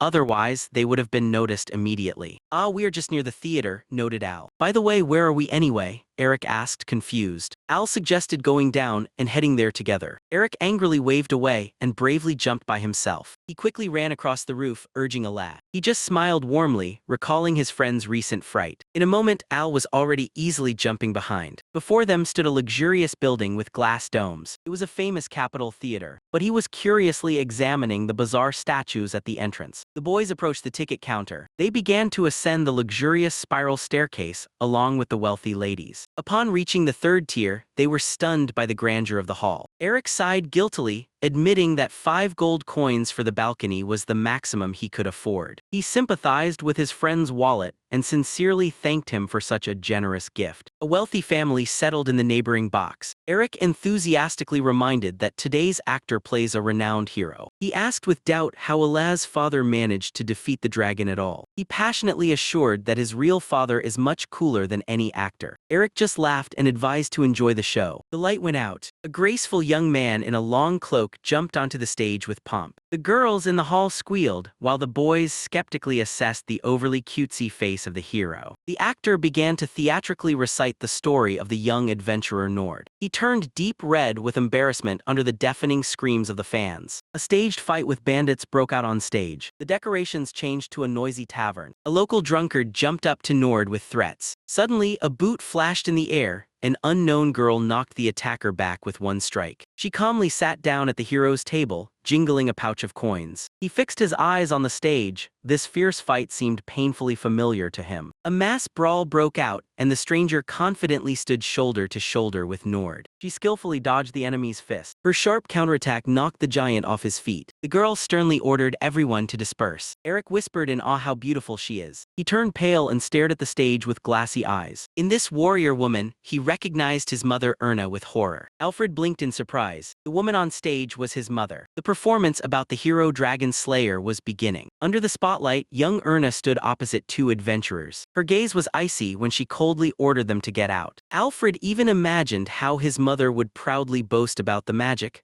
but the reality on stage turned out to be much harsher. The girl next to her gasped in shock that Erna now looked incredibly like Eleonora. One of the adventurers burst with anger and swung at her. Suddenly, someone's hand seized his wrist with an iron grip. It was Nord who calmly remarked that grabbing a lady is bad manners. The attacker winced in pain, and Erna looked at her savior in confusion. Recovering, she proudly declared that otherwise she would have simply burned the impudent one to ashes. Nord only smiled nervously, acknowledging that it would be a big problem. After that meeting, they began to frequently cross paths near the guild's order board. We bought food together, and finally, they started completing joint quests. Having gained fame in the capital, they were returning from another mission. Nord suggested submitting the report sooner, while Erna dreamily recalled the hot bath. The audience in the hall excitedly whispered about how the girl's voice next to him had become warmer. Until that very day arrived. The alarm bell cut through the calm of the capital. A giant dragon descended upon the city, sweeping away houses and raising clouds of dust. The audience in the hall gasped. The beast loomed over the ruins, frightening with its devastating power. Alfred leaned forward. The monster on stage looked almost alive. Through the panic in the crowd, Nord rushed forward, calling for his partner. Nord decisively declared that he would fight the dragon. Erna screamed in horror that these were not ordinary orcs or goblins, but a real dragon. Nord calmly replied that he understands the risks, but he is still an adventurer. Erna silently clenched her fists. Nord gently remarked that they could simply run away and not take the risk. He gently asked what she thinks about it. The girl raised a determined gaze. The choice has been made. She proudly declared that Nord would simply perish without her. Ernie's face was illuminated by a confident and warm smile. Nord exhaled with relief and quietly thanked her for her support. Suddenly, their friend Bors appeared beside them and with a sly smile interrupted the moment. Erna instantly blushed and was outraged by his jokes about the couple. The entire guild lined up behind them, ready to fight for the capital. During the break, Alfred and Eric actively discussed what they had seen. They wondered how much magic and gold went into creating such a realistic dragon. Eric admitted that he had never seen his friend's parents from that perspective. Alfred felt a slight embarrassment recalling his mother's reserved behavior at the royal reception. Eric suggested that the directors simply embellished her image for the drama. The conversation was interrupted by the beginning of the second act. On stage, the dragon unleashed a scorching stream of flames. Erna shouted as she poured all the mana into the huge protective barrier. Nord was meanwhile fending off devastating blows from the claws. The archers provided cover for the heroes from a distance. However, the monster scattered the adventurers like toys with its mighty roar. Nord breathed heavily, barely keeping on his feet through the cloud of dust. A new wave of fire engulfed the square, but Erna once again held the magical shield. She desperately held the defense, giving her partner a chance. The dragon took a breath for the decisive strike. With one push, Nord pushed off the ground and soared straight at the beast. The blade of the sword gleamed over the scales. With a powerful blow, he sliced the monster's neck. Erna screamed in horror. Nord hovered over the beast with an impassive, bloodied face. The severed head of the dragon fell with a thud onto the stones. Nord landed smoothly, sheathing his sword. The hall erupted with wild applause. Eric and Alfred clenched their fists excitedly. Nord, Erna rushed through the smoke and debris to him. She fell into Nord's arms with tears of joy. Alfred sighed with relief, watching the happy ending. The action moved to the palace, where the king ceremoniously praised the hero's feat. He sincerely thanked for the salvation of the state, and offered to fulfill absolutely any wish of the hero. Erna turned to him in surprise. Nord gently smiled and asked for only a peaceful life in the village next to his beloved. Having obtained the title of Baron, he indeed moved to the rural wilderness with Erna. Here the story of the Dragon Slayer comes to an end. After the performance, Eric admitted that this production always brings out the orphan in him. Suddenly he glanced sideways at Alfred. Eric was outraged that he was nothing like his heroic father. The boys immediately clashed, loudly reproaching each other for their characters. After the argument, both were breathing heavily. Alfred mentally noted that they had spent half a day together and seemed to have even understood each other. "We have spent so much time together," he added, bewildered. Eric gritted his teeth and said he would never forget such a mediocre performance but still thanked them. And in a moment, he turned deep red and exclaimed that it was a true masterpiece. Both sharply turned away from each other. They parted ways, throwing in at the end that they hoped to never see each other again. After a long day, everyone finally returned to the estate. Elna gently inquired how her son's day had gone. He froze in surprise. Mother shone proudly in her new luxurious dress. Nord and his son stared at her in shock. She joyfully announced that she had finally watched the show about the Dragon Slayer. The guy started emotionally agreeing,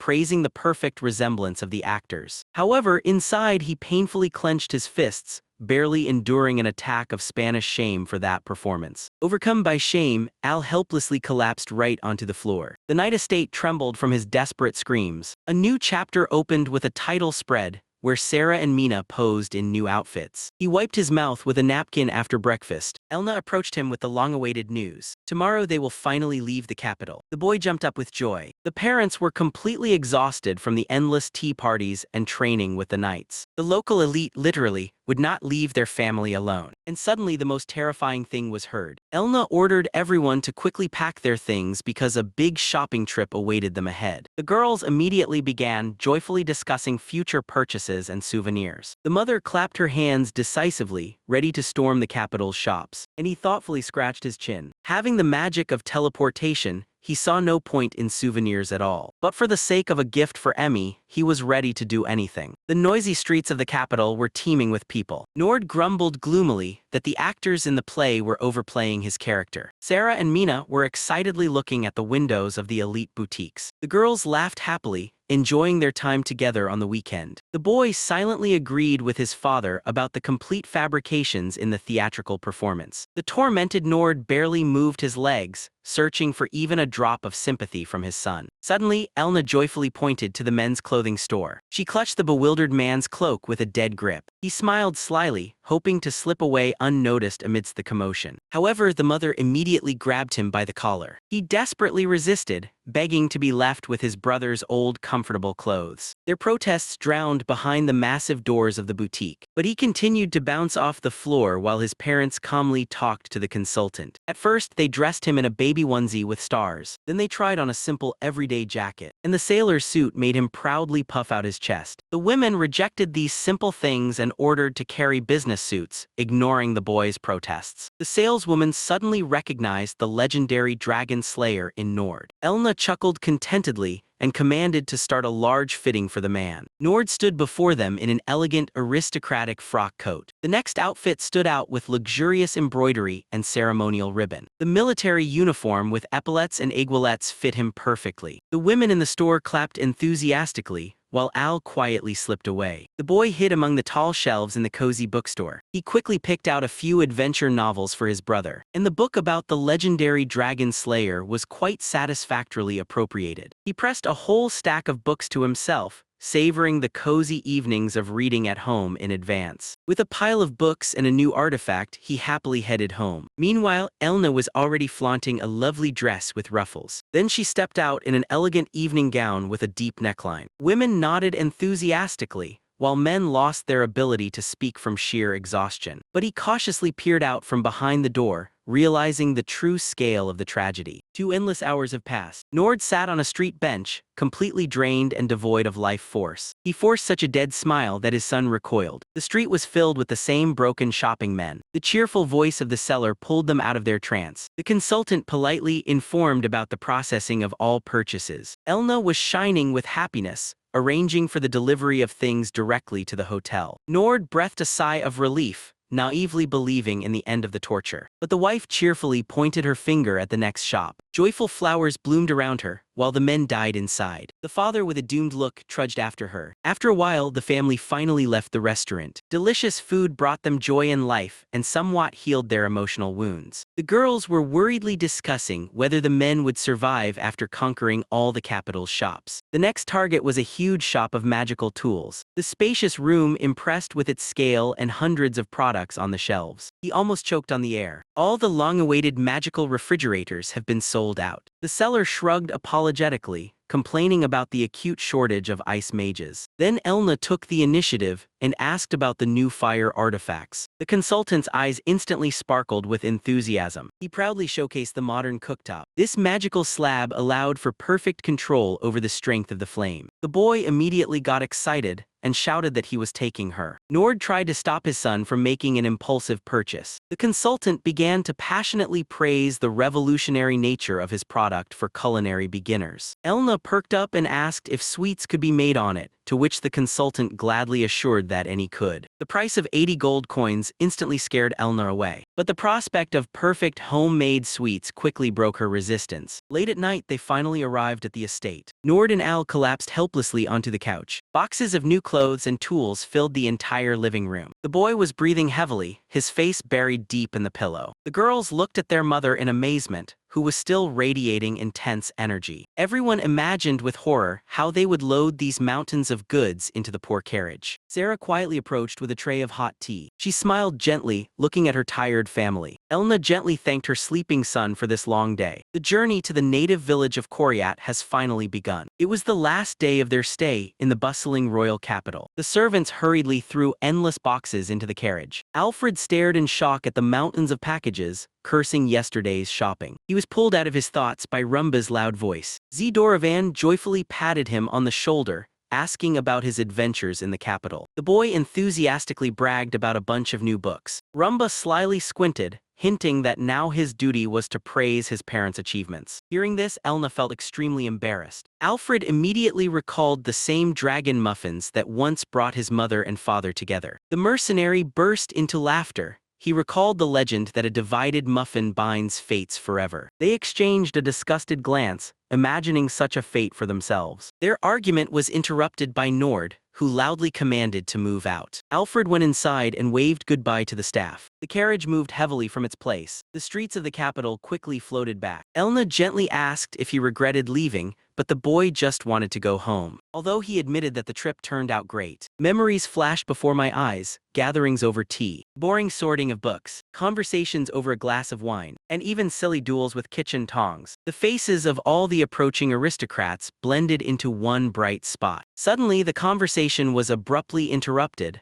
Ulfrid forgot to greet Duke Ringrand. The boy turned pale with horror, recalling his deadly gaze. Elna quickly calmed her son, explaining that the Duke was simply overwhelmed with work at that time. The conversation was interrupted by a sudden jerk of the carriage. A guard appeared at the window. Alfred felt unwell because the guard at the gate had changed. Two smiling knights dryly demanded to see the noble coat of arms. The boy broke out in a cold sweat. Nord calmly extended his identification to them. However, the guard suddenly gently grabbed his palm with both hands. Meanwhile, Elna was teasing the maid about her bloated belly from overeating. And outside, the embarrassed knight reluctantly released the baron's hand and granted permission to leave. The old coachman Rowe startled the horses, fleeing from Sin as far as possible. At the gates, they thanked the guards and said goodbye, and the crew finally left the capital. The road led them to a quiet forest path. At the campsite, Ulfrid stretched his stiff back with pleasure. He settled next to Rumba and his father. The conversation quickly turned to the theatrical performance about the dragon killer. Elna slyly intervened, exposing Nord completely. He is terribly embarrassed by this title. Everyone burst into laughter, imagining how strict Elna behaved in her youth. The company continued to chuckle, savoring this unexpected detail from their mother's youth. The boy recalled the rumors that his mother helped his father in battle only for the sake of a sweet muffin. Elna blushed deeply and fiercely snatched the package of treats from Alfred's hands. Three men instantly fell silent under her deadly gaze. That evening, Rumba, Nord, and Ulfrid all raised their heads to the first flashes in the sky. That same evening, the night sky was torn apart by bright flashes of fireworks. The family watched the flames in fascination, holding hands. The road was long and the boy dozed off, leaning against his mother's shoulder. For the next 7 days on the road, Ulfrid shivered coldly next to the coachman. The familiar roofs of the village of Coriat finally emerged from behind the trees. Alfred sincerely thanked the old coachman for the ride, and with a blissful smile, he turned his face to the wind. The crew slowly rolled up to the familiar gates. The local girls instantly recognized the baronial carriage. They joyfully rushed to greet the lord upon his return. The boy happily leaned out of the window, and he jumped to the ground with a rush, enjoying the fresh country air. His best friends Tor and Asmo were already flying towards him. From the threshold, they began to demand the promised treats from the capital. Tor and Asmo pounced on him,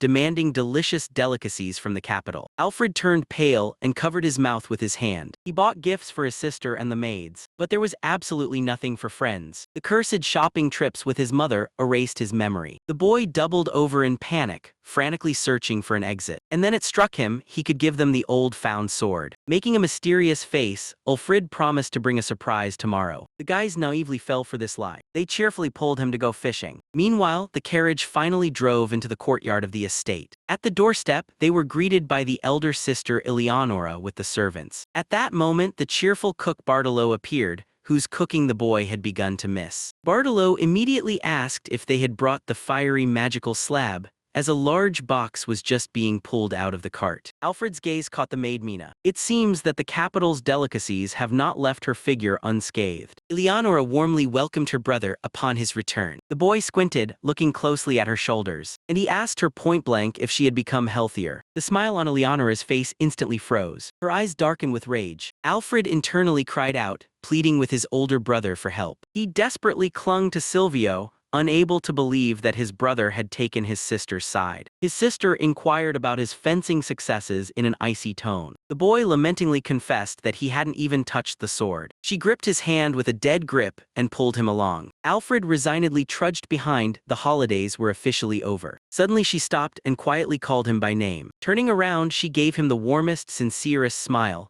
Welcome back. The boy even blinked, touched by such unexpected tenderness. However, during the training itself, she mercilessly beat him with a wooden sword. Alfred was peacefully sleeping in his bed. A loud farewell from behind the door pulled him out of sleep. He sweetly stretched, easing his sleepy body. The door creaked quietly. Alfred peered outside and noticed his sister walking somewhere. She smiled joyfully. The boy noticed with relief the jewelry he had given her. The girl adjusted her hair, and he watched her from the window. Deciding to take a walk as well, he headed down the stairs. Zdoravan Bartolo handed him lunch for the trip to the village. Stepping into nature, Ulfrid spread his arms and took a deep breath of fresh air. Life in the wilderness seemed to him like a true paradise. The villagers worked leisurely in the field while he strolled by unhurriedly. He recognized the familiar Uncle Roland, who was just wiping sweat from his forehead. To avoid being forced to help, the boy quickly slipped by on tiptoe. Approaching the wooden house, he called his friend Thor. The sharp knock made him flinch. Alfred cautiously peeked around the corner of the barn. Thor joyfully called out to his friend.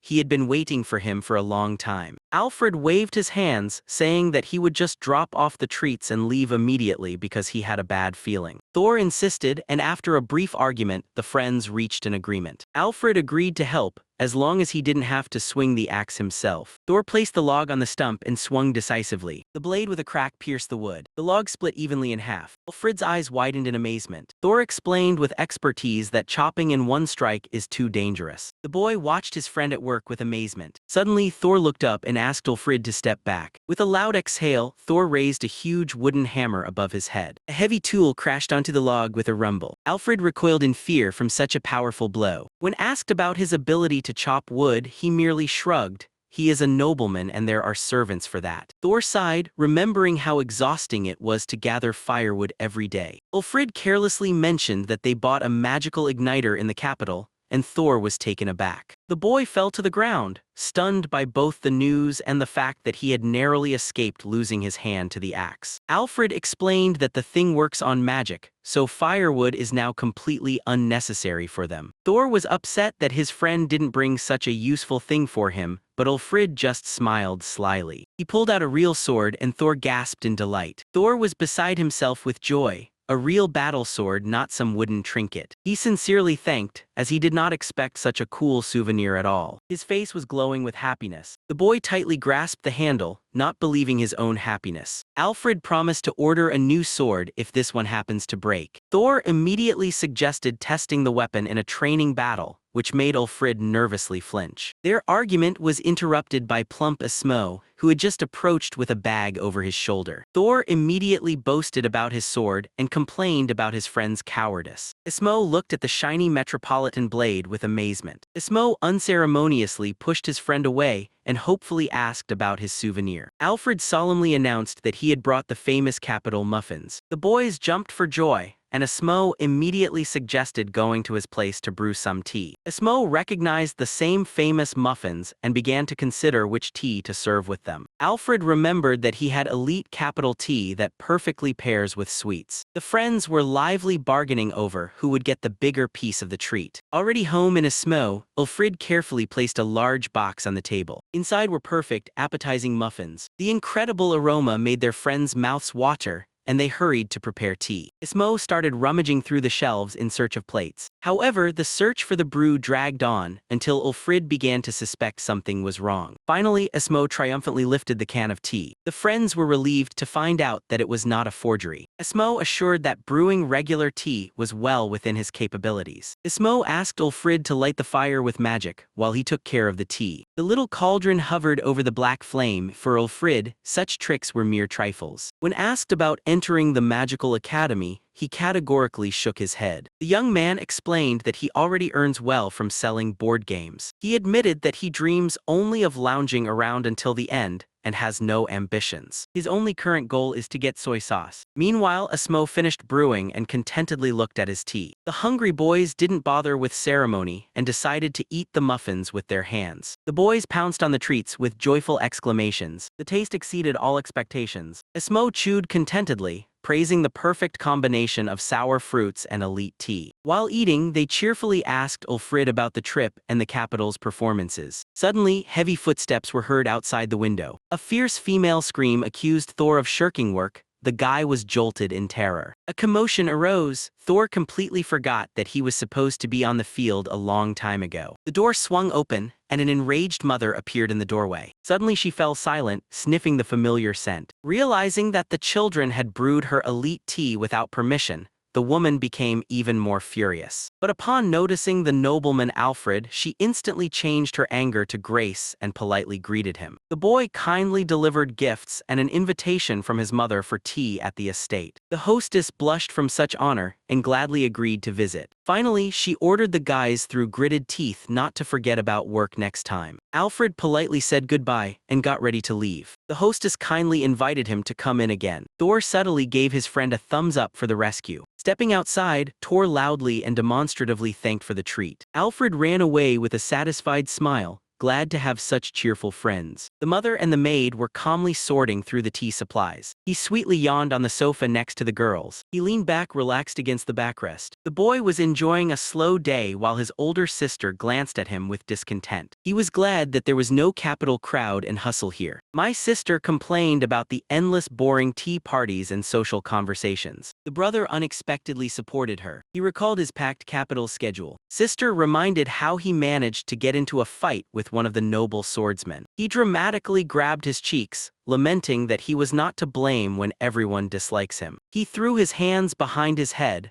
assuring that he never planned to build a career or useful connections. His sister gifted him with an icy glare. She angrily reprimanded him for the beaten air of the count and the disrupted duel. The sister warned, if the parents have any trouble because of these antics, he will be the only one to blame. She admitted that fighting one-on-one is much easier for her than having boring conversations. But he calmly sipped his tea and cut in that it was not so. He averted his gaze, hiding his discomfort. The boy justified himself by saying that he just wanted to blend in with the background next to his parents. The sister sighed wearily at his laziness. She looked absolutely exhausted. But he suddenly changed the subject and suggested reading a book he had bought in the capital. The girl crossed her arms over her chest and categorically refused. My brother paused and announced that this is a story about a dragon killer. It was a true fairy tale about the acquaintance of their parents, which they carefully concealed. He smiled slyly, perfectly understanding the sister's interest. The girls joyfully clapped their hands and ordered to bring the book immediately. But he carefully climbed the stairs. He checked the empty corridor. From the spatial hiding place, the boy pulled out the longed-for volume. He eagerly turned the pages. Suddenly, his mother appeared behind him. But he turned pale and panicked at the thought that she would take the book. But she only smiled gently, pretending not to notice anything. The mother calmly asked him to help unpack the things later. The boy exhaled heavily when her footsteps faded away. Turning to his sisters, he solemnly unfolded the cover with the knight and the dragon. The sisters gasped in shock, recognizing their father in the drawing. And nearby, their mother was adorned in a strange witch's outfit. The elder finally understood why her mother always avoided their sword training. But he dryly reminded that his sister knows nothing about magic, so it would be pointless for her to fight. The girl let it pass by and eagerly pointed at the page. The younger one laughed, noticing the incredible resemblance of a lad to her mother. The boy categorically denied it. Meanwhile, in the kitchen, the mother unexpectedly sneezed. The book ended with the story of how the hero acquired land and happily lived with Erna. And he closed the volume and quietly said, "The end." A heavy silence hung over the children. The brother awkwardly confirmed the accuracy of the retelling. The elder sat shocked by how much her mother had changed over time. They simply refused to believe it. He mumbled that his sister had actually gone exactly to her. Suddenly, they flinched at the approaching footsteps. The girl panicked and immediately shouted to hide the book. She grabbed the tome and desperately threw it straight at her brother. But he instantly intercepted him with magic. The book silently slipped out the door. She flew to the very top of the cupboard, and she gently lay outside the field of vision. The parents entered the room in luxurious capital outfits, while the children feigned absolute calm. The girls gasped in astonishment at their appearance. The father was a bit embarrassed, while the mother laughed gracefully. She explained that they are just trying on new clothes. The younger one whispered to ask if the older one would change just as drastically with age. But he smiled and replied that his mother changed her love. He cheekily joked that for this, his sister would first have to put aside her favorite sword. The girl glared at him fiercely and cut in that it was absolutely impossible. Alfred smiled happily, shielding his eyes from the sun. He finally reached his secret hideout, his second base. The boy looked around contentedly. He hadn't been here for a long time, and it was good that there was not a soul around. With a nimble movement, he climbed up the thick trunk. Settled on a sturdy branch, you couldn't think of a better place. A wave of the hand, and the magic assembled a swing from the ropes that was meant to withstand even a smo. For a moment, he skeptically grimaced,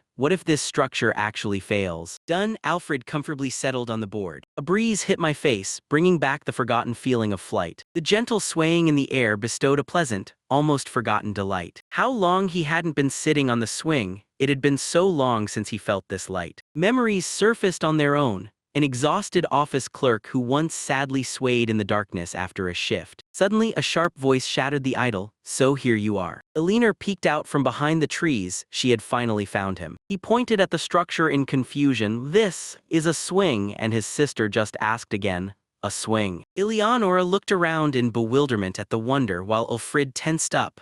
Could it be that he would be dragged to training again? She poked her with a finger and snorted, while her brother gasped in indignation. As always, you are a master at doing strange things, Elinor smiled. Alfred got nervous, and his sister calmly explained that she was simply going in the same direction as he was. He grew cold, remembering that his tracks had ended right in the middle of the forest, where he had teleported. So how did you get here? Elinor asked directly. Alfred laughed strainedly and lied that he had taken a secret shortcut. He mentally scolded himself for the careless teleportations near his sister. He almost got caught. Did you track me down by my scent? That's exactly how I found you, she nodded confidently. Eleonora was curious. How do you actually play with this swing? Here, try, he offered his seat, and his sister sat on the board. At the very first swing, she exclaimed in delight, "Wow, you're doing it. How cool this is." Eleonora was swinging harder and harder. Her face lit up with a sincere, carefree smile. Alfred was enchanted. The girl enjoying the swing was truly a beautiful sight. Suddenly, she ordered to push her, saying that she was tired of swinging by herself. I had to obediently push my palms against her back. "Ah, that's so much better. That's because I'm pushing," he muttered. "Hey, why are you pushing so weakly?" She glanced over her shoulder. If I blurted out loud that it was because of her weight, she would have killed me, thought Ulfrid. Oh, a heavy kick landed on his crown.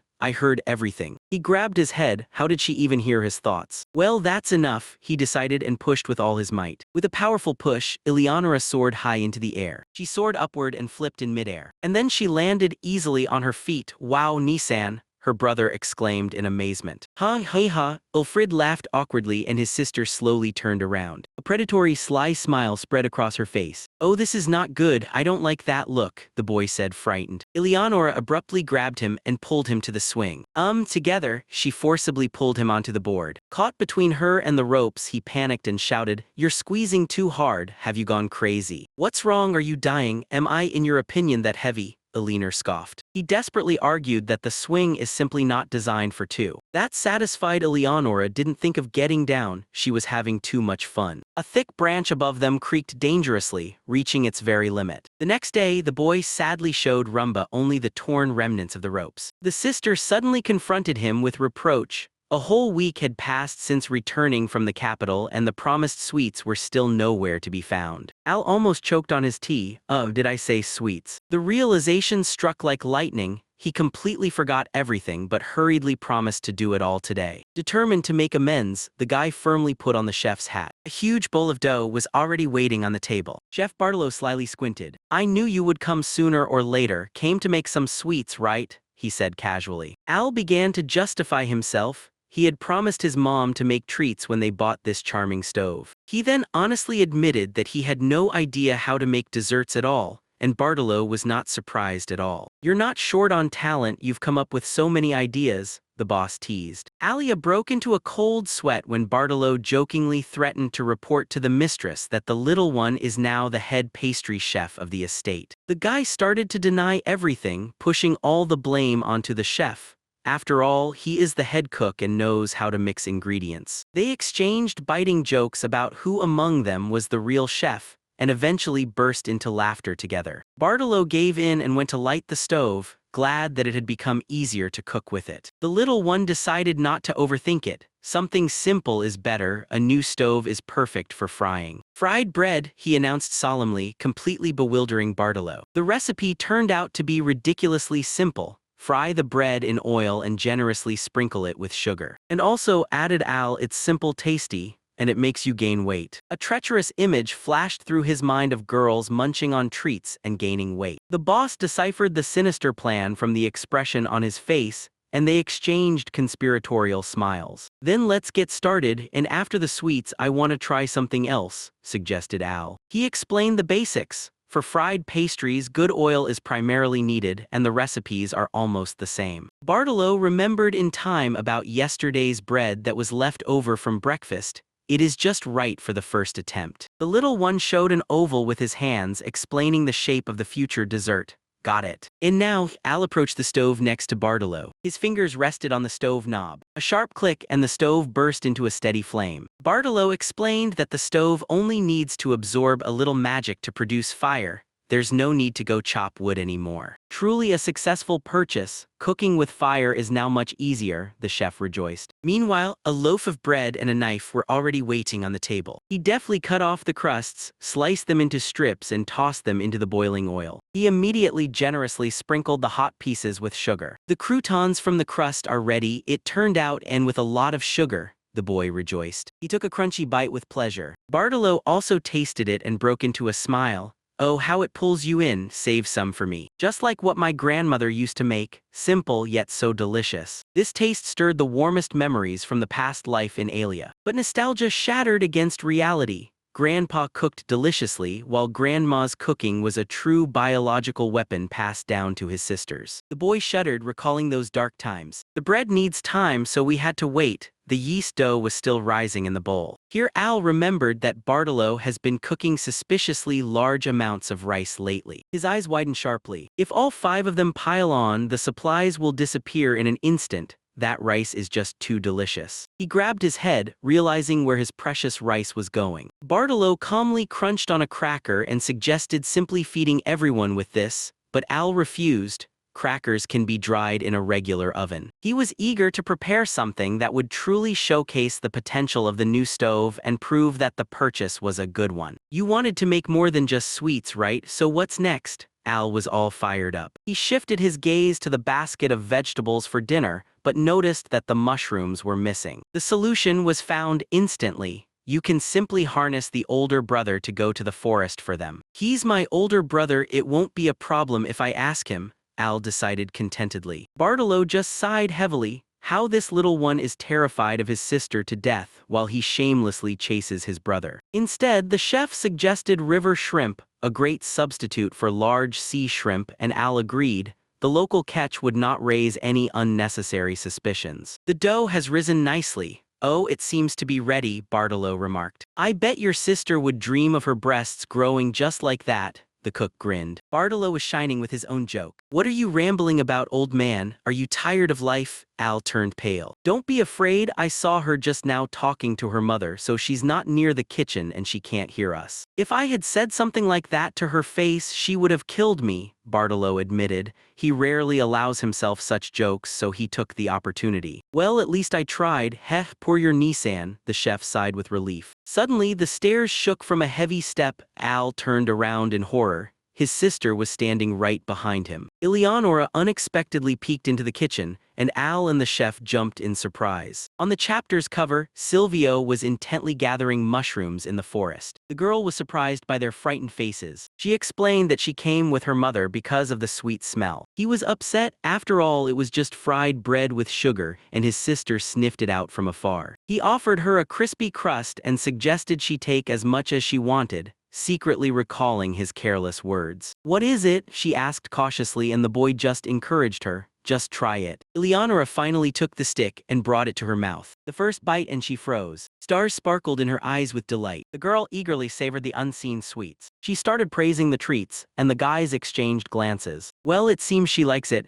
Al said with relief. He quietly exhaled, so his sister didn't hear a single word he said. Here, Eleonora mentioned that some others should also be given a taste. All right, just let me through, the boy began. That girl has already grabbed a whole bowl to take for seconds. You almost gave me a heart attack, boy, the cook exhaled, and Al admitted that he was scared himself. He shuddered at the thought of what would have happened if his sister had come in a few seconds earlier. And don't say, Bartolo agreed quietly. They agreed to be more careful with their conversations when suddenly Silvio burst in shouting, I'm home. The boy joyfully showed a full basket of mushrooms and herbs. Brother, he exclaimed, greeting. Al thanked his brother for his efforts and asked if the mushrooms would be suitable for dinner. Meanwhile, Eleonora had already returned with an empty bowl, demanding more crusts. Aloo, she exclaimed, and he promised that there would be more treats. The boy explained that it took the whole morning to fry, so some of it would have to be set aside for later. On the table, neat dough preparations were already waiting. Bartolo checked if the oil was hot enough. The surface was covered in bubbles, everything was ready. 2 sticks carefully lowered the dough into hot oil. The piece slowly sank into the whirlpool of bubbles. The cook deftly flipped the bread that was turning golden. And having repeated this several times, muttered Al. Suddenly Bartolo exclaimed in shock. He was shocked to see how much sugar the boy was pouring. Al generously sprinkled the hot pastries. "That's exactly how much you need to put in," he explained calmly. The crust was thickly covered with white powdered sugar. Bartolo suggested taking the treats to the lady and the rest of the family. Al slyly squinted. It turned out that the women were already standing by the door and peeking in. They watched the whole process while the cook lamented about the sugar. "Ready, shall I serve the tea?" the mother flustered. She ordered to call Silvio and Nord, but she was told that they were already at the table. An appetizing piece of fried bread was displayed on the plate. The women tasted the dish with undisguised pleasure. "Wow," one of the boys exclaimed. "Well, this is what this fry-up is like." Silvio and Nord decided to share the portion because it seemed too filling. "Yes, I'm very pleased," the mother beamed. She couldn't be happier that she finally bought a new stove. Al promised to prepare sauté and dagging later. "It looks like what we just ate, some crackers," they asked him. "All right, next time we'll do them too," he smiled. "Oh, how I have eaten," someone among them said contentedly. Meanwhile, a peaceful evening calm descended over the estate. In Alia's imagination, mountains of potato chips and other fried foods were already piling up. He suggested starting with tempura to avoid overloading the stomachs with oil. Bowls with ingredients and batter quickly appeared on the table. "Do you dip this in the mixture and fry it?" Bartolo clarified. "Exactly." Al praised the chef's profession, and he modestly waved it off. Suddenly, the oil aggressively splattered, and Bartolo jumped back. "Is everything all right, Bartolo? You jumped up," smiled Al. He warned that splashes of hot oil could ruin clothes. The guy advised to leave frying for later, as many dishes were still being prepared. "Now it's the turn of the chicken," he announced. "The vegetables are almost ready." Al revealed the secret of double frying for perfect crispiness. "The sound of sizzling has a calming effect on me," he admitted. Bartolo asked with interest to be told the details later. Hungry girls appeared at the door again. The hot oil suddenly splashed in all directions. Eleonora opened her eyes wide in shock. "It's hot, it's burning," she squealed, covering her mouth. Al froze and Nissan. It turned out that the sister just stuffed a hot piece of chicken into her mouth. "Delicious chicken, isn't it?"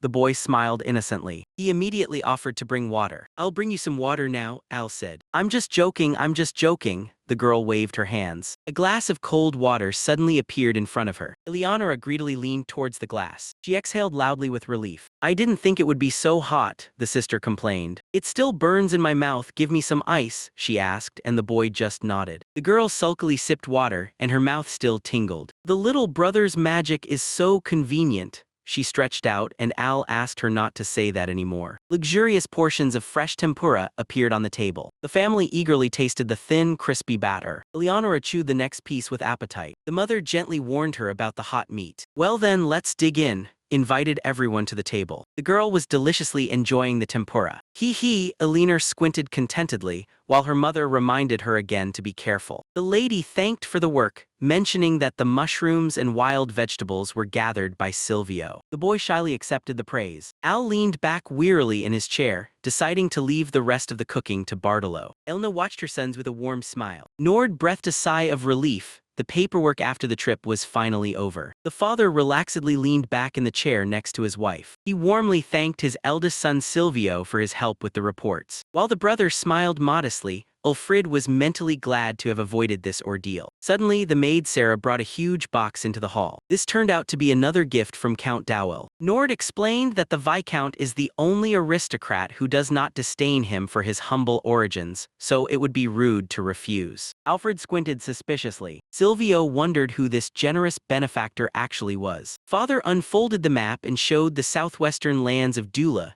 the main supplier of cotton and fur. Elna suddenly tensed and asked what was wrong with that window. Nord hesitated, as if caught red-handed like a schoolboy. Sighing heavily, he confessed, "The stern aristocrat adores dolls." Alfred stood still with a vacant stare, and then he relaxed and exhaled. He had managed to think of something much more terrifying. The boy guessed that there was a toy in the box again. Nord carefully pulled on the ribbon. Inside sat a round plush knight. Everyone stared in surprise at the figure in the helmet. The father handed the toy to Ulfrid, explaining that it was the armor of the kingdom of Misfally. Well, well, Ulfried squeezed the plush armor. His cheeks instantly flushed, the fabric was luxurious to the touch. Elna was surprised that an ordinary toy had so captivated her younger son. Don't you like it? It's well made, he thought to himself, wondering if the guys were playing with dolls here. Silvio politely declined the gift. Or maybe to your brother, they suggested to him. Nord allowed Ulfrid to keep the knight for herself, as her sister would hardly have taken a liking to him either. The boy pressed the toy to his cheek, imagining how sweetly he would sleep with it. It's strange that the boy loves dolls so much, teased the mother. You are my quirky child, Elna smiled. Alfred stood up for the knight. He is so soft that you can sleep with him for hours. This is because it is impeccably sewn, the mother said, closely examining the toy. With a sudden movement, she snatched the knight from her son's hands. Her eyes widened dangerously. Without saying a word, Elna ran out of the room in small steps. In the neighboring room, she buried her face in the soft fabric. The woman reluctantly admitted that the toy was indeed wonderful. Alfred approached closer with a smile. He reminded that this is just one of the dolls and reached out for his own. Instead, Elna just held her prey tighter. She enthusiastically babbled that the quality was no worse than that doll her father once received. Everything that belongs to Ali belongs to me, Elna stated. Alfred panicked and called out to his father. Nord intervened and sternly reminded his wife that the gift already has an owner. To smooth over the situation, Elna suggested sending the window a reverse board game as a token of gratitude. Meanwhile, Sarah brought her friend a doll, an elegant princess in a lavish dress. Alfred carefully examined the new figurine. The folds in the fabric were made with filigree precision. Having grabbed both dolls, he headed to his room. In the corridor, the boy noticed the maids Mina and Mel whispering about something. Mel spoke with horror about the night footsteps in the empty mansion. Alfred perked up his ears upon hearing a terrifying conversation. Is this a story about ghosts? He asked with curiosity. Mina skeptically rolled her eyes, as if to say this happened with some seventh water on the jelly. No, it happened to the maid who was patrolling the estate, Mel insisted. Although the corridor was empty, the maid heard heavy footsteps behind her. Mina assumed it was Eleonora sneaking through the juice, but even Elfrida wouldn't have noticed that. Mel shuddered at the memory of how Alfred had once nearly given her a heart attack with a sudden shout in the dark. Mel lowered her voice. The colleague turned around and the corridor was completely empty. However, an invisible presence was breathing right on her neck. The girl ran away without looking back, and in the morning she was found unconscious on the floor. Alfred stepped out of the shadows and directly asked what she had seen. While Mel lamented about the stolen soul, Mina wisely explained everything as an attempt by some count to cover up the murder of a servant. Left alone, Ulfrid resignedly remembered that today was his turn to patrol the dark corridors. He shifted his gaze to the glass eyes of the plush princess and knight. An unpleasant chill ran involuntarily down my spine. The maid ran desperately down the dark corridor, but the footsteps behind her were inexorably getting closer. It all started earlier when Alfred was struck by a new idea, and he smiled slyly. A silent knight stood outside the window. The little knight's toy suddenly hovered in the air, and she gently lowered herself onto the carpet. The knight could barely stand on his feet, so Alfred wondered if it would be better to go with another doll. Now a girl doll has stood on her feet. Alfred tensed up, carefully moving her limbs with magic. The doll clumsily fell face down. The boy scratched his head, deciding that the problem was with the lightweight material. Weights need to be added to the legs. With iron weights on his legs, the knight finally stood firm and stopped swaying. He snapped his fingers, activating telekinesis. The knight stepped forward stealthily. It turned out to be difficult to control the march solely with magic. The knight fell again. Alfred walked down the corridor by himself, saying aloud, "Left hand forward, right leg further." But Eleanor's ringing voice made him flinch. He quickly justified himself by saying that he was just learning to walk and asked what she was doing there. The doll suddenly squeaked in the voice of the brother, pleading for help. The sister stared in amazement at the living toy. Alfred admitted that he couldn't teach her to move properly. The girl slyly squinted, asking if he was aiming to become a wizard. The boy fell into thought. If you think about it, with the magic of space, you can easily make objects appear and disappear. He daydreamed that a wizard's life isn't so bad after all. Things can be made to disappear and then reappear again. Eleonora suggested a magic school, but he categorically cut her off. no way. At the age of 7, he only wanted a peaceful life in the village. Sister shrugged and agreed to show the correct way. She confidently walked down the corridor. Alfred was watching carefully. The ordinary step of a person turned out to be too fast for the toy. He asked her to walk again, but very slowly. Eleonora obediently froze, and she exchanged a glance with her brother. An evening silence hung over the estate. Only the wind barely rustled in the branches. "Come on, Knight," the girl cheerfully encouraged. The toy took its first solid step, then the second, and then it jumped lively right into her hands. Eleonora barely managed to catch her. With admiration, I acknowledged that he succeeded. Alfred beamed with pride. The knight really jumped, and didn't even fall. Sister laughed, comparing it to a child's first steps. The idyll was interrupted by the maid Mina, calling everyone to dinner. The boy was surprised at how quickly time flew by. Eleonora handed him the toy and suggested going to eat. He suddenly stopped her and quietly asked not to tell anyone about the living knight. The sister smiled warmly and promised to keep her mouth shut. Alfred's eyes gleamed ominously. The plan was set in motion. The night completely enveloped the huge estate. Mina walked down the dark corridor with a flashlight, trembling with fear after the recent ghost story. She sighed, dreaming of comfortable magical lamps, but she remembered that they cost a whole 80 gold. This night patrol turned into torture. Suddenly something clanged loudly behind. The maid nervously laughed, trying to convince herself to calm down. She raised the lantern, illuminating the empty corridor, and she exhaled with relief. It just seemed so. Suddenly the door ahead creaked open. Mina froze, staring into the darkness. The light barely revealed the silhouettes. The high shelves of the library stood empty. The girl called out into the void with a trembling voice. The door slammed shut with a loud bang. Her heart nearly jumped out, but she clung to the thought of the draft. Although the window in the corridor was tightly closed, panic struck the head. Mina desperately convinced herself that the door was just ajar. This logical explanation somewhat eased the fear. Suddenly, clear footsteps sounded behind. She turned sharply. There was no one behind her, and she flinched in fear, pressing her hand to her chest. Such a thing has never happened in the estate before. Meanwhile, Alfred was barely surviving in the darkness from fear,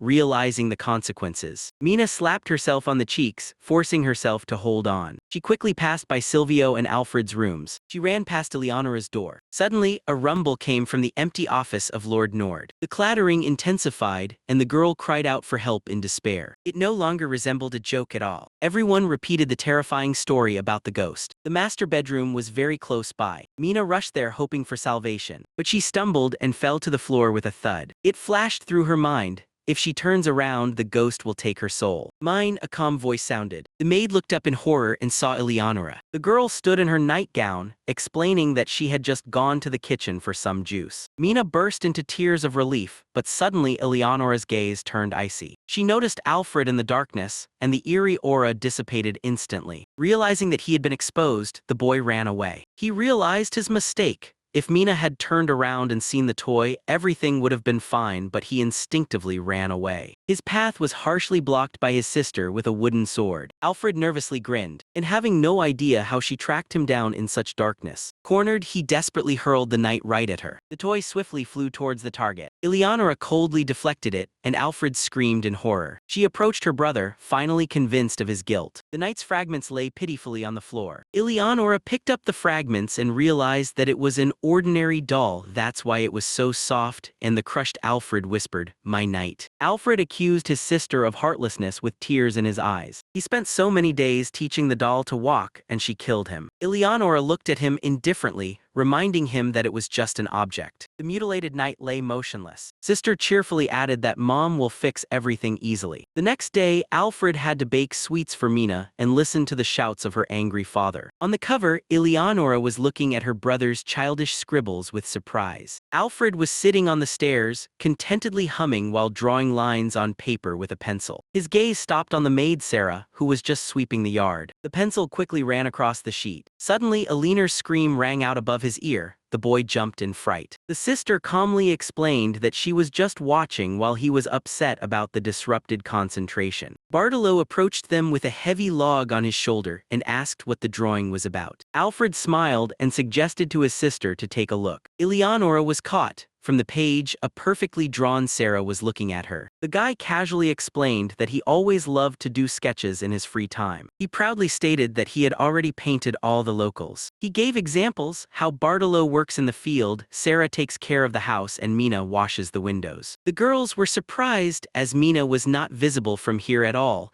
to which Alfred replied that he was drawing from memory. Suddenly, Eleonora was struck by a thought and she jumped up from her seat. On the second floor, Mina was indeed polishing the windows. The sister quietly crept up to the balcony railing, and from afar she called the maid, checking her brother's words. Meanwhile, Alfred was thoughtfully twirling a pencil, choosing a new model. Eleonora turned around and suggested drawing a monster. In an instant, a detailed slime appeared on the paper. The boy was surprised by the realism, but his sister just silently stared at the sketch. She confidently grabbed her drawing board, and with a fanatical gleam in her eyes, she began to scratch with a pencil. A sudden movement and it's done. Alfred skeptically looked at her masterpiece and directly asked if it was some new kind of monster. Bartolo wisely declined to participate in this art tournament. Then Eleonora suggested painting Sarah, and she agreed. The maid awkwardly sat on the stairs, posing for both artists. The work has begun. Alfred painted calmly, while his sister was sweating from the tension. Suddenly, Eleonora screamed. The other maids noticed the improvised studio and rushed over to take a look. Mina began to beg to be painted next, openly seeking an excuse to avoid work. Sarah quietly yawned and cautiously asked how much longer it would be. She sharply covered her mouth with her hand, blushing with shame. Alfred just smiled slyly and decided to capture that very emotion. Eleonora wiped her forehead and breathed out triumphantly. Both eagerly began to count 1, 2,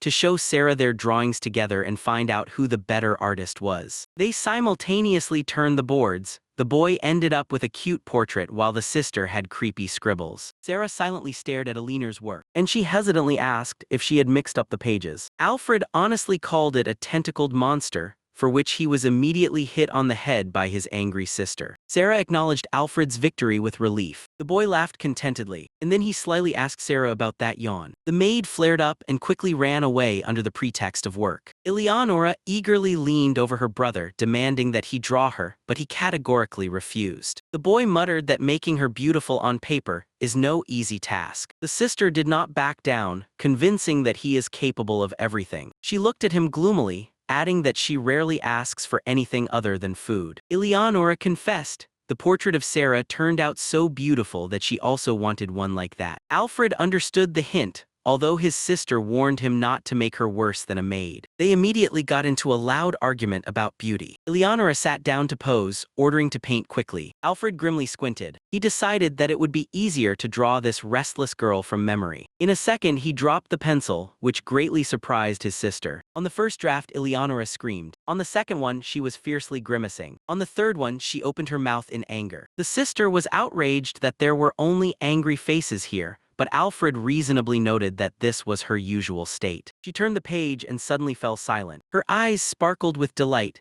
An incredibly beautiful Eleonora smiled from the page. Alfred awkwardly looked away. The happy sister jumped up and ran to show her drawing to everyone. The boy smiled softly, thinking that sometimes it is useful to capture her bright side. Eleonora proudly showcased her perfect portrait to her astonished mother. On the chapter's cover, the mother with a warm smile was admiring the drawing that Al had just finished. She joyfully burst into the room, praising his previous work, the portrait of Eleonora from the threshold. The boy calmly replied that he had already started drawing her. The woman blinked in surprise, not understanding how he was painting without a model in front of him. "Because I see you every day," Al smiled warmly. Inspired, the mother commanded to wait for her in the living room and proudly went to prepare. In a moment, a boy's voice rang out from the yard. He had already finished everything. The woman glanced at the drawing and her eyes instantly dimmed. She commanded in an icy tone to repaint it. He stared at her in shock, not understanding the reason. Eleonora stood up for her brother, stating that the portrait turned out perfect,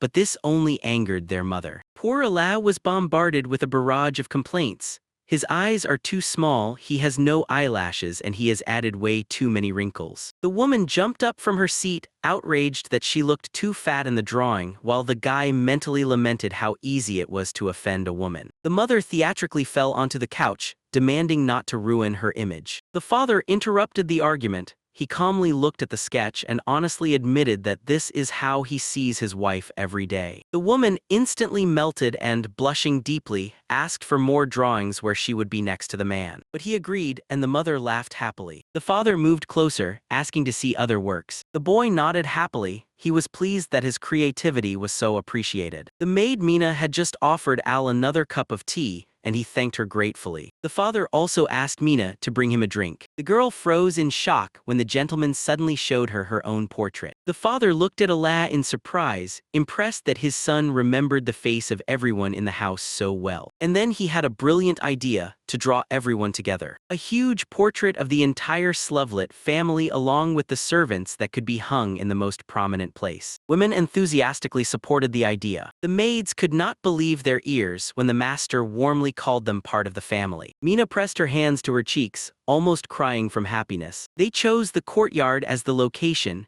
and the girl ran headlong to call the rest of the servants. Only Al sat with a sour face, realizing what he had just signed up for. The next day, the whole family gathered noisily in the yard. The mother immediately took charge of the process, positioning the children at the center of the composition. Chef Bartolo took his place with a smile. The maids obediently stood where the master indicated. Eleonora joyfully left an empty space in the very center for the artist. He looked around the space left to him in confusion. The father suggested hiring another painter so that the son could join everyone, but everyone wanted his painting. It was easier for the guy to just draw himself in later. Suddenly, a sly smile spread across his face. He realized that he had absolute power over their appearance. Eleonora immediately felt unwell, warning her mother about her brother's treacherous plans. But he accidentally blurted out loud about revenge in the form of wrinkles, and the air instantly became heavy. The angry mother gripped the children's shoulders with a dead hold,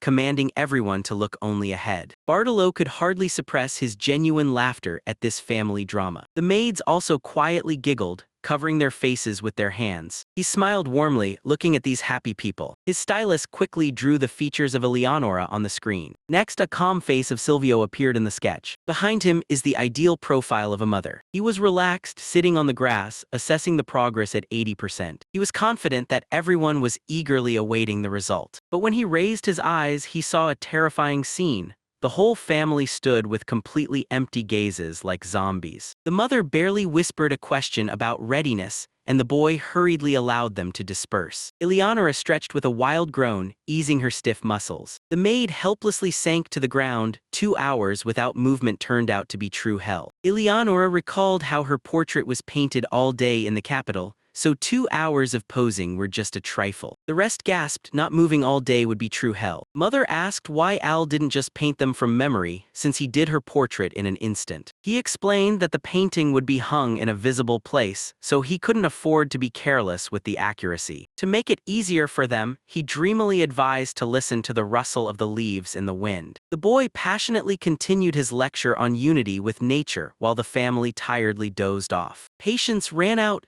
Everyone crowded around the tablet, demanding to see the portrait and not daring to add any wrinkles. The parents were frozen with delight. The drawing turned out even better than they had imagined. The children also breathed a sigh of relief upon seeing themselves beautiful and without their mother's claws on their shoulders. The servants chattered joyfully, admiring their perfectly identical copies. The final touch remains to add the artist himself in the center of the composition. Eleonora slyly offered her help with painting. He categorically and with a broad smile refused. He knew perfectly well that his sister would draw him as some kind of ugly alien. The boy took the stylus himself, deciding to do everything quickly. In his mind, an incredibly pompous, shining self-portrait was already taking shape. But he barely managed to draw a line when his family harshly brought him back down to earth. Eleonora mercilessly criticized his fantasies, stating that he had a round face and an empty gaze. But he almost cried from such a cruel truth about his own appearance. "This is too cruel," whispered Al, struck to the core. The sister got tired of waiting. She snatched the stylus and took matters into her own hands. But he screamed and begged her to stop while she mercilessly narrowed his eyes on the screen. One confident movement and it's done. The boy looked at the screen with a doomed expression. The whole family unanimously confirmed it was a 100% copy of Ala. He surrendered, quietly acknowledging his sister's skill. Eleonora proudly raised her nose, boasting that she had studied with the best. Ultimately, the perfect, living portrait of the entire Slovlet family took its honorable place in the living room. Alfred stared down in shock. The hand tightly grasped the edge of the empty bag. There was no more rice. Just recently, the whole family was carefree, enjoying their favorite rice dish. The rice has disappeared completely. The boy groaned in horror over the empty bag. Alfred was fiercely yelling at Nord, demanding that he at least chew his food while he was choking on handfuls of grain. The boy lamented, Merchant Tri brought this rice a year ago, and if he had eaten it himself, the supplies would have lasted a long time. Nord, with an empty bowl, unconditionally demanded a refill for his favorite donberry. Alfred burst into a scream. With such appetites, the storerooms will be empty in a month. He grimly admitted that he was already forced to hide the last bags for a rainy day. The raw egg appetizingly spread over the hot serving of white rice. Nord shrugged and advised simply to buy more from Tri, as such things do not grow in their village. Alfred dreamily imagined the rice fields. He wanted to reach the very source, but for now he could only wait for a response to the letter. Nord was surprised and pointed out that the merchant's carriage was already in the yard. Alfred flew into the hall like a bullet, barely missing knocking the smiling Tri off his feet. Trey was confused. Eleonora had just run out of the estate to look for the boy. Alfred stood frozen in confusion. Tri explained with a laugh that his sister didn't find him at home and assumed that he had gotten into trouble. Waving off his sister's antics, Ulfrid eagerly asked about his letter. He led the guest through the corridors, complaining about the greed of his own family. Tri suddenly squinted slyly and remembered the royal reception. A chill ran down Alfred's spine. The merchant joyfully spread rumors, a sword dance and sudden engagement to the 4-year-old daughter of the Misfids. Alfred turned red as a lobster and shouted that it was just a regular fight over a piece of meat. 3 teased him with a smile, saying that everything looked too harsh for a children's quarrel. The boy smugly snorted. All the local aristocrats can confirm his words. Tri laughed, acknowledging that romance and engagement were not at all about Ulfrid. Alfred frowned gloomily at such compliments. Putting aside the small talk, he got to the point and stated directly that he wanted to buy more rice. The boy's eyes lit up. Tri himself suggested going to the spring. Alfred bowed low, begging to be taken along. Tri asked with doubt whether Nord and Elna would let him go at all. Alfred naively asked if it was far to travel, maybe somewhere near the capital. Tri calmly replied that rice grows all the way on the eastern continent, across the sea. Hearing that it was in the distant land of Kagura, Ulfrid froze with a vacant stare, but unexpectedly gathered the parents in the living room. "I want to go to Kagura," he declared decisively. The couple just exchanged puzzled glances. Kagura had been wooing the boy for a long time. He dreamed of a peaceful rural life and endless rice fields. The father recalled that it was from this eastern country that the trading company Trila imports rice. The local residents are also famous for their fish dishes,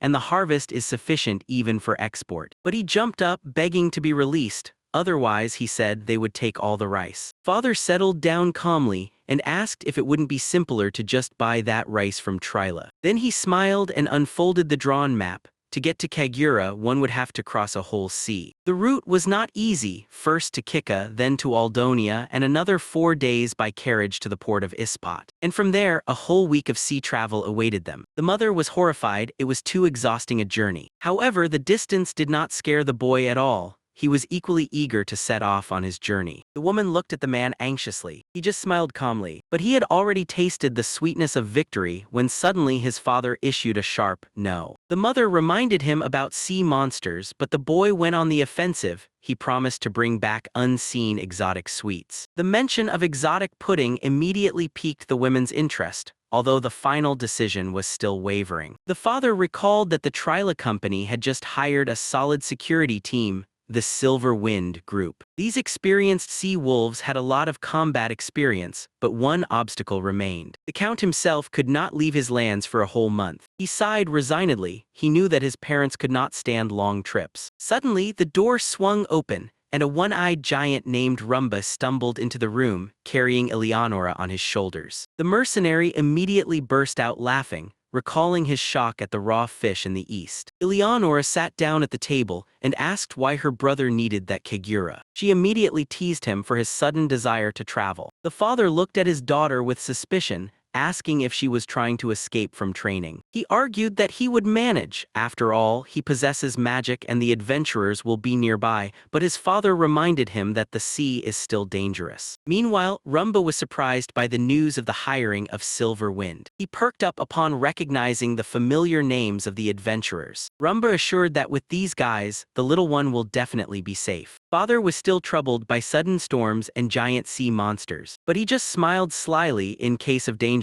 he could simply teleport home. He is only 7 years old. the father reminded sternly. The boy froze, and then Rumba decisively volunteered to become Allah's personal bodyguard. "Rely on me," roared the giant, and the boy beamed. With such a guardian, there was nothing to fear. Rumba proudly promised to take care of both accommodation and food, and to protect the little one at any cost. The mother was still hesitant, but the father acknowledged that their son rarely gets so passionately involved in anything. The father firmly shook Rumba's hand, entrusting him with the most valuable thing. "Keep the magic ready," and the boy thanked the big guy gratefully. "I am going too," Elinor suddenly exclaimed indignantly. Rumba quickly grabbed her and threw her back onto his back, and he sighed inwardly. With this battle sister, a peaceful vacation was out of the question. However, the father coldly broke off his daughter. A trip to the capital and nightly training were already waiting for her. He specifically invited the strict mentor Layla, which greatly pleased Allah. Eleonora grimly realized that the trap had closed. The brother with Rumba cheerfully encouraged her, hiding his own relief. The boy beamed with happiness and warmly thanked his parents. The issue with transportation and the trading company has been officially resolved. He trustfully pressed against the mighty hand of Rumba. And finally, he triumphantly exclaimed that he was heading to where rice grows. Ahead awaited Kagura. Alfred lazily peeked out from under the blanket. The suitcase was already packed and waiting. Outside in the rain, the curls were bustling around the carriages. The boy greeted and handed his luggage to Tryla. Things were quickly thrown onto the cart, about to set off. The little one's eyes sparkled with the anticipation of a journey. In his thoughts, he was already choosing souvenirs for Tor and Asmo. The idol was interrupted by Elinor. She asked if it was absolutely necessary to leave right now,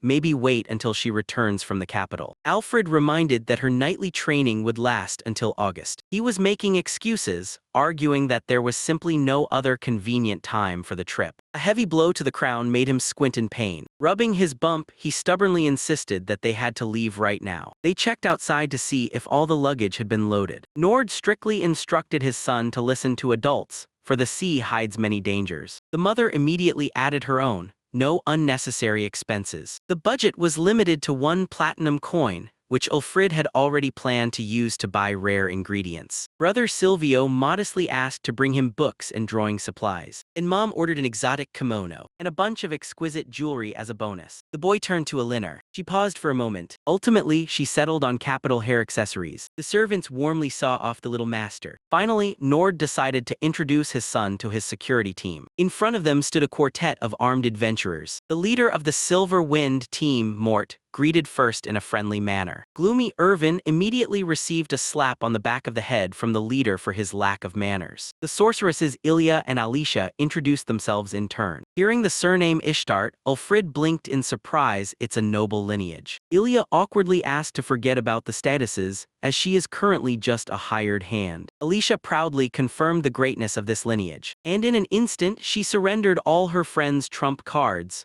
from her perfect figure to the position of the princess's bodyguard. Ilya blushed to the tips of his ears from such statements. Ilya hurriedly interrupted his friend, and a lively argument broke out among the sorceresses. Father gave the command to set off. The carriages set off on their journey. On the road, Ulfrid asked if mercenaries often hunt monsters. Mort relaxedly waved his hand. The local lands are peaceful unless a goblin happens to show up. Moreover, Rumba was traveling in the neighboring carriage, ensuring complete safety. The boy slyly squinted and suggested entertaining the companions. He picked up an ordinary canvas bag. He promised that with a snap of his fingers, the stones hidden inside would disappear. The men scoffed skeptically. Alfred slowly dropped pebbles into the bag, counting them out loud. Throwing the last one, he snapped his fingers confidently. The bag turned out to be completely empty. Mort and Irwin's eyes widened in shock. Irwin accused that the stones were hidden in his sleeve, and the boy rolled up his short sleeves. Then the mercenaries assumed that a stone had fallen into his shoe. The boy just laughed and suggested returning the missing item. Both tensed up, not taking their eyes off him. Again clicking, the stone materialized right in Alfred's pocket, finishing off the spectators. The mercenaries rushed to feel him, but he reminded them that they could not touch a wizard with their hands. For the next trick, he pulled a chicken egg from somewhere, demonstratively dropped it to the bottom of the bag. Then he brought his hand inside, preparing for magic. And in a moment, he skillfully pulled her back. Mort assumed that the guy was hiding things under his armpit, but he just smiled mysteriously. Instead of an egg, Ulfrid unexpectedly pulled a stone out of the bag. The adventurers are completely confused, demanding to repeat the trick. Irvin squinted suspiciously, trying to figure out the trick. The boy threw the thing back into the bag and the spectators were completely lost. Was it a stone or an egg? Alfred calmly explained that he was just hiding things in his spatial pocket. The stunned mercenaries exclaimed that with such talent one could become rich. Their screams were heard even in the neighboring carriage. Irritated Alicia flung open the window. The mercenaries continued to excitedly scream about the missing egg. In the end, Alfred had to demonstrate spatial magic a few more times, which ultimately bonded the whole group. The carriage rolled slowly along the forest road. Little Alfred peered curiously out of the window. A translucent gelatinous bubble flashed in the roadside grass. The boy joyfully exclaimed that it was slime. In his imagination, he was already dreamily sprawled on gigantic slippery cushions. Turning to his companions, he excitedly recounted that he had seen a slime. The girls received the news without any excitement. I remembered the lesson where the teacher explained that slimes are slow and harmless, and they lack enough digestive power even for a human. For Ulfrid, those lessons about fantastic creatures were as beloved as lore from a game. He leaned out of the window and threw a stone at the slime. The projectile bounced off the slimy body. The boy's eyes sparkled with excitement, and the slime calmly swallowed the stone. The girl gasped in surprise. Alfred figured that when the slime is washed and the mucus is removed, it would make a wonderful pillow. The companions noted that the interest in slimes is not surprising, and Ulfrid, as always with imagination, was eager to take a look. Ilya remembered the Capital Center for Slime Research, and the guy came up with a plan. To stuff slime into a leather bag, cool it down, and you would have a cool summer pillow. Alfred decided to immediately catch one for a trial, and everyone agreed. Alicia summoned herself, reminding of her water magic. Throwing open the door, she dashed out with a bag at the shout of Alicia. Landing deftly near the wheel, she rushed towards her prey. The guards shouted to give the poor slime some peace, but the girl cut in that it was just an experiment. Someone from the entourage was surprised that the slime would be made to disappear now. Others decided that Ulfrid had taken up magic again. Alicia triumphantly raised the caught slime, and she was praised for her agility as a B-rank adventurer. Alfred poked the prey and was amazed at how resilient it was. He was pleased that the slime pillow could actually work out. The boy figured out that a waterproof bag would be needed for this. Meanwhile, the carriage stopped for a break, and one of the girls remarked that the time was just right. Ulfrid tasked his companions with cleaning the slime while he ran off to look for a bag. Noticing a familiar face, he called out to him loudly. A young man named Tri shuddered in surprise. Hearing the request for waterproof leather for slime, he was confused and bombarded with questions about why it was needed. But in a moment, he jumped off the cart, demanding to hear everything to the end. Alfred began to explain his plan with the pillow. Tri slowly understood everything. He sincerely acknowledged that using the monster as a pillow, as always, was a brilliant idea. Three rummaged through the cargo, certain that what he needed was somewhere here, and triumphantly pulled out the scroll of waterproof leather. Alfred was afraid that the slime would come out at night, but Tri brushed it off, saying just to try. They returned to the girls, who were just finishing cleaning the slime. 3 samples were laid out in front of the boy: the skin of a blue alligator, the skin of an aquagonchak, and the skin of a ludrose. At a touch and a glance, Ulfrid rejected the harsh alligator and chose the pleasant aquagonchak. The slime was carefully packed in a new shell. Tri patted the ready pillow and invited to lie down. Alfred carefully began to lower his head. The face was immersed in blissful elasticity.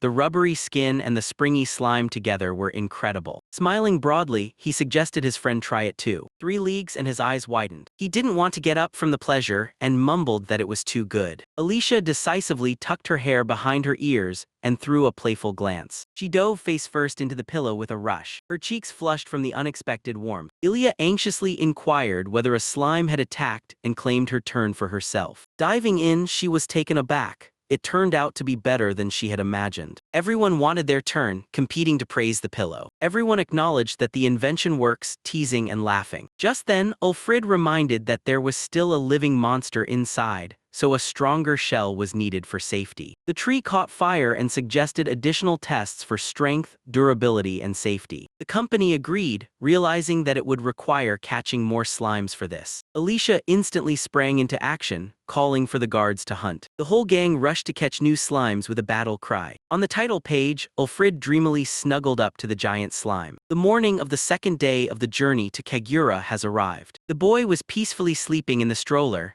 while Erwin silently watched over him. Waking up, he sleepily rubbed his eyes and called his favorite Slarin. Having touched the cold mass, the little one indignantly accused Erwin of lying. The slime just remained silent, and the boy helplessly poked it, urging it to respond. At that moment, a thought struck him. Could it be that Erwin forgot to feed Slarin? Erwin explained that without food, the slime dies in a couple of days, loses its elasticity, and turns into a puddle. The boy replied that he simply tossed some local grass slime and reminded Erwin of his dream to become the king of slimes. Erwin, in despair, grabbed the bag and shook it, crying out about their doomed slimy utopia. Suddenly, a loud bang struck the wall of the carriage. An angry woman from outside shouted for them to shut up and let her sleep, and the embarrassed boys mumbled apologies. Having finally decided to calm down, they gathered to sleep, and they dozed off sitting, wrapped in blankets. A new sunny morning has come. The light-haired companion eagerly suggested experimenting with slime pillows right on the road. He outlined the idea. A slime pillow on the go could become the start of a new product. The girl nearby just sweetly stretched, marveling at their inexhaustible energy. The work was in full swing. The young man was thinking about how to sew the fabric so that the slime wouldn't leak and how to protect it from destruction. Someone abruptly flung the door open with the exclamation, "Let's go." The boy contentedly peeked out the window, enjoying the peaceful journey. However, the sun was shining more and more intensely. Suddenly, a worried call to Alfred rang out. Erwin was pushed away from the slime, and he recoiled in fear. The surface of the slime was covered with icy sparks and became cold. Alfred admitted that he planned to make pillows from frozen slimes and started testing. He carefully pressed his palm against the cool mass. The slime yielded like a memory foam pillow. The boy was struck by how pleasantly his hand sank inside. He exclaimed excitedly to try that everything is working. The friends agreed to check at the next stop what would happen when the slime is heated. Soon the carriage stopped for a rest under the trees. The guys pulled the slime out and prepared for the second stage. The slime was laid on the grass under the scorching sun. They wondered with curiosity whether he would turn into a convenient heating pad. Instead, the mass with a loud splatter spread out into a shapeless puddle. Both faces were frozen in complete shock. Erwin cried out that Slarin II had died, while the boy confusedly poked at the puddle. The company realized that the mucus had simply lost its elasticity due to the heat. The maid noted that ice mages are rare, so cooling something is very difficult. The warrior added that fire magic also requires fine control. Ordinary people without talent are only capable of striking a spark or lighting a fire. The boy pondered over the melted slime, doubting whether they would buy the expensive magical pillows. Suddenly it dawned on him, it doesn't matter. The light-haired one squinted slyly and revealed the main trump card. Their audience would be the wealthy. The girls gasped. The nobility and merchants are always eager for novelties and will definitely want to try them. The light-haired man confidently took on all the sales himself. The boy enthusiastically clapped his fists with him, impressed by his friend's business acumen. The carriage rolled on, approaching the stone gates of the city. The boy peeked out of the carriage window, looking at the road. They were finally approaching Kika, a bustling transit city in the eastern part of the Kingdom of Aldonia. The adults were lively discussing this popular transit point among travelers. Ahead lay a vast city, and the companion noticed how truly limitless the world was. The boy stood spellbound in front of the gigantic stone archway of the gate, and his dark-haired companion suddenly flinched at an unpleasant memory. He recalled the persistent city guards, and his mood instantly soured. The blonde reassured that such handsome goalkeepers are found only in the capital. However, the dark-haired one was still nervous, fearing to encounter them again. And not without reason, it was at that time in the capital that those guards neglected their work, drooling over the next handsome man. The carriage stopped, and the friendly blonde thanked everyone for the difficult journey. The boy jumped up joyfully and immediately asked what the plan was now. The company quickly divided the tasks. Some guard the cargo while others go shopping. The women offered to help with the things, but the men politely declined. The one-eyed giant Rumba helplessly shrugged his shoulders. There was no work left for him. The boy squinted slyly, thinking of something, and he dragged his friend to explore the market square. A colorful, noisy crowd was swirling around. Rumba was astonished. The marketplace was bustling with people. The boy grimaced. In the thick of the crowd, he could see nothing beyond the backs of strangers. Then the big guy easily picked him up and threw him over his shoulder. From above, the boy saw the shops far away in the distant rows. The first things that attracted them were the smoke from the shashlik and the friendly call of the seller. The juicy meat sizzled appetizingly on the grill. The saleswoman smiled and asked if he was Rumba's son, but he quickly denied it. They grabbed the hot skewers and promised to come back again. Chewing his meat, the little one happily chatted with his friend. Suddenly, his gaze fell on the sign where they sold juice and ale. The boy's eyes lit up, and he quickly pulled Rumba to buy drinks. With a dull thud, the wooden mug dropped onto the table. The Rumba bent, the street elf turned out to be quite warm. The little one winked and asked to be given a mug. A short magical spark slipped from his fingers. Rumba took a cautious sip, and he melted into a blissful smile. The drink became icy. The owner of the stall was so delighted with the magic that she rewarded them with a whole basket of fruits. The boy also wanted to drink, but he was reminded that ale is a drink for adults. Instead, he was advised to try the local grape juice that Kika is famous for. The little one remembered how he secretly stored fresh grapes in the spatial inventory. Rumba praised the local variety, perfect for thick sweet juice. The guy jokingly threatened, "If the big guy is lying, he will be left without his other eye." The friendly saleswoman was calling to buy juice for just 4 pennies. Moreover, she generously distributed free samples. A considerable line of eager people was already gathered near the barrel. People were surprised by the low price, recalling the twice as expensive capital juice. It turned out that you have to pour yourself a drink on your own, from a wooden tap. The boy was practically bouncing on his friend's shoulders from impatience. The queue slowly moved forward. Finally, it was their turn, and the little one happily reached out his hand. Suddenly, an angry shout from the saleswoman rang out. She sternly stopped Rumba. He cunningly placed a huge beer mug under the juice. Zdorovany was justifying himself by saying that it was allowed last time. You had to comply and take an ordinary glass. Grumbling discontentedly, he carried 2 small portions. The boy carefully took his first sip. His eyes widened in surprise. The taste turned out to be incredibly rich and intense. Both instantly forgot about the spent coins. It was worth it. The boy silently stared at the remnants of the juice and pondered something. He decided to cool the juice with ice magic and turn it into sorbet. Magical sparks once again flew from his fingers. The liquid in the glass instantly cooled down but did not freeze solid. Then he took a spoon and began to stir vigorously. The juice turned into perfect slushy ice. Rumba stared in surprise at the unusual dessert, mistaking it for colored sand. The boy contentedly sent a full spoon to his mouth. The taste hit him with a true wave of delight. Rumba, impressed by his reaction, demanded that he be given the same. Zdorovany couldn't hold back and also greedily pounced on the icy mass. But in a moment, both grabbed their heads. Their brains were frozen from the sharp cold. The convoy stopped for the night at a large inn. Alfred joyfully ran into his spacious room with his belongings. He jumped onto the bed with excitement. Finally, a real soft bed. Suddenly, his gaze caught an interesting detail. There were 2 beds in the room. A mischievous idea sparked in the child's eyes. With a light flick of his finger, he used magic and merged both beds into one huge one. Now it was possible to roll around to one's heart's content on the soft pillows. The smell of fresh linen instantly relieved the fatigue after a long journey. After the cold tents on the road from Koryat, this comfort seemed to him like a true paradise. Suddenly, his peace was shattered by a loud scream from behind the wall. In the corridor, the guards Irvin and Satsuki were already fiercely arguing over the sleeping spots. Irwin categorically refused to sleep by the door again and demanded a bed further away. The argument was interrupted by the big guy Rumba, who rudely claimed the middle for himself. Alfred quietly peeked out of the room, listening to the guards' complaints about the giant's terrible snoring. Realizing the perspective, both immediately changed their tone and politely began to push the center onto each other. That false politeness immediately cracked. They erupted into swearing again. Alfred lay down in bed,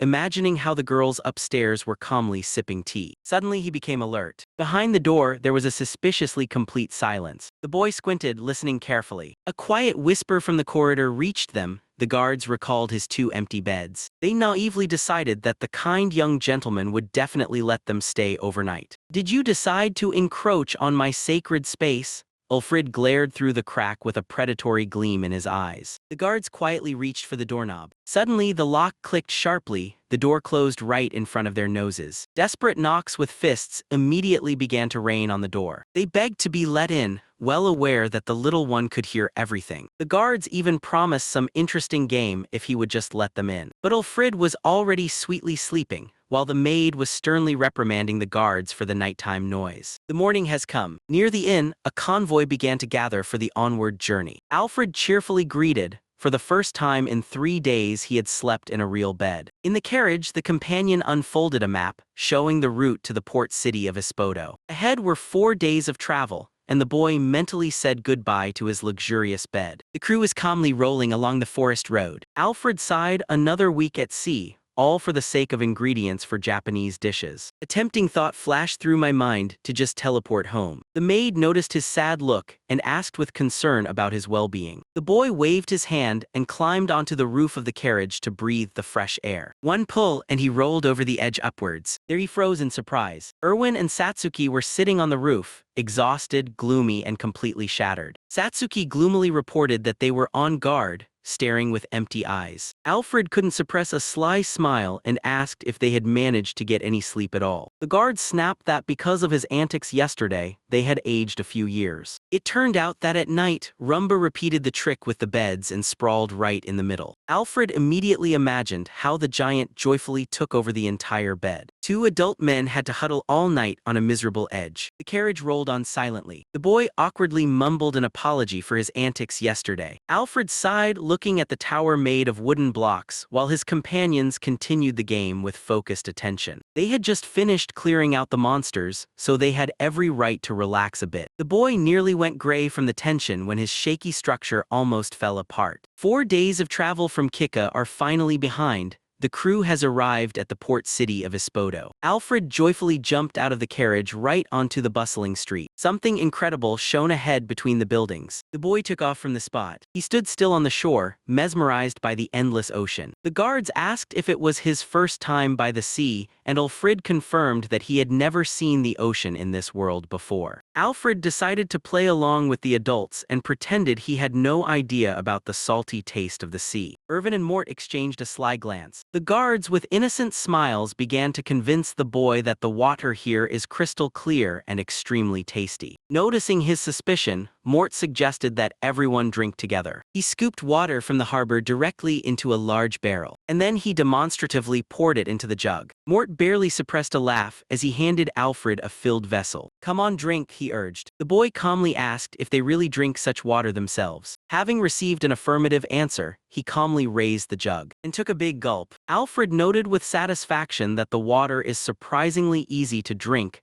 and assured that everything is indeed delicious. Irvin and Mort stared wide-eyed, not understanding how he could swallow pure salt. Alfred simply wiped his mouth contentedly, while the jokers puzzled over his broken receptors. Then the little one smiled slyly and handed them 2 more full jugs. Cold and tasty, he persistently shoved the container towards the shocked Mort. Irwin began to shout at his friend, refusing outright to drink that poison. Alfred looked at them with innocent shining eyes, suggesting they take at least a sip. A tense silence hung over the pier, and the whole secret lay in the fact that Alfred had discreetly created a spatial dimension in his mouth and simply drained all the water there. The entertainment was interrupted by Alina's fierce scream. For making the child drink from the sea, the girl punished the fools by carrying all the luggage. Alfred assured everyone that he was fine. He simply stopped the water with magic, and the guilty guard rushed to apologize. Alfred proudly showed off his muscles, indicating that he felt great and full of energy. The adults agreed on matters. While Try is holding a business meeting and the others are selling supplies, the boy was offered to take a walk around the city with Rumba. Eleonora gently said that this time she would keep him company on the walk until lunch. The little one cheerfully said goodbye to the punished guards, who were already groaning under the weight of the boxes. Together with Eleonora and the giant Rumba, he set off through the streets of the port city. When they walked away, the boy quietly admitted that he hadn't actually swallowed the seawater. Rumba laughed and suggested going to the seafood market. Everyone enthusiastically supported the idea of tasting the freshest fish. Alfred could hardly contain his joy. In his village, he had only eaten river fish,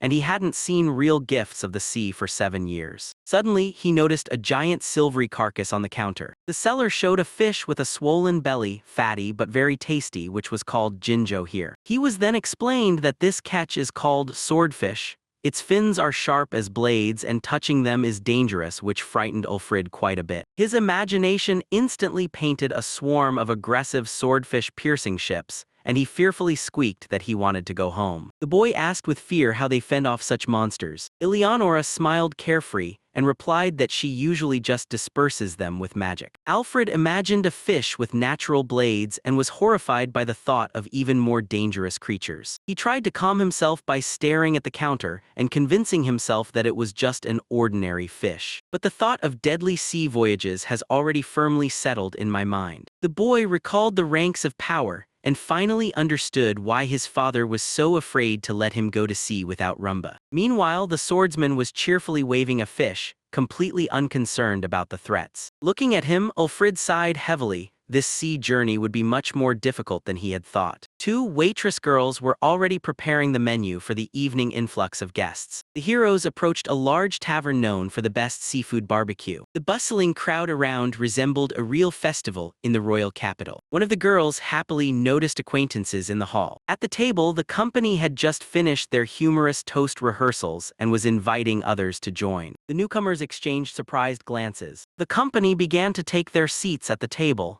distributing who would sit where next to Ilya and the others. The guy immediately asked Ulfrid if he had managed to explore the city. The appearance of the strict assistant in such a relaxed atmosphere seemed like something incredible. Alfred reached to pour the boy some juice, but he suspiciously recoiled, remembering the old jokes about wine. Fresh shrimp and shellfish were already sizzling on the grill. Irvin casually dismissed the lack of vegetables. Today they served seafood. The boy decided to definitely share the treats with the female half of the group later. A huge piece of fish thudded onto the grill. Everyone stared openly at the carcass of the fresh tuna. Alfred drew everyone's attention. He solemnly announced the arrival at the port of Espodo and the quick departure to Kagura. A loud clink of mugs rang out. Today he was paying for everything. Joyful laughter drowned in the general noise. Someone jokingly expressed outrage at the young man's refusal to drink with the nobleman. Irvin cheerfully hugged the little one, praising the orange flavor. The free treat instantly lifted everyone's spirits. Finally, it was time for the main dish, fried mollusks. Alfred mysteriously announced that he had prepared a special gift. The boy squinted skeptically. With a quiet thud, a small vessel landed on the table. Just the word soy sauce made the little one jump in place. In his memory, dozens of dishes from his past life instantly surfaced, which so lacked this seasoning. He shook Alfred wildly by the collar, demanding explanations. Cooling down a bit, he asked where this treasure came from. It turned out that the sauce was delivered only this morning straight from Kagura. The boy sincerely did not understand why he had been silent about the discovery for so long. Alfred admitted that he ordered the sauce along with the rice just by chance. He lowered his eyes guiltily. The little one comically fell into despair, regretting that he had overwhelmed his friend with board game work. The boy realized that if he had been told about the difficulties earlier, the Sluliter's family would have sorted everything out and obtained the sauce much faster. The thoughts of wasted time made his head spin, but in a moment he sincerely smiled, thanking for the very opportunity to travel. These words touched Alfred to the depths of his soul. The boy gazed thoughtfully at the grill, recalling the culinary experiments of the past year. He admitted that blindly copying dishes from a past life is already boring. It is much more interesting to experiment with the unique ingredients of this world. Although the nostalgia for familiar tastes has not gone anywhere, he hopefully asked about the availability of soybeans in Kagura. The friends joyfully clinked glasses, anticipating new discoveries. In his dreams, the boy was already building himself a house in a new city. Meanwhile, Irvin leaned curiously towards the mysterious little bottle. He tried to swallow the sauce blindly, but the little one stopped him in time. Alfred warned that it was just a seasoning, not a drink, while Irwin skeptically sniffed at the bottle. Irwin nearly choked on the air from the sharp smell. He rubbed his nose in confusion, struck by such a strong scent. Alfred reminded that these tastes are completely unfamiliar to the local mercenaries. The girls confirmed that their sea voyages always avoided those lands. The atmosphere at the table was becoming increasingly warmer. Listening to the stories, the boy pondered that this is what true life as an adventurer is like. The mercenaries asked with suspicion where to add such a strange liquid. The little one slyly pointed at the hot grill. A dark drop fell directly onto the tender flesh of the mollusk. The seafood sizzled instantly on the flames. The thick aroma hit their noses, causing the men to freeze. The boy proudly presented his masterpiece, fried mollusks. Not wasting any time, he grabbed the first portion. Irvin quickly grabbed his hand, demanding to share. From the very first piece of the boy's face, it melted into absolute bliss. The perfectly balanced flavor exceeded all expectations. The perfect combination of salty sauce and tender butter simply melted in the mouth. The hand automatically reached for the drink. The boy was almost crying. Such a luxurious snack completely ruled out any chance of real drinks for him. Meanwhile, the older friends shamelessly drank beer, making the little one squirm with envy. They advised him to wait another 7 years with only laughter at his whining. The angry boy jokingly imposed a strict soy ban on Irvin. Suddenly he was called quietly. Interested women and children asked for permission to also taste the mysterious soy sauce. Everyone at the table sincerely thanked for the unexpected treat. This noise and joy reminded the little one of cozy evenings in the native village. The random tasting turned into a real celebration. He realized that sharing treats is much more enjoyable than eating them alone. Alfred warmly praised him for his generosity. The sincere smiles of friends were the best reward. It was only regrettable that the supply of sauce would quickly run out. However, it no longer mattered now. Just then, Ulfrid triumphantly pulled out 2 more bottles of sauce from the supplies. The sail fluttered in the wind. The tallmast pierced the sky. Alfred was happily smiling next to his companion.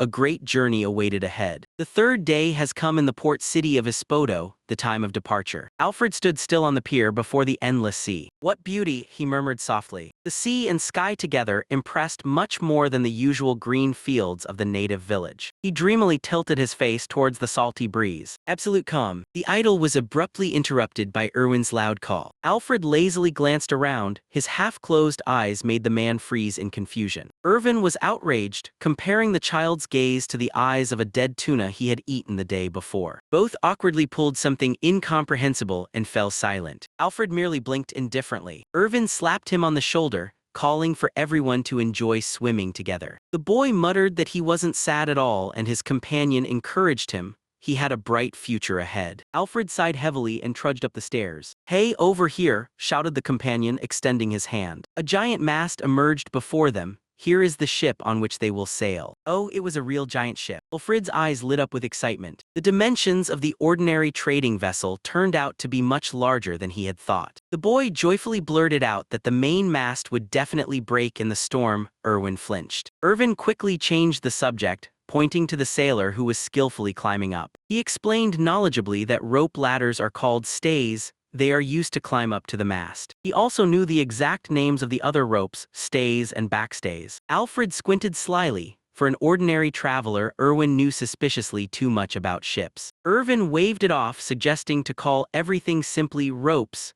as he himself was not a sailor either. Suddenly, a deep bass voice thundered over them. Alfred raised his eyes and fearfully tucked his head into his shoulders. "Pirate." The burly, bearded man introduced himself, Douglas, captain of the KO. Though deep down he was more of a merchant. He theatrically frowned and demanded to hand over all the gold. Not waiting for the scare, the captain just burst out laughing. "They are not pirates at all." He good-naturedly admitted that he dresses like this only for trips to the pubs. Someone from the team asked the captain what he thought about the guy who didn't behave like a nobleman at all. Douglas appreciated his simplicity and inquired about which noble he was traveling with. Alfred ran through the noble hierarchy in his mind, and vaguely replied that aristocrats can be very different. Douglas stared intently into his eyes. With such a gaze, one does not simply die. Alfred politely stated his full name, Alfred Slulet. For some reason, Douglas and Irwin burst into wild laughter, and the boy was taken aback. The captain hugged him paternalistically. "Leave this to me." "Cast off the lines." His roar broke the battle cry of the entire crew. The sailors immediately scattered up the masts, and Ulfrid was amazed at how deftly they moved. Irwin was terrified that falling from there would be a disability,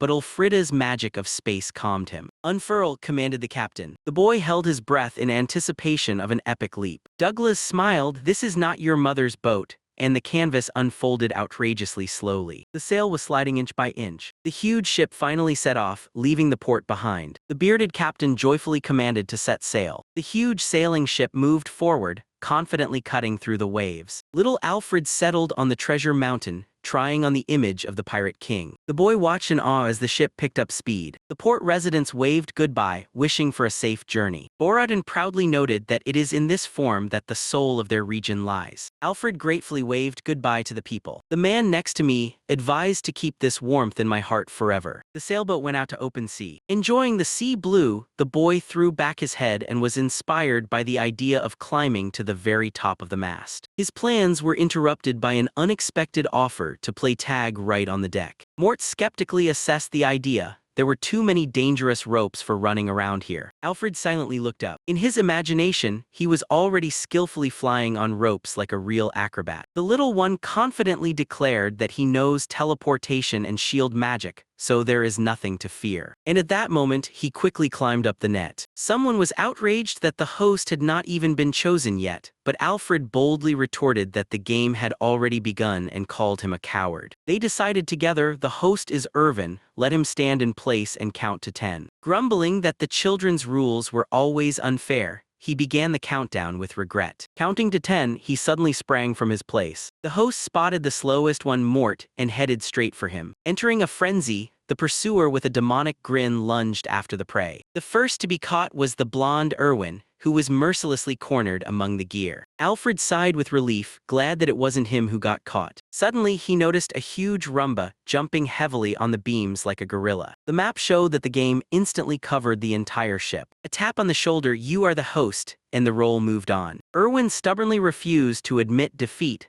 justifying himself by saying that he was barely touched by the soul. The opponent did not give up. He said that if he barely touched it, lie as much as you want. He had seen that many times before. "Well, all right, here I've caught you." Someone finally passed the turn. Mort got angry. "There is not a word about such a thing in the rules. He is to blame for stopping." "Another touch, here I caught it." "Huh." Alfred protested. "You can't immediately turn back to the one who just caught you." The host brazenly cut in, stating that rules are rules and no one had agreed on this. "Fool," and the boy dashed away, leaving the furious host behind. Mort growled that this was exactly why Alfred was now his target and threatened, if he catches him, he will throw him overboard. Breathing out heavily, the pursuer slowly raised his gaze. His eerie eyes were fixed directly on the boy. Alfred shuddered. In a panic, the boy jumped even higher, and the pursuer climbed after him hungrily. The distance between them was closing at a frightening speed. Quick, just like, the boy was left breathless. Out of fear, the boy thought that a giant spider was chasing him. He shouted desperately for him not to come closer, and Mort snapped back not to call him ugly. Alfred felt like a small butterfly about to get caught in a deadly web. Having no choice, he suddenly jumped from the net onto the thick wooden beam. Mort stopped and warned that jumping from such a height was a sure way to a fracture. The boy shouted back indignantly, asking what he was thinking when he brought the 7-year-old all the way here. The young man smirked slyly and threatened to push the little one into the water for past grievances. Finding himself in a dead end, Alfred was frantically contemplating salvation through the magic of the shield. Suddenly, a thick rope caught my eye. He was securely fastened to the mast by a powerful block. A crazy plan instantly matured in my head. While Mort ominously commanded not to move, the boy tensed up. Well, there is no choice, and he clung to the rope tightly with both hands. With a jerk and leaving the stunned opponent behind,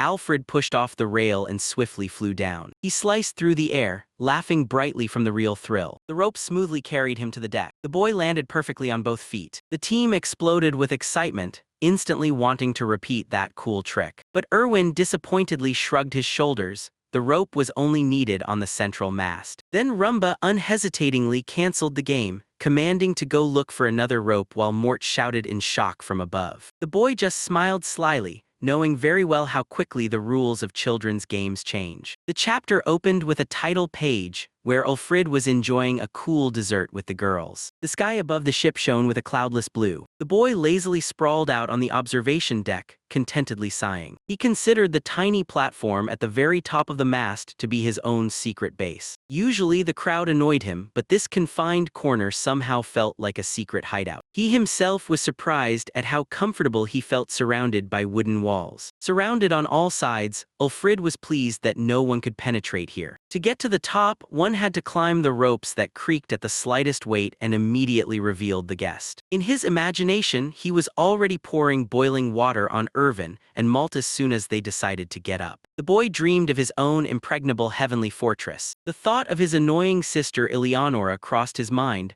but he quickly dismissed it. The sound of birds singing tickled his ears, while the cries of seagulls had their own special charm. There was only one single flaw in this idyll. Lulled by a gentle sway, Ulfrid began to doze off. Soon he was peacefully snoring in his hiding place. Suddenly the boy jumped up, grabbing his head. What a heat. The sun beat down directly on the playground, leaving not a scrap of shade. It's no use, he decided. I'll hide in the shade, and got to work. A large piece of black fabric appeared in the hands. There was nothing to attach it to except for the excess. He reasoned that a hole the size of a toothpick wouldn't harm the ship, and grabbed a hammer. A few precise strikes of a nail into the wood. Knock, knock, knock. Ready, the awning finally stretched out. Alfred joyfully dove into the saving shadow beneath him. The black canvas wonderfully absorbed the light and did not blind the eyes at all. Then he spread out the blanket and carefully placed a towel on top. The final touch was to be a homemade air conditioner made of ice magic. The boy blissfully settled in, spreading out in pleasure. He enchanted a bucket and filled it to the brim with ice blocks. Well, now everything was ready. Good night. With such a setup, a sound sleep was guaranteed. Meanwhile, down on the deck, someone looked around in confusion. The guard asked Malt worriedly where their young ward had gone. Both panicked. What if the little one got distracted by the water and fell overboard? Alyosha approached their commotion, surprised by the uproar. She wisely advised to first ask the team, and I added that they probably came up with some nonsense again. The guards did not relent, arguing that the boy could have disappeared in the ocean. Alyosha calmly dispelled the panic. The little one has been sitting in the crow's nest at the very top for a long time. She sternly reminded that even during free time, the security must not lose vigilance. Ashamed, the men admitted that Ulfrid was indeed on the grotto mast platform. Guiltily hanging their heads, they agreed to go and check. High above, the same basket hung on the mast. One of the guards climbed to him with shaky ropes. Peering inside, he froze in confusion. On the ascent, the partners also felt the black fabric nailed down. Guessing whose handiwork it was, the guard peeked under the awning. Ulfred-sama. Turning back the fabric, he saw that the boy was sleeping carefreely, blowing bubbles. They were amazed that the little one managed to pull up a whole pile of bedding all by himself. A rolled towel, a blanket, a sheet, everything was carefully arranged. Suddenly, the outstretched hand felt an unexpected cold. The air under the awning was suspiciously cool. The guard's gaze fell on a strange bucket near the sleeping person. The metal turned out to be icy to the touch. Peering inside, the men were astonished to see real ice. Where could he have come from in the middle of the sea, just after spring? It would be absurdly expensive to transport him by ship. The conclusion was obvious. Ulfrid created this ice with magic. The very bucket, perfectly level, was a magical creation of exceptional quality. Alyosha remembered how skillfully the boy molded toys from the earth, and this required incredible control. The ice cubes continued to shimmer with a cold gleam. The guards exchanged sly glances, already deciding how they would take advantage of the find. And the young wizard continued to sleep, unaware of anything. Well, it's hot, Ulfrid gasped from the heat. The black canopy only worsened the situation, attracting the merciless sun. The boy wearily wiped his sweaty forehead. Suddenly, I noticed, the prepared buckets of ice had disappeared without a trace. He looked around in confusion, searching for the missing ice blocks. From below came a satisfied bass croaking. Ah, what a coolness. On the deck stood the one-eyed giant Rumba, praising the wonderful freshness. Right in front of him, a full bucket of stolen ice was shamelessly glistening. The boys were carefree and even offered Rumba to taste. Ah, you thieves, Ulfrid barked fiercely from the high crow's nest. The trio was carefree and boldly called out for him to finally come down. Clenching his teeth, the boy climbed down the rope net. As soon as he was nearby, Rumba ordered to crush the ice into mush. Alfred immediately guessed, the big guy wants sherbet just like back in the city of Kika. The two others exchanged puzzled glances, hearing this word for the first time. Caught up in the idea, Erwin ordered them to quickly bring the bowls. All right, and bring the spoons, the others chimed in. Alfred squinted slyly and asked everyone to step back. Instead of shaping pottery with earth magic, he devised a more spectacular trick. The boy raised a powerful whirlwind of seawater into the air. A flash of magic, and the salty water began to swirl into a gigantic ice ball. With a deafening thud, the icebreaker crashed onto the deck. Alfred contentedly scratched the back of his head. It was just a matter of cutting this into convenient pieces. Glancing around cautiously, he hid a few ice floes in the spatial inventory. In his mind, a treacherous plan was brewing, now he had concentrated salty ice. The boy was already imagining how he would treat his little brother Thor with this at home. Rumba impatiently urged him to get to work. Alfred felt a chill. If he cut randomly, a salty portion could end up for him as well. So he politely let the elders go ahead. Rumbo-san, please, you go first. Then let's start with Erwin and Malta, they agreed joyfully. A sinister smile spread across the boy's face in anticipation of retribution. Erwin suspiciously narrowed his eyes upon noticing that overly happy expression. Alfred hurriedly lied that it was a special flavor accent of the dish. The blade glided through the ice block with a quiet whistle. Fine shavings fell like a beautiful waterfall directly into the bowls. Wow, you really possess ice magic, the audience marveled. You're a genius, Alfreda, someone among them exclaimed. The boy modestly waved it off, recalling his experience from his past life on Earth. Someone noted that this is exactly like back then in the city of Kika. It was then announced that ice mages usually serve kings. Hearing this, Alfred waved his arms in panic. The prospect of serving the nobility shattered all his plans for a peaceful old age. Rumba sighed, acknowledging the complete absence of noble ambitions in the little one. Alfred pompously declared that he only seeks to serve his native village. Then he was unexpectedly offered to become the manager of the village ice house. The job is rare because few possess ice magic, and the boy's eyes instantly lit up. He was already vividly imagining an underground vault where he would refresh the ice with his own magic. The villagers would bring food there for a fee, and the food would remain fresh, preserving everyone's health. Moreover, supervision can be transferred to Celia's husband, and there is no need to worry about anything. Here it is, the perfect source of stable income without extra effort. The adults just laughed. Usually only deep retirees dream of such a position. And the boy beamed, imagining how his parents would be moved by his desire to work for the good of the community. Suddenly, Erwin interrupted the dreams, reminding that the dessert was about to melt. Alfred stretched his lips into a wide, predatory grin, handing out portions. In an innocent tone, he advised to first taste pure, unadulterated ice. Erwin took a full spoon and sent it to his mouth. What a salty thing it is!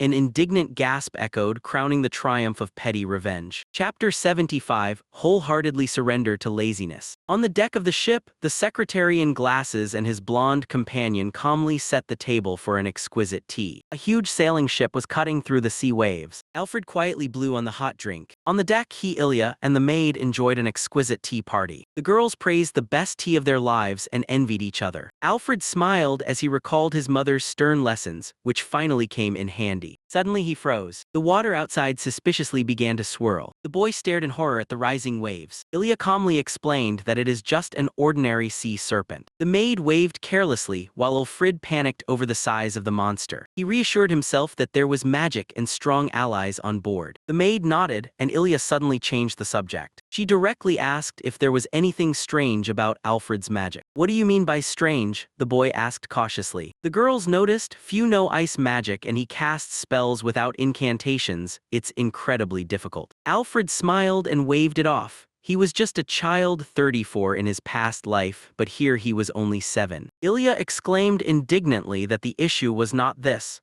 How could one simply dismiss the incantation like that? The boy pretended not to understand. What does it mean, how? He pondered that ice magic depends on inclination, but spells seem to be completely unnecessary. In his thoughts, he acknowledged that the hardest part was to accumulate and master the mana, for the god had gifted him with a talent for all elements. Control the money? I just decided that once I get it in order I will be able to work my magic, he said. Here, for example, I'll try. And the waves began to rise. A huge water sphere formed above them, something like this with the help of magic. The bullet smoothly split in half. The water took the shape of an ice dragon, and then it scattered into countless small bubbles. Ilya was astonished to admit that she could barely hold 5 such spheres. This is control. Don't touch them, I'm counting.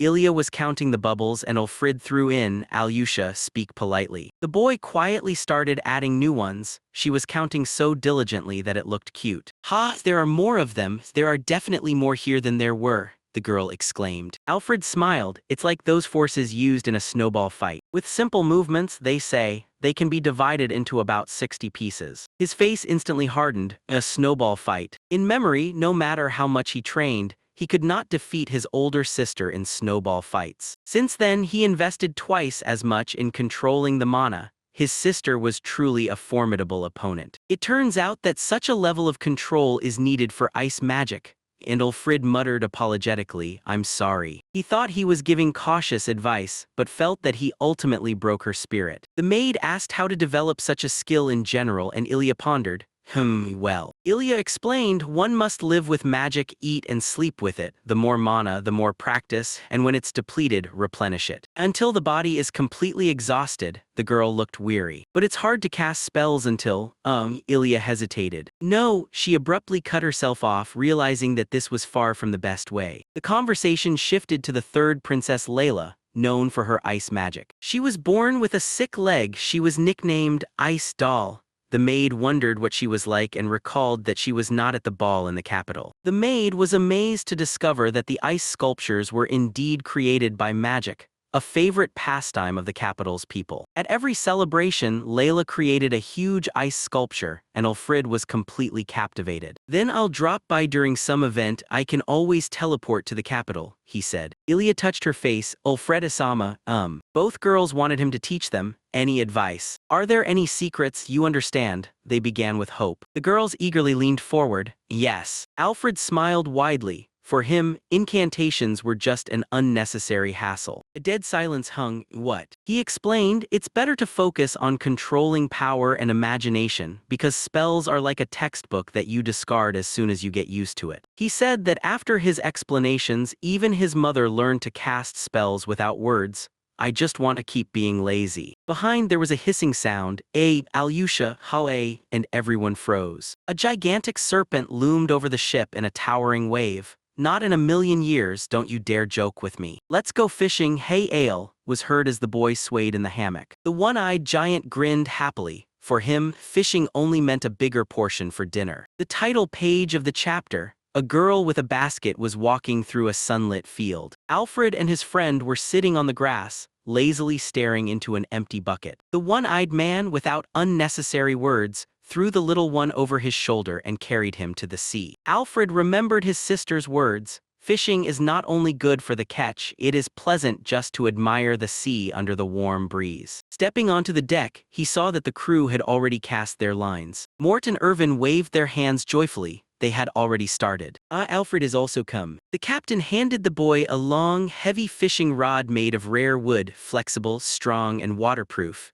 He warned that it was long. The bait was already hanging on the hook, and Ulfrid blinked in surprise. Isn't a whole fish too big for bait? With a loud splash, the bait went underwater. Several fishing lines were stretched over the smooth sea surface. A focused silence settled on the deck. Alfred raised his face to meet the warm breeze. Looking at the blue sky and the sea, it feels so good. The endless sea view provided an incredible sense of freedom. River fishing was interesting, but sea fishing is nice too. This is a relaxed time. Nearby, Mort impatiently glanced at his watch. Mort slyly teased Irwin, What, you still haven't caught a single decent one, have you? Irvin instantly flared up. This time I'll catch a big one and I won't give you a single piece. He grimly tightened his fishing rod, muttering that fish avoid people with rotten hearts. Suddenly, the float sharply sank to the bottom. The line sliced through the water with a whistle. Look, Mort, this is definitely something big. Pulling it, Irwin was pulling with all his might, while Mort advised to first exhaust the prey. With a loud splash, something massive burst out of the water. All three stared in bewilderment at the giant wet leather boot that had thudded onto the boards. Mort burst out laughing. What a trophy, a leather shoe. Angry Irwin grabbed the offender by the collar. Mort, choking with laughter, asked about the impressions from the deadly battle with the boot.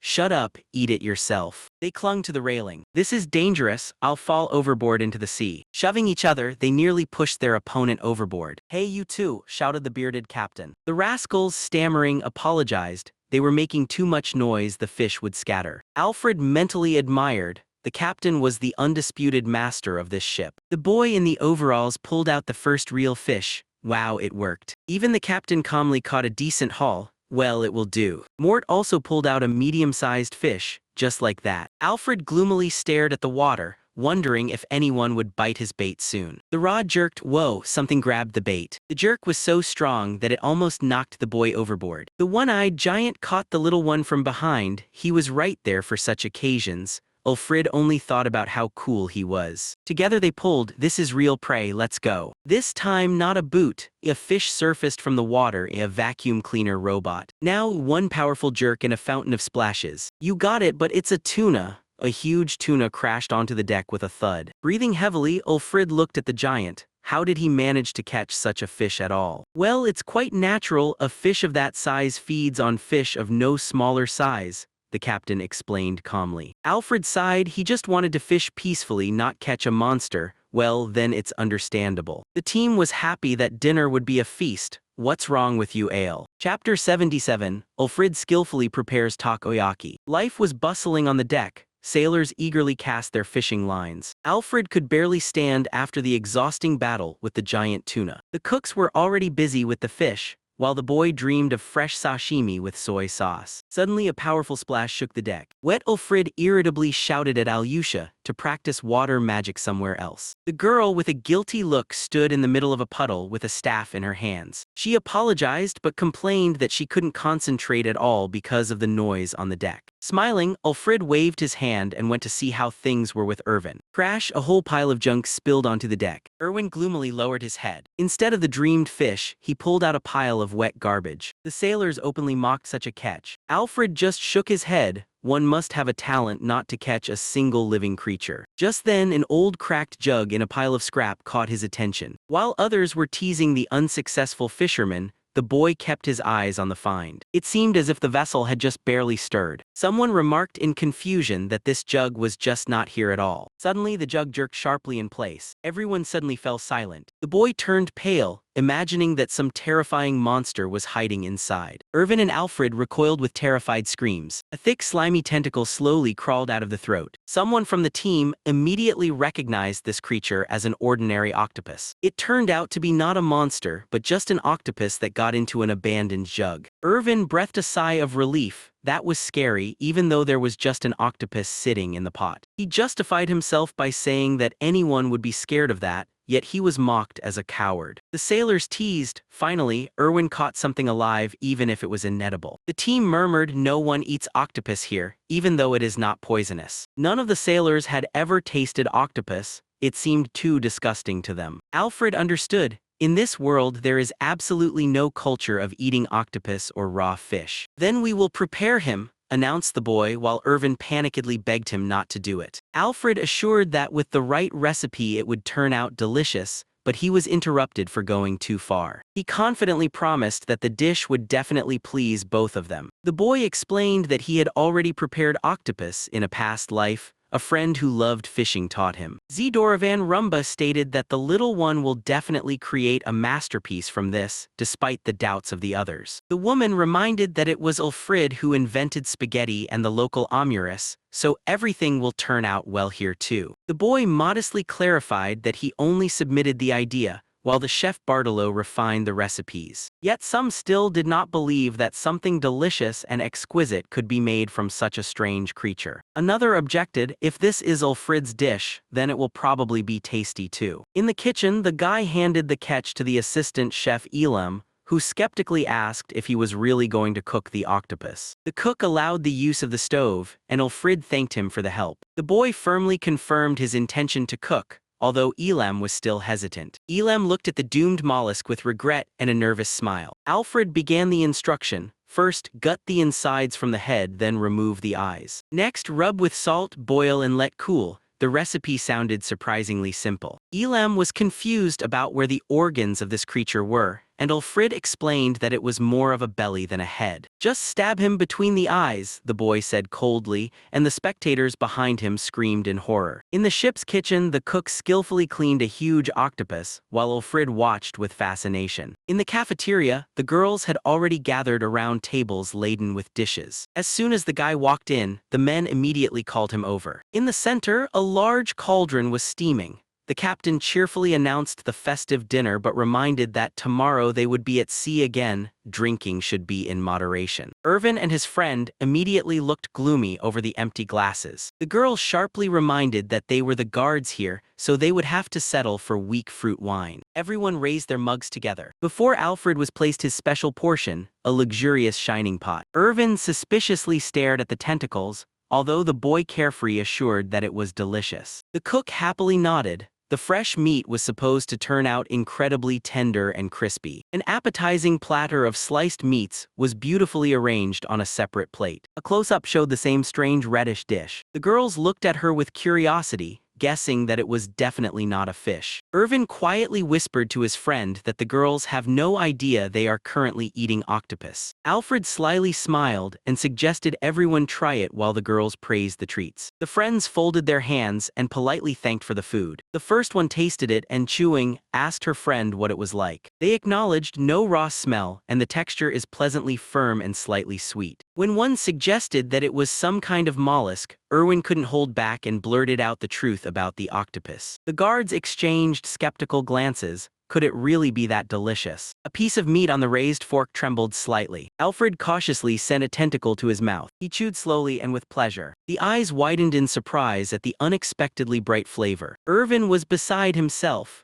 The appetizer was so perfect that he was eager to wash it down with something strong. He begged for permission to drink alcohol, but Ulfrid only smiled and offered him fruit water. The comrades exchanged shocked glances and immediately pounced on the food. Alfred was glad that everyone enjoyed it. "See, it really is tasty." Then he eagerly set to work on his own special dish. In front of him shone a perfect portion of sashimi made from razor fish. The boy took out a bottle and added some Khabarovsk soy sauce. The fatty fish melted in the mouth, and the sauce perfectly highlighted its flavor. Ulfrid beamed. He dreamed that now, thanks to teleportation, he could get both soy sauce and miso anytime. Next came the raw octopus. Someone nearby was surprised. Could it be that he would really eat the octopus raw? It was just too chewy. Alfred squinted with pleasure, savoring the suction cups, when suddenly one of the girls froze. She turned to Irwin with an icy gaze and quietly asked him to repeat his last words. The girl sweetly promised not to get angry, but Irwin, sweating profusely, denied everything. Alfred silently begged Irwin not to fall for this cheap trap. She continued to smile eerily, adding that she would only get angry if he lied. The boy was screaming in panic, thinking, "These sweet words are worth nothing, no one guarantees safety." Here the captain burst out laughing, praising the octopus dish caught by Irwin. The realization hit the girls. They screamed in terror. Both of them screamed and rushed to beat Irwin on the head for such a setup. While the guard writhed from the blows, the captain calmly chewed, and Ulfrid merely nervously averted his gaze. Alfred, Alyosha, and the maid relaxed together in the ship's cabin. The map revealed their long route to Kagura. Alfred took a sip of tea and calmly asked the mage to conjure the wind. The wizard nodded. The magic of the wind gave the ship incredible speed. The maid smiled and denied that the strong wind complicates driving, and that the weather can ruin everything in general. Alfred blinked in surprise, recalling the exhausting training sessions of Alyosha from yesterday. The dark-haired Alyosha admitted that she does not have the attribute of wind, and Ulfrid doubted whether she could manage on her own. Despite everything, the girl raised her staff and shouted the spell loudly. A powerful gust instantly tousled everyone's hair. The ship jerked sharply, the sails stretched to their limits. The blonde Torai joyfully ran onto the deck, praising such a swift pace. Alfred shuddered. He had no idea that the merchant was also on board. It turned out that Torai had been sitting in the cabin the whole time, designing new slime pillows. The young man silently applauded such incredible business acumen. The merchant excitedly told the maid about the main problem, the safety and feed for the monsters. He has already developed a special bottle with a convenient opening for feeding. Torai happily laughed, boasting about his brilliant business ideas. He was genuinely pleased that the fast ship would help him launch sails instantly. The merchant turned to the exhausted Alyosha and harshly ordered her to submit to the wind again. Alfred tensed. The girl's main task is their protection, not the ship's acceleration. The blonde merchant slyly squinted. He directly asked why Ulfrid wouldn't help with the magic since he was just sitting idle anyway. The young man silently looked at Alyosha, who was barely standing on her feet. He stood next to me and calmly extended his hand forward. The ship surged forward with a deafening roar. The sailors exchanged stunned glances. At this rate, they would reach their destination in 2 days. Alfred figured, if wind magic cuts travel time so much, it would be a sin not to use it. They would reach Kagura in no time. Alyosha was breathing heavily, using her last strength to maintain control over the mainsail. She clenched the staff fiercely and promised to give her all thanks to her mana control. Alfred, on the other hand, relaxedly lowered his weapon and stepped back to enjoy the breeze. The girl froze in shock. he supported the magic with seemingly no effort at all. Torai noted with satisfaction that in almost windless weather, the ship is sailing smoothly and will reach Kaguya even earlier. Suddenly, loud splashes cut through the water around. Something alluring shimmered in the waves, and the young man sighed in admiration. What beauty. The blonde pointed in surprise overboard. It was a swordfish. The maid immediately warned that these predators are deadly dangerous in large packs. The sharp nose of the fish glinted just above the waves. Alfred shouted anxiously that a huge school of swordfish was heading towards the ship. The guards immediately grabbed their weapons. The captain fiercely scolded the sentries for missing the threat. He ordered everyone to stick together and prepare for battle. Alyosha wanted to scare the fish away with magic, but the maid sharply refused. The enemy was too close. She commandingly ordered both of them to maintain the current pace. The guards quickly reported that the flanks and rear were clear. Alfred breathed a sigh of relief, impressed by the team's professional cohesion. The maid instructed the young man to stay close to Alyosha immediately. The girl asked him to go down to the cabin but to keep conjuring the wind. Alfred obediently nodded, cleverly preparing his shield to use this as an excuse to observe the swordfish hunt. The one-eyed warrior on the deck unsheathed his sword sternly. The young man looked at the mercenary molt with curiosity, hoping that he would not turn out to be a worthless person like Gates. Chapter 80, The End of the Sea Voyage. The girl closed her eyes and focused on the magic. A dark sphere of pure rage erupted from her staff. The fireball shot away from the ship. Alfred immediately recognized the classic explosion spell from the magical grimoire. At first the spark seemed weak. Suddenly the ocean was torn apart by a colossal explosion. The deck shook so much that the boy barely managed to stay on his feet. The giant Nord caught him in time. Someone screamed in horror to beware. Instinctively, Alfred immediately put up a shield over himself. At that moment, another girl took the initiative. She loudly summoned the power of the raging winds. A huge air barrier securely covered the entire vessel. The wind swept away both tons of water and swordfish, tearing away the applause of the team. Alfred looked at his hands in confusion. He had only protected himself while Alyosha had shielded everyone. His cheeks burned with shame. The girls happily high-fived each other, while the boy realized that perfect mana control is worthless without understanding the situation. He began to justify to himself that there were simply no such monsters in their village. Ultimately, he seeks a peaceful life rather than the glory of a hero. The girls were happy about the rescued ship. Everyone finally exhaled with relief. Alfred clenched his fists, firmly promising himself to do better next time. He ran up to the edge. The boy looked to where a school of swordfish had just been swarming. The shockwave scattered the monsters far out to sea. The strategy worked, although there was a risk of getting caught in a fish rain. The sailors cheerfully reported no damage. The captain checked to see if anyone had been washed overboard. Alfred stared in amazement at the sailors who had already grabbed hold of the ropes. Nord cheerfully ordered to catch the silenced fish. The girl confirmed that the fish baked with salt is incredible in taste. The team set about gathering the stunned catch, cheerfully calling out to each other as they collected their haul. The captain explained that these waters are full of monsters and the wind is weak, so such attacks are a common occurrence here. Alfred realized why the team reacted so calmly to these clashes. For them, it was an everyday occurrence. The boy passionately declared that he also wants to be helpful and will assist everyone with his wind magic. The captain smiled gently, reminding that there are appropriate and inappropriate moments for magic, and Alfred decided to be of some help. The journey continued peacefully, and the companions carefree spent time on the deck under the sailing wind. The team organized a fun banquet outdoors. Alfred enjoyed devouring the shashlik made from freshly caught fish. Suddenly, a giant mutant crab crossed their path. A giant sea serpent emerged from beneath the waves, and Alfred shrank back. And so, overcoming the monsters one by one, the ship stubbornly sailed on. The time on the road passed unnoticed, and all dangers were left behind. The sailor joyfully shouted through the telescope. After 5 days of continuous wind magic, land finally appeared. It turned out they arrived safely a day earlier than planned. Kaguya was visible ahead. Her majestic shore was already brightly shimmering on the horizon. Alfred's eyes widened in amazement. After 13 days of tedious travel from the native village, the squad finally reached Kaguya. The city greeted them with an unflappable samurai lazily munching on dango. The townspeople strolled leisurely through the streets in traditional attire. The boy immediately pointed his finger at the solid tiled roofs. Irvin agreed the local architecture is nothing like their kingdom, but it looks well structured. One of the girls nervously tugged at Alyosha and pointed at the crowd. Alfred noticed that almost everyone in the area has dark hair. He was cheerfully told that his hairstyle stands out even at home, and the boy worried whether he would become an odd one out in Kagura. For the fighters of the Silver Wind, these landscapes seemed almost otherworldly. They had never seen anything like it before. Alfred admitted that he feels like he is in a scene from a feudal drama. Even in his childhood, the roof was tiled. Suddenly, he spotted a castle on the horizon. The boy's imagination was already painting a fierce general and a delicate princess there. Finally, the soles hit the hard ground loudly. Some were still swaying. After a month on the ship, the land seemed to sway beneath their feet. Irvin merely smiled indulgently.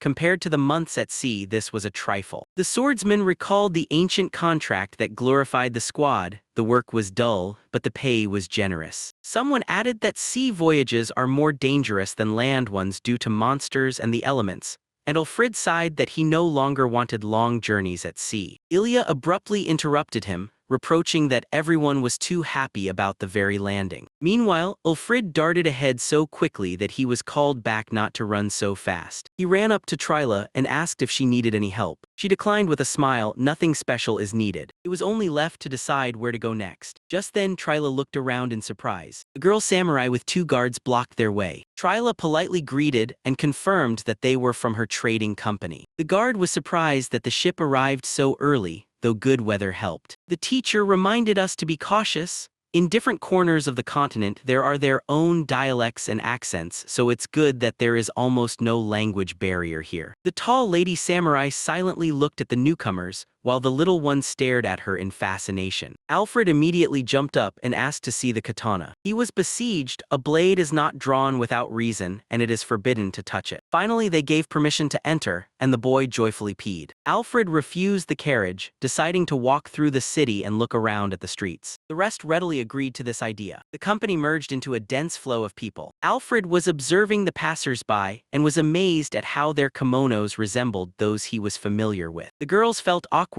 sensing too many foreign gazes upon them. Irvin joked that with such noticeable hair, they definitely wouldn't get lost, when suddenly Ulfrid caught a strange smell. The boy exclaimed, "This is soy sauce." He rushed to the nearest vat. Inside, a dark, thick liquid sloshed. Tears of genuine happiness sprang from Ulfrid's eyes. The shopkeeper watched the strange foreigner in confusion. Irvin pulled the little one back, reminding him that it was dangerous to run around in the crowded shopping district. In Alfred's mind, dozens of recipes with the new ingredient were already buzzing around. Irvin was pulling him away, but the boy couldn't get enough of the sea of soy sauce. It was mentioned here that they haven't even exchanged the money yet. Thus began their days in Kaguri, and here Ulfrid caught a whiff of something else. The 82nd chapter has begun, the bathhouse of the inn. Women in kimonos respectfully bowed, greeting the delegation of the Triley Company. The boys stood spellbound on the threshold. Before them stood the majestic traditional in D-A-M-A-R Cyrillic letter 456. The maid greeted Ulfrid warmly, thanking him for the long journey. She suggested taking them to their rooms immediately. Guests were asked to change their shoes at the entrance. The dark-haired man was surprised by the local custom of changing shoes. Zedora van Rumba noted that these slippers resemble Alfred's house shoes. The maid led the guests down the corridor. Alfred looked around carefully. A luxurious garden with a wooden bridge sprawls outside the window. The boy gasped in awe at the beauty of the yard. They were informed that the entire floor was reserved exclusively for their company. The satellite noted that all the company's employees had stopped here and praised the generosity of the small one. Alfred smiled self-satisfiedly. Hearing that there was free time before dinner, he was excited by the idea of taking a swim. The girls happily supported the idea. The company headed to the rooms to leave their belongings. Ulfrid's eyes sparkled with anticipation. He joyfully flew into the spacious traditional room. The floor was covered with real tatami. The boy touched them with pleasure, recalling his native home. In the wardrobe, a change of clothes, a towel, and a tenugui were already waiting. Ready, Ulfrid followed the maid to the bath. Suddenly he noticed a sign. The sign strictly stated that there are no communal baths here. The young men stood frozen in astonishment behind him. They heard this term for the first time, but immediately felt its weight. The girls also exchanged puzzled glances. Alfred explained with a sly smile that a communal bath is when boys and girls wash together. The boys' faces elongated in shock. They rushed to shake the little one, demanding to hear about this miracle. The maid with an impassive smile confirmed the ban. The male half of the company fell to their knees in despair. Rumba sighed, as he had deliberately chosen an expensive yard to avoid such troubles. To comfort the guests, the staff member suggested serving sake simply in water. Alfred was outraged by the injustice and asked to be brought a drink later. The blonde young man wondered if he should look for another hotel. He even tried to persuade everyone to change the place of lodging. The girls shot him deadly looks. It was only left to accept it. Alfred rushed into the spacious bathroom with a shout of time for a bath. The men followed in, amazed by the size of the pool. The dark-haired man was stopped when he wanted to jump into the water just like that. He was told that he should wash first, otherwise the water would get dirty, and the culprit awkwardly apologized. The boys approached the washing area with wooden buckets. Alfred happily grabbed the bucket. His attention was drawn to a strange, magical shower on the wall. The boy figured out that the red mark means hot water. Suddenly, the shower head turned directly towards him. Someone's finger suddenly pressed the lever. A powerful jet struck. Icy water covered the blonde and the dark-haired one completely. They screamed from the unexpected cold, begging Rumbu to stop. Alfred miraculously avoided the flow and calmly noted that the faucet was being turned the wrong way. He carefully filled a full bucket with warm water, and with pleasure I poured it over myself. Finally, the whole company happily immersed themselves in the hot pool. The guys relaxed and exhaled. The warm water washed away the fatigue of the road. Rumba leaned back on the edge and admitted that the spacious bathtub is indeed wonderful. Only the dark-haired one kept grumbling that if the bath were communal, it would be perfect. The title page of the chapter, under the inscription "Slow Life," the smiling heroines posed before heading to the bathhouse. The girls entered the bathhouse and gasped. The spacious, light-filled hall seemed enormous. They eagerly examined the premises, which were nothing like the cramped baths of the kingdom. Water flowed noisily from the stone mouth, and the girls noticed that the local baths were only slightly more modest than those in the palace. According to local rules, they decided to wash themselves thoroughly first. Let's wash our bodies first. The dark-haired woman stood frozen in surprise, holding a wooden barrel in her hands. The dull thud of the wood echoed loudly throughout the bathing area. What a pleasant sound, the friends laughed, enchanted by the echo. She turned the faucet, and a steady stream of hot water flowed out. The magical devices of Kagura turned out to be surprisingly convenient, and the girls wondered if such a wonder existed at home. The friends smiled joyfully and suggested they hurry up and wash before they got cold. One of the girls jokingly suggested that they scratch each other's backs like a maid to her mistress. Meanwhile, in the men's half, the giant Mort loudly insisted that they must definitely rub each other's backs. The girls continued to wash each other's backs, chuckling at their own jokes. The dark-haired young man gloomily blew bubbles, imagining what was happening in the women's bathhouse, and he felt a twinge of envy. Just then, a strong jet of water hit him in the face. Little Ulfrid launched an attack. "What are you doing?" And Ulfrid admonished that complacency on the battlefield is the fiercest enemy. The young man coughed and choked when the water flooded his entire face. Whoa, the new precise splash caught him off guard again. He shouted that his eyes were being flooded, and he couldn't understand what was happening at all. The water splashed in all directions like a blinding fountain. The young man was annoyed that the little rascal was aiming straight at his eyes with deadly accuracy. Alfred smugly declared that for such a trifle his strength and intuition were enough, and magic had nothing to do with it. Desperately losing, the young man cried out to Erwin, pleading for help. Erwin simply turned away wearily, not wanting to get involved in this disgrace. Then the one-eyed Mort joyfully shouted that there were also open-air baths nearby. Before them lay a luxurious hot spring, picturesque, surrounded by stones and trees. Mort sank into the water with relief, relaxing his massive muscles. Alfred proudly displayed the victory sign against the backdrop of his exhausted older opponents. The dark-haired man angrily splashed the water, shouting that using magic was unfair. The little one calmly cut, not grabbing at the magic, as if he were not being attacked by the two of them. Suddenly, a wooden tray with a bottle of cold sake emerged in the middle of the pool. Mort quickly grabbed the bottle, sternly reminding Alfred that he was still a child. The boy almost howled. It was precious pure sake, his favorite. Alfred begged for at least one sip, but encountered a firm no. The adults laughed and advised the little one to be content with warm water,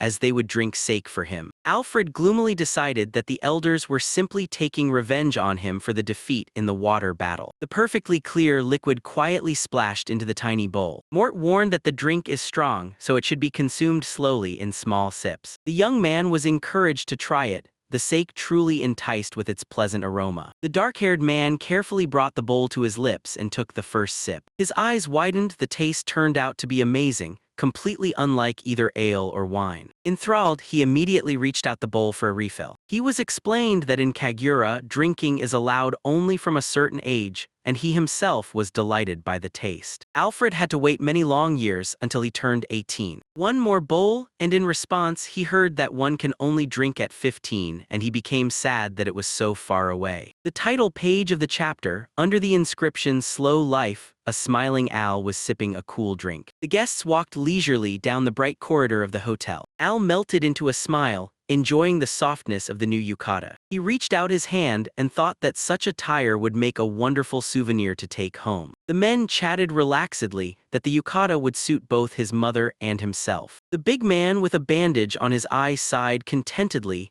that the bath was simply wonderful. Al volunteered to go and ask the servants for something cool. The young man with black and white hair admitted that he craved something cold after the hot bath and thanked for the care. The maid just brought in a tray with tall bottles of drinks. The choice was for every taste: water, milk, juice, green tea, and local sake. The big ones, without consulting, grabbed the milk, while someone chose water. The woman carefully poured water for those who had overindulged in drinking the day before. Two greedily leaned towards the bottles. Drinking after the bath was a true pleasure. They laughed loudly, pointing at each other through their milk mustaches. The young man with black and white hair drank water with pleasure, while Al listened with interest. The maid explained that this delicious water is drawn from deep mountain springs. Ilya and Alyosha approached closer, asking if they could also taste it. The boys instantly fell silent, staring at the girls. The girls felt shy under their watchful gazes. Alyosha cautiously asked if they had perhaps mixed something up with the belts of the outfit. The young man with black and white hair solemnly called their attire truly sinful and seductive. With a bold squint, he added that such a cut perfectly conceals the lack of voluptuous shapes in Alyosha. With a loud slap, the girl instantly knocked the bully to the floor. While he was writhing in pain, she calmly asked the maid to bring more water. Al blissfully sprawled on the tatami. It had been a long time since he lay on such a floor. The smell of the reeds slowly transported him back to memories of a past life. He remembered his grandmother's room with the reed screens, such a soothing memory. Suddenly he abruptly stood up. The boy approached the open window. His eyes widened. Before him spread a blazing sunset over the sea. Holding his breath, he leaned on the wooden railing, admiring the view. At the bottom, passers-by and merchants were bustling with their carts. Al looked at the townspeople with curiosity, wondering who they were and how they lived. The architecture felt familiar, but the traces of magic reminded that this was a completely different world. He imagined that he had traveled back in time to ancient Japan,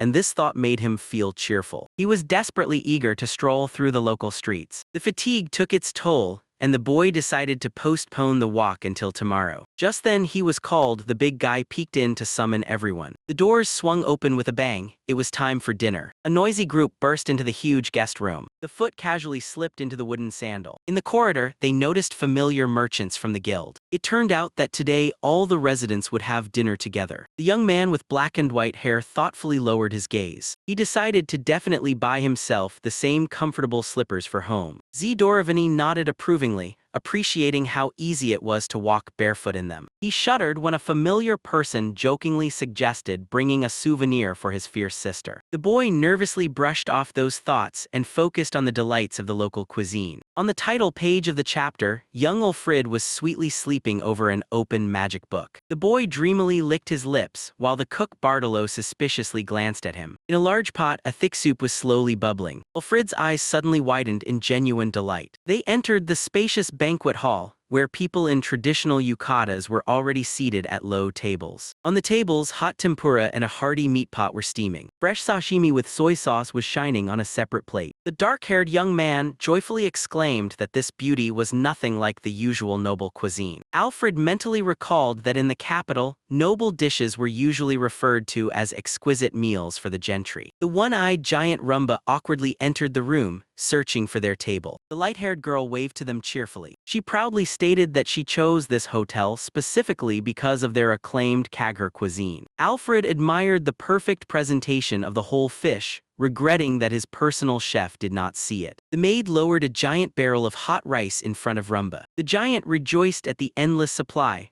while Ulfrid only sympathized with the hotel's reserves. The shiny pieces of raw fish were just begging to be eaten. Two girls tensed up, suspiciously and silently staring at the plate. They breathed a sigh of relief. It was not the dreaded octopus. Someone tried to remove the lid from the wooden bowl, but it was stuck tightly. It was suggested that the lid will easily give way if you press down slightly and let a little air in. With a deft movement, the lid finally came off, releasing a cloud of hot steam. Inside was a traditional Japanese miso soup. Alfred shone he had long dreamed of tasting real miso, which he had heard about from an acquaintance. The boy dreamily imagined his ideal breakfast with rice, soup, and fish. The blonde girl joyfully announced that everyone had finally gathered. One of the men sighed wearily, recalling the long road to Kagura. The dark-haired girl cut in that it was time to eat such a delicacy, not to chat. The blonde, with a warm smile, wished everyone a good meal and to regain their strength. The company cheerfully raised their glasses with drinks. The hall instantly filled with loud laughter and joyful conversations. Someone praised the local liqueur,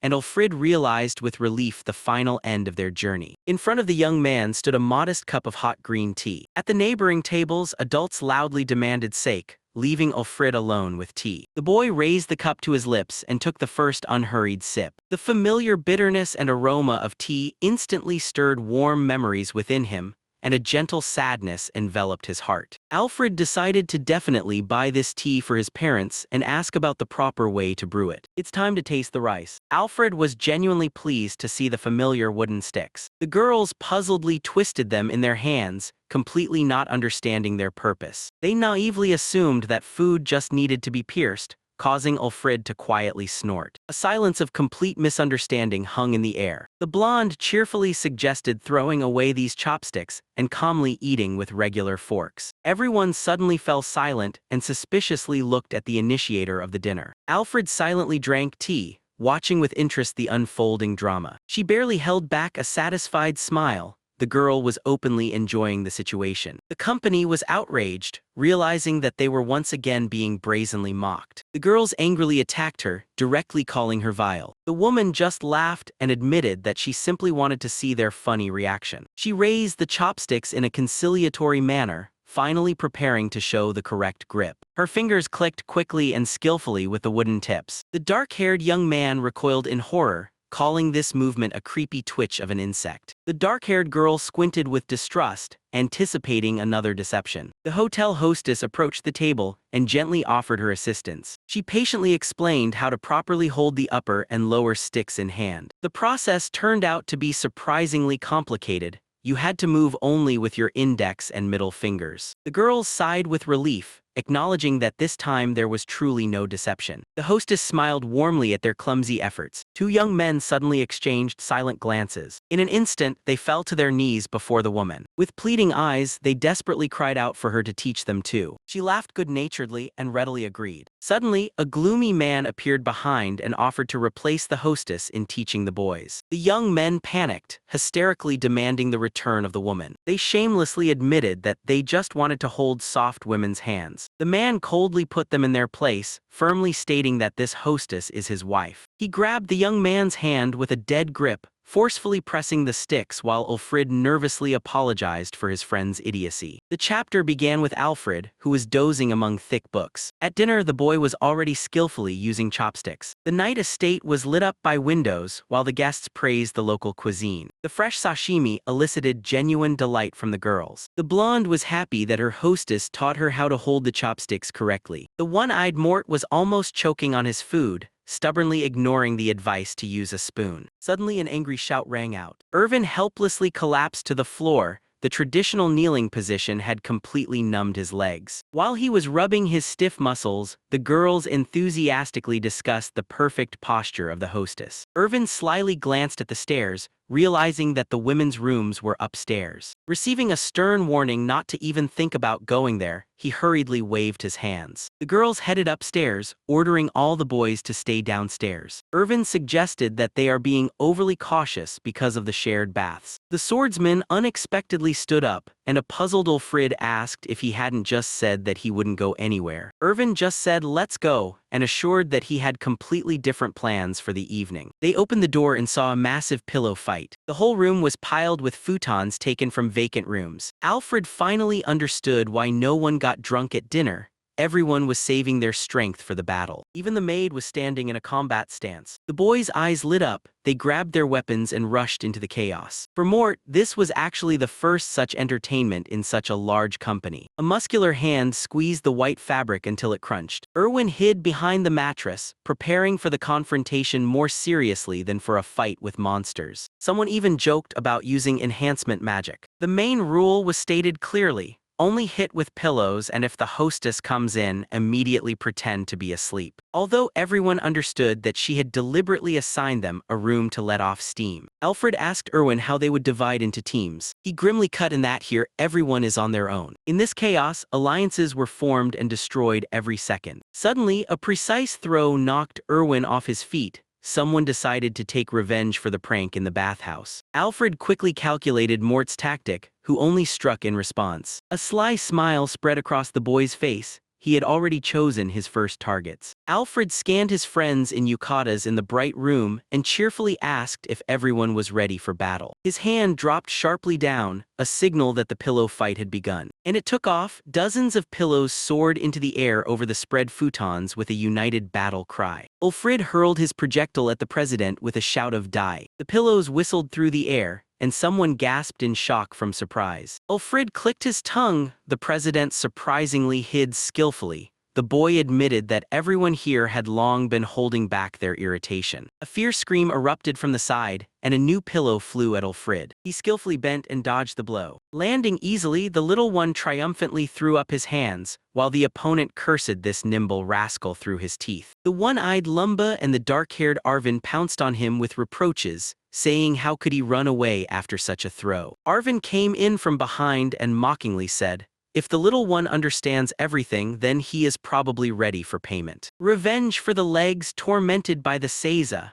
Arvin threw the pillow, promising to settle the score immediately. Ulfrid secretly adjusted the trajectory of the enemy projectile with magic. If the threat is only that, he will manage to change direction with another step. The pillows collided in the air, and the puzzled boys decided that the little one was just lucky with a random projectile. Alfred noted with satisfaction, these two had no idea it was magic, and amidst the noise one could slip away. The adults were frantically rummaging through the futons, wondering where the little one had dived off to in the first place. From undercover, Ulfrid boldly declared that magic is not a fraud but a completely honest tactic. Someone beckoned him, saying that it was dangerous here, come closer and you will be safe, and the little one grimaced at such a villainous tone. Arvin slyly warned, "If you go to the center of the room, random pillows will fly at you. It's very dangerous there." Alfred figured out the trap. They were driving him into the crosshairs to strike at close range, and an idea flashed in his eyes. Catch! He threw the pillow forward with a swing, using telekinesis. A shell with a roar hit Arvin directly. "Now it's the end for you. There are no more bullets. I'm not afraid of the child's pillow," he retorted. Arvin staggered from the blow and began to fall backward, and with a swing he flipped upside down. Alfred raised his finger instructively.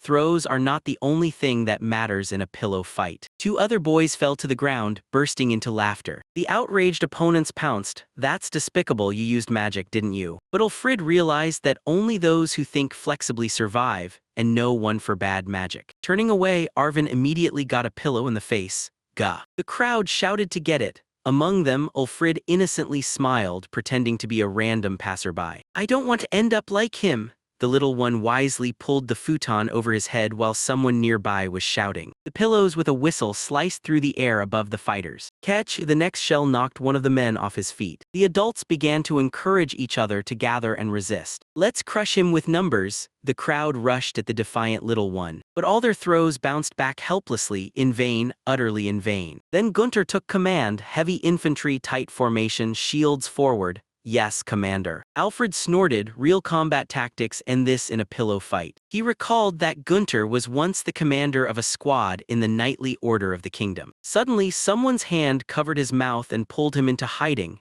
Quietly, the president is here, nearby. Shells fire. At the command, a whole cloud of projectiles flew. The defenders huddled behind the shields. The pillows were twisted and the pressure was terrifying. Titus, the projectile breached the defense and took down one of the men. "I'm alive." Someone miraculously survived among the scattered futons. Lumba noted that the last throw indeed made a difference. The spin adds strength to the pillows. "Well, then I'm joining too." the big guy swung back for a throw. The shockwave scattered the formation, the shields proved to be useless. "Don't panic, fold the futons in half," commanded Gunter. Alfred estimated that a double layer would withstand the blow from Lumba, but it would render the fighters completely immobile. Lumba laughed, all the pillows gathered around his feet, while the others had none left in their hands. Alfred explained a harsh truth. An unthoughtful barrage gifts ammunition to the enemy and results in a painful response. The one-eyed giant grinned, now it was his turn, and the survivors helplessly sprawled on the floor, waiting for the inevitable. The morning light flooded the room where Al was peacefully snoring on the futon. The idol was instantly shattered.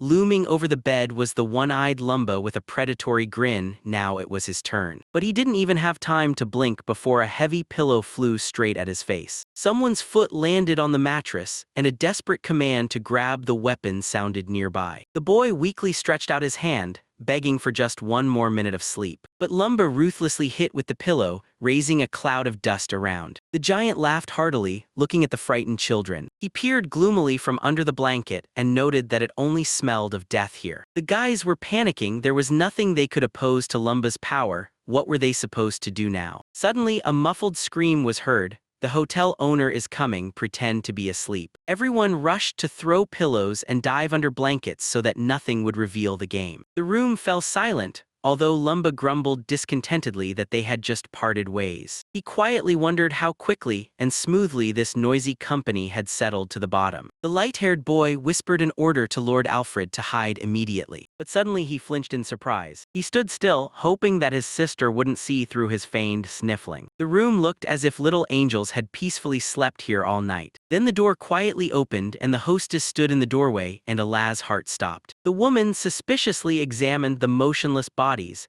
asking if everyone had really fallen asleep after the recent noise. There would be a commotion echoing all the way down to the lower floor if they were running around and rolling like that. Someone nearby was snoring. Suddenly her eyes widened in horror. Mr. Irwin was lying face down on the floor. Upon closer inspection, she saw bodies scattered throughout the room. And he thought to himself, Irwin wasn't pretending, he had really switched off. The woman wondered if they had fallen asleep without even reaching the futons. Sighing, the hostess wished everyone good night and quietly closed the door. That was close. The boys sighed with relief, threw off the blankets, and rushed to gather the pillows to thank the hostess, as the ammunition supply had returned. But he assessed soberly. If this continues, Lumba will take out all the traitors one by one, but will this battle ever end? It was necessary to act before the giant dealt with the remnants of their army. Suddenly, a shell flew in with a whistle and struck right into the light-haired one. He was thrown back, and everyone shockingly exclaimed that the head of the Toriella Guild was right here. Toriella ruthlessly threw the pillows with magic, using spells as vile die head. But she only smiled contentedly, karma for all her complaints to his mother. The neutralized head of the guild lay with stars in their eyes, while others cried out to gather pillows and prepare for a new attack. The surviving guys were amazed at how Torielli managed to hide in ambush for so long. Meanwhile, Lumba suddenly turned his head. Something was nowhere to be seen. He knew well, if he left that little one alone, he would inevitably come up with some mischief. Doravan was guessing that the boy would use magic again and was grimly considering his plan. Lumba peered with concern over the mounds of blankets. It was hard to guess if the little one had gotten stuck inside the futon. One of the merchants nearby squeaked in fright, and the heavy foot of the giant inexorably approached. Meanwhile, he hoped that after dealing with Toriella, the merchants would finally accept him into their ranks. Unable to calculate the hiding place, Lumba sniffed like a predator and approached ever closer. Now, Al threw off the futon, and a whole swarm of enchanted pillows flew straight into the giant's face. The shells covered the giant with a true storm of blows. It worked, Al exhaled with relief, certain that the trap had been triggered. The triumph lasted only a moment. The giant didn't even budge. With a careless swipe of his hand, he sent the pillow straight into Al's face. Yua. The spectators were stunned. Such a devastating force from just a flick of the wrist, as if a small one had struck right against the tatami. Lumba grinned widely, acknowledging that this sudden response had indeed surprised him. The boy nervously smiled in response. He certainly did not expect such a savage reaction. In the eye of the one-eyed man, excitement flared. For the first time in his life, he was pillow fighting against a real magician. The spectators around simply lost their ability to speak from such a level of absurdity. Lumba swung, putting all his terrible strength into the throw. Now it was his turn. But in an instant, he raised a giant shield made of compressed air in front of himself. And how do you like that? Heavy pillows struck the barrier like hail, shattering against an invisible wall. The observers held their breath. The attack broke through to the fourth layer of defense, and he wiped the sweat from his brow, infinitely happy that he had played it safe and made a full 5 layers. Zdorovany nodded approvingly. He really put a lot of strength into that hit. The guy felt a jolt. The opponent looked too happy. Merchants quickly calculated. To withstand one attack from Lumba, at least 3 shields must be set up. But the main point is caught. If you keep hitting the giant with small blows without stopping, they have a chance of winning. But he was playfully deflecting all incoming projectiles with just his left hand. Someone in the crowd gasped in shock, noticing that Al was aiming directly at his opponent's groin without hesitation. The boy merely squinted predatorily. In this survival battle, there is no room for honor.